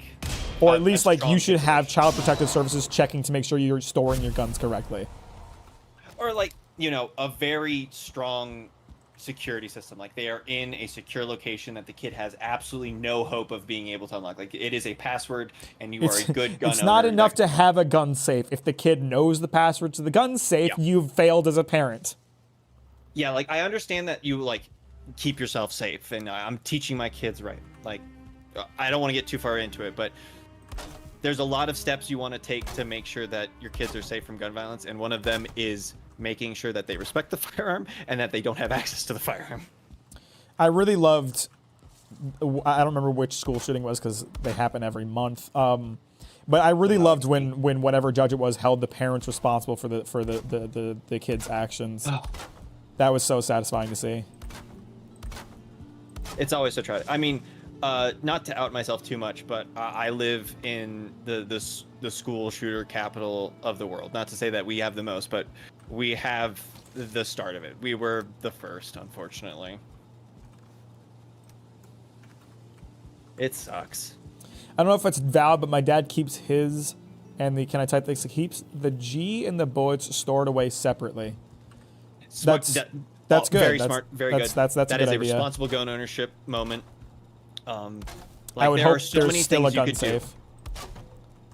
Like, there's a way to do it. There's lots of really smart people who post videos online all the time. I know I recently was helping a buddy out because he wanted to go to a shooting range. I was like, here's a creator that you need to watch if you're interested in responsible gun ownership and use, and it's Paul Harrell. Paul Harrell is probably like fuck? the most knowledgeable on firearms I've ever seen. He's very well reasoned, he's very practical, he has anecdotes, and he's funny to boot. I wish I was funny. No, Skippy, you're onto something. Maybe we should put the kids in the safe and keep the guns out. I think that's a the good correct idea, decision. actually. I like that idea. That's based. Based on what? I never tire of that.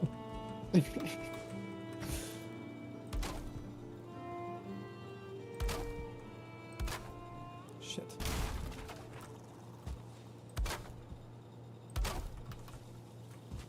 Like, I think there is a world where gun violence can be reduced and hobby gun ownership can exist. That there is a world that happens, but I think the conversation has it's gone backwards, and we're not looking for solutions. We're looking for To an win. enemy.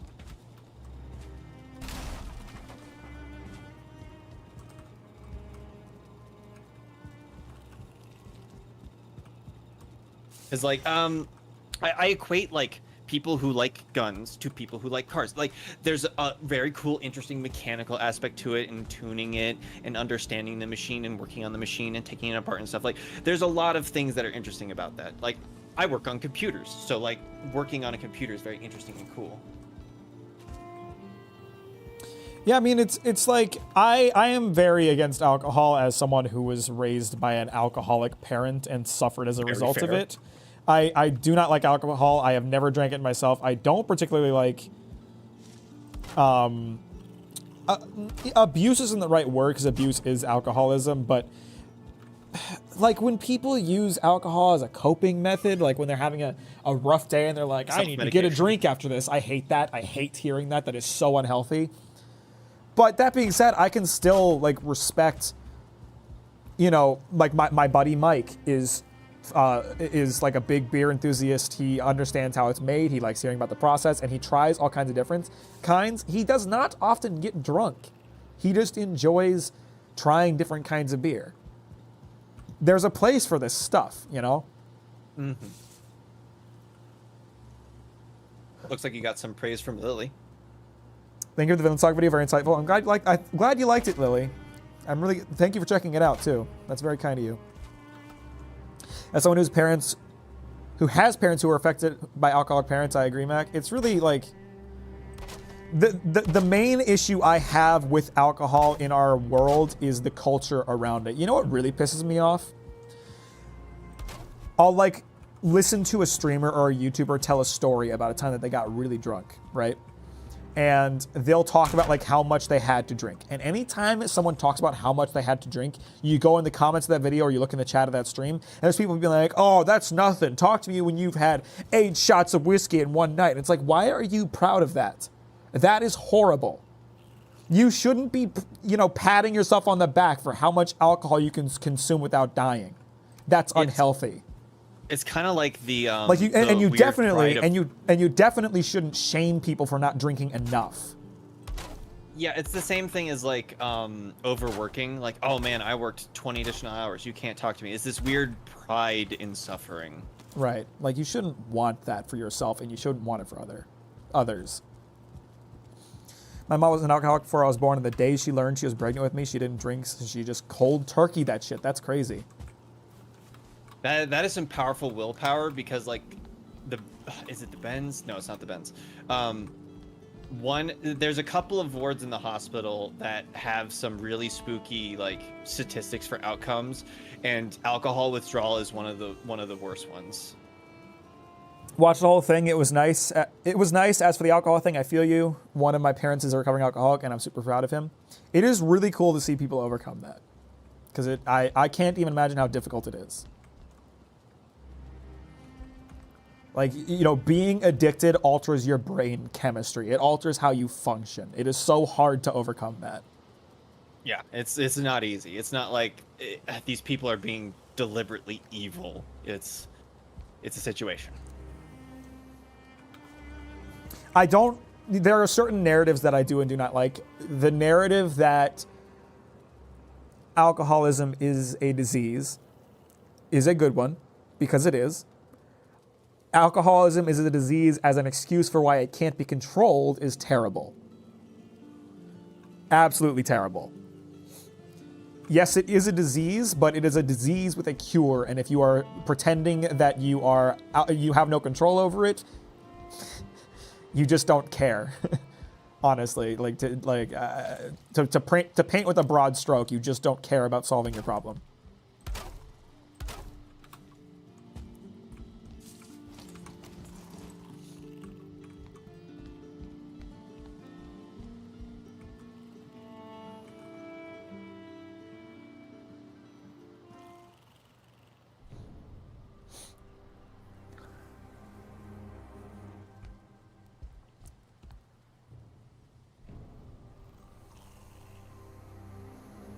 Caffeine is socially acceptable drug to me. I mean, that's fine. Caffeine is not that bad.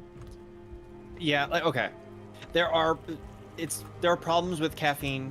It's probably, like you're correct, the most socially acceptable drug to take. I am definitely a user of it. I need it, man. I've got crippling ADHD, and if I want to have any hope of like focusing, I don't need a lot. I just need like a single cup of green tea, but I really need that. Like I cannot focus. Like probably if I went to a psychiatrist, they would say, "Oh, you need Adderall. You're fucked, buddy." You're fucked. Yeah, I am. I'm loaded up.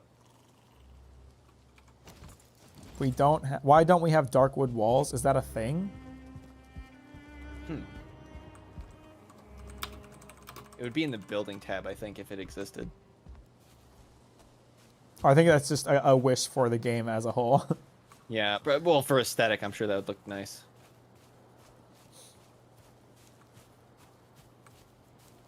I will say, gone by now, like, I'm probably also a coffee addict, but one thing I've noticed for it, like, if I don't have caffeine, I could get a headache, but if I even just have, like, a little, I'm fine.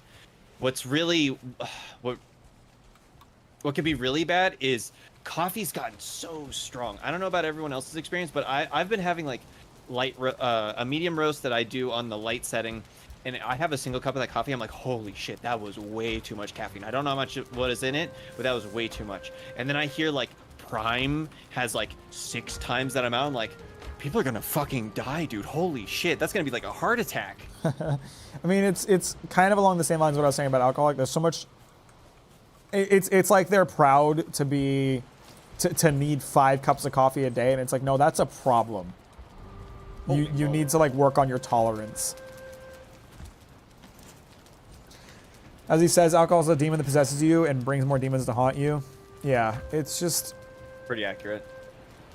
It's just one of those things, like, it is very hard to deal with. I don't know anything about it, and I can't imagine what it's like to have to deal with that, but you choose whether or not to let it exist. It's not a disease you can't control. I think the thing you can control is recognizing you have a problem. Oh, for sure. Isn't some sort of organization trying to sue Prime right now? I feel like there might be a case. I don't know about their advertising practices, but I wouldn't be surprised if there was a case to be made about their advertising practices. I think that there is something around how, like, it's similar to how Jewel was kind of marketed towards kids and Prime is kind of marketed towards kids, and it has way too much caffeine. Like, that is probably dangerous for kids to have any access to. Like, not saying, like, there shouldn't be an opportunity for, like, you know, oh, the glass of dinner wine for Timmy so he could try it out. Like, there's trying, and then there's like Prime, which is like, this will actively harm who consumes it. While having deep convos, I've recovered from an eating disorder, so I sympathize with addicts greatly. And congrats on you for that, because that's very hard. That, Skippy, that is probably one of the scariest things. A little bit of background. I work at a safety net hospital, and one of the words we have is the eating disorder word. I forget the shortening of it, and some of my doctor friends will be very upset at me for not remembering it because we talk about it all the time. But one of the places that has some of the worst outcomes, and it's not like to scare you of like, oh, if I have this, I'm going to die, but because it is such a tenacious condition, eating disorders have the worst morbidity rate. You are like, you could get shot and you have a better chance of living than if you had an eating disorder. That's wild. So take care of yourself, take it seriously. If you feel like you have some sort of problem or issue, talk to a trained professional, talk to a confidant in your family or your circle or whatever. Get help. It is honestly never too late. It is hard. It's not easy. Image is something we all struggle with. You are not alone. You are loved. All that good stuff. I hope you're working towards getting the help you need, Lily. It's very important to me.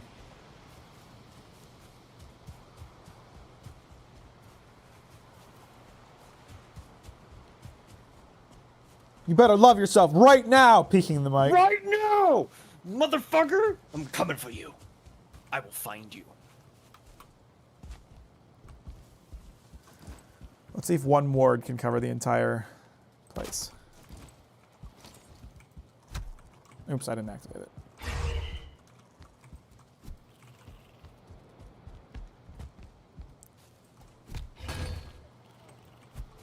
I can't wait for the shield to keep going off every time like a gray dwarf like wanders in. It's gonna be fun.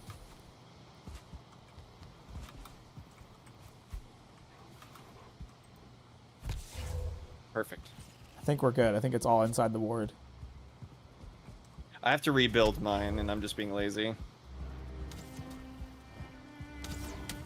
Ow. Oh yeah, that's more than enough. We're good.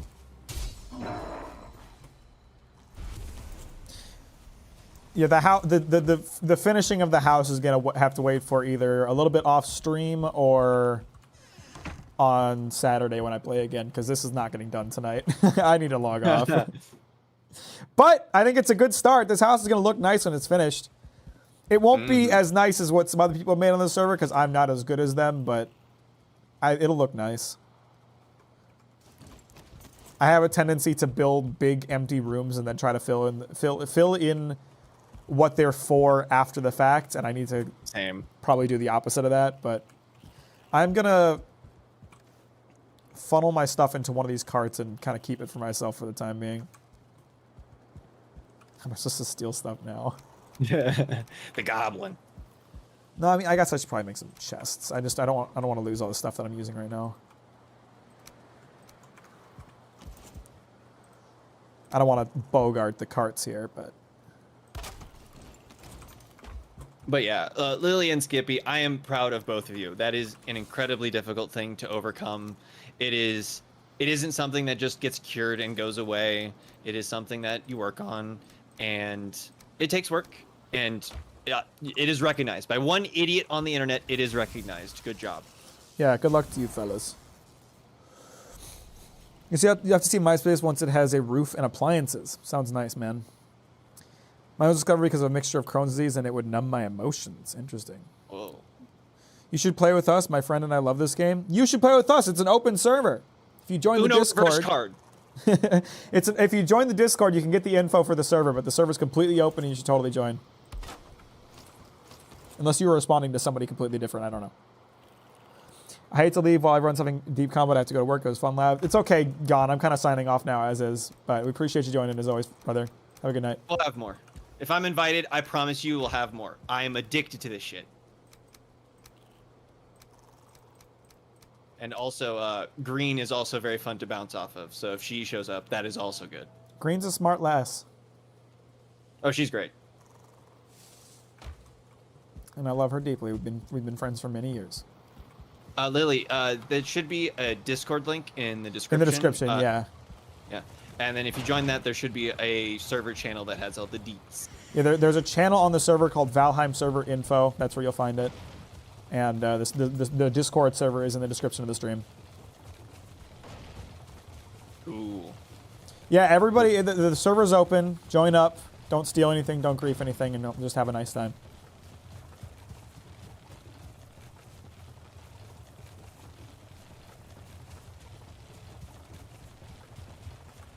Dang, the gaggle grows. I have paid for the server to run for at least 3 months, so if the server cannot die by then, I'll be very happy.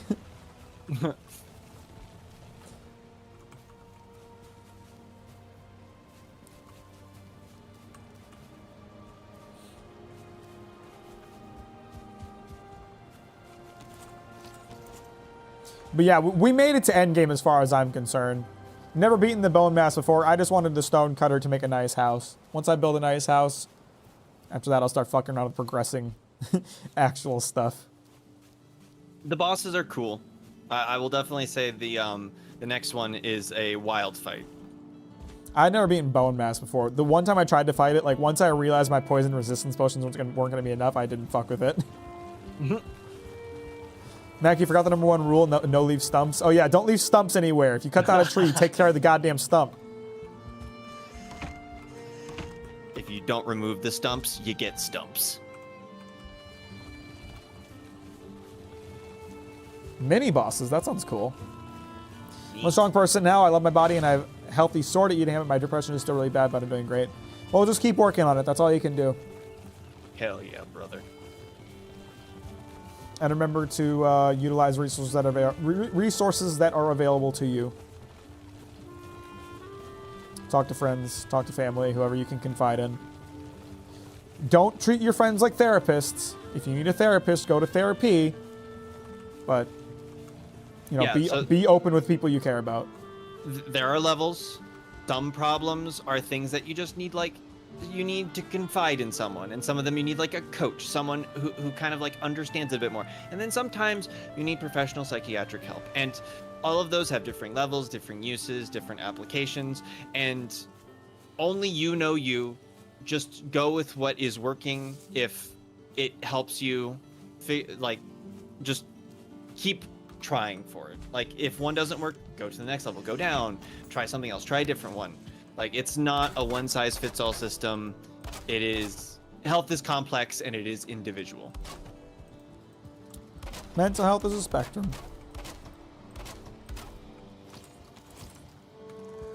Now, before I log off, I kind of want to see about how I want to handle Windows. Do you ever get stained glass in this game? God, that'd be lit. Do you want to know the answer? Yeah. Okay, so there is apparently glass that recently got added into the game. I don't know how good it looks. That's lit.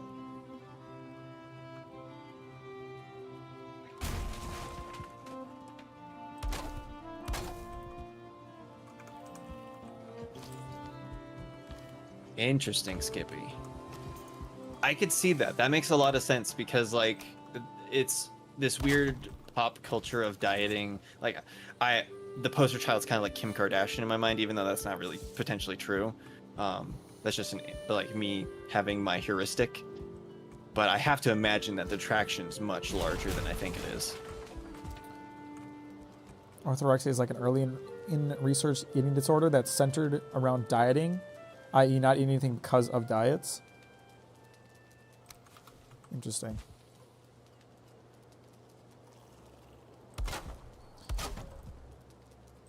I'm lucky Mars, in that. Oh, sorry. I'm lucky in that, like, the mental health issues I face have never affected me physically. Like, I deal with anxiety and depression, but I've never like felt the need to self-harm. But you know, I understand like the issues around it, and it is like, you know, people who go through that, y'all motherfuckers are strong. Agreed. If you can get through that shit, you can do anything. Literally. There's nothing you cannot accomplish if you make it through shit like that. Mars, that's actually an interesting question, because I know there's quite a bit of contention. Because, like, classifying something as a mental illness is, in a way, saying there's a value judgment on if something is socially acceptable or socially good or other stuff like that. Because there is an argument that says, like, oh, if you have ADHD, that's kind of just the way that you are, and you should accept yourself. And while there are things that you would want to know about yourself and there are things you may want to do, you shouldn't want to, like, remove that aspect of you. That's a complex topic. And It I sure don't is. think there's no easy answer. I don't have that answer. I don't think anyone truly has an answer to that. That is a difficult thing. Yeah, women have it rough in terms of eating disorders because That's so true. much of society is just built around women and their appearance, and that sucks. Even if like no one tells you about it, like it's just so much a part of this like ephemeral zeitgeist that you'll pick it up without anyone instructing you. Like humans are really good at picking up on social norms. We're very social creatures. Unfortunately, it has the double edge of if you have a really bad social norm, it will still manage to infect people that aren't directly exposed to it. Yeah.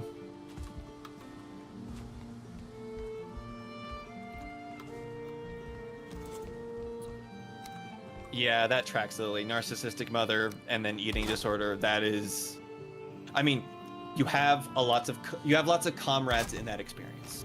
So that is If the any of silver you- lining, I guess. If any of you have ever, if you have not read Jeanette McCurdy's memoirs, if I remember correctly, it's called "I'm Glad My Mother Died."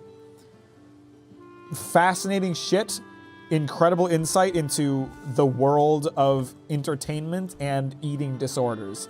The way she tells the story of her eating disorder is fascinating. Fascinating from a perspective of someone who has never experienced such a thing. So, highly recommend that. It's both, I mean, just in terms of offering insights into that kind of thing and also just being a really good book. If you get the audiobook, she narrates it herself. So, I will parrot that. all right, I'm logging out for the night. Made good progress on the house. It's looking tight. It has a lot of work to go, but we're getting there. The house is happening now. And also we killed Bone Mess, which is pretty lit. I'm gonna go, guys. I hope you all have a great night. And I'll see you on Saturday. Next week on Wednesday. So we have a stream on Saturday. Next week, Wednesday, I will not be streaming because I'm going on a business trip. So I will not be in the state. So I'll have to skip next week, Wednesday. But Saturday, regular stream. So just be forewarned about that, everyone. Appreciate you guys. Thanks for the likes. Thanks for the love. Thanks for the great conversations. And I'll talk to you later. Take it easy, chat. Bye-bye.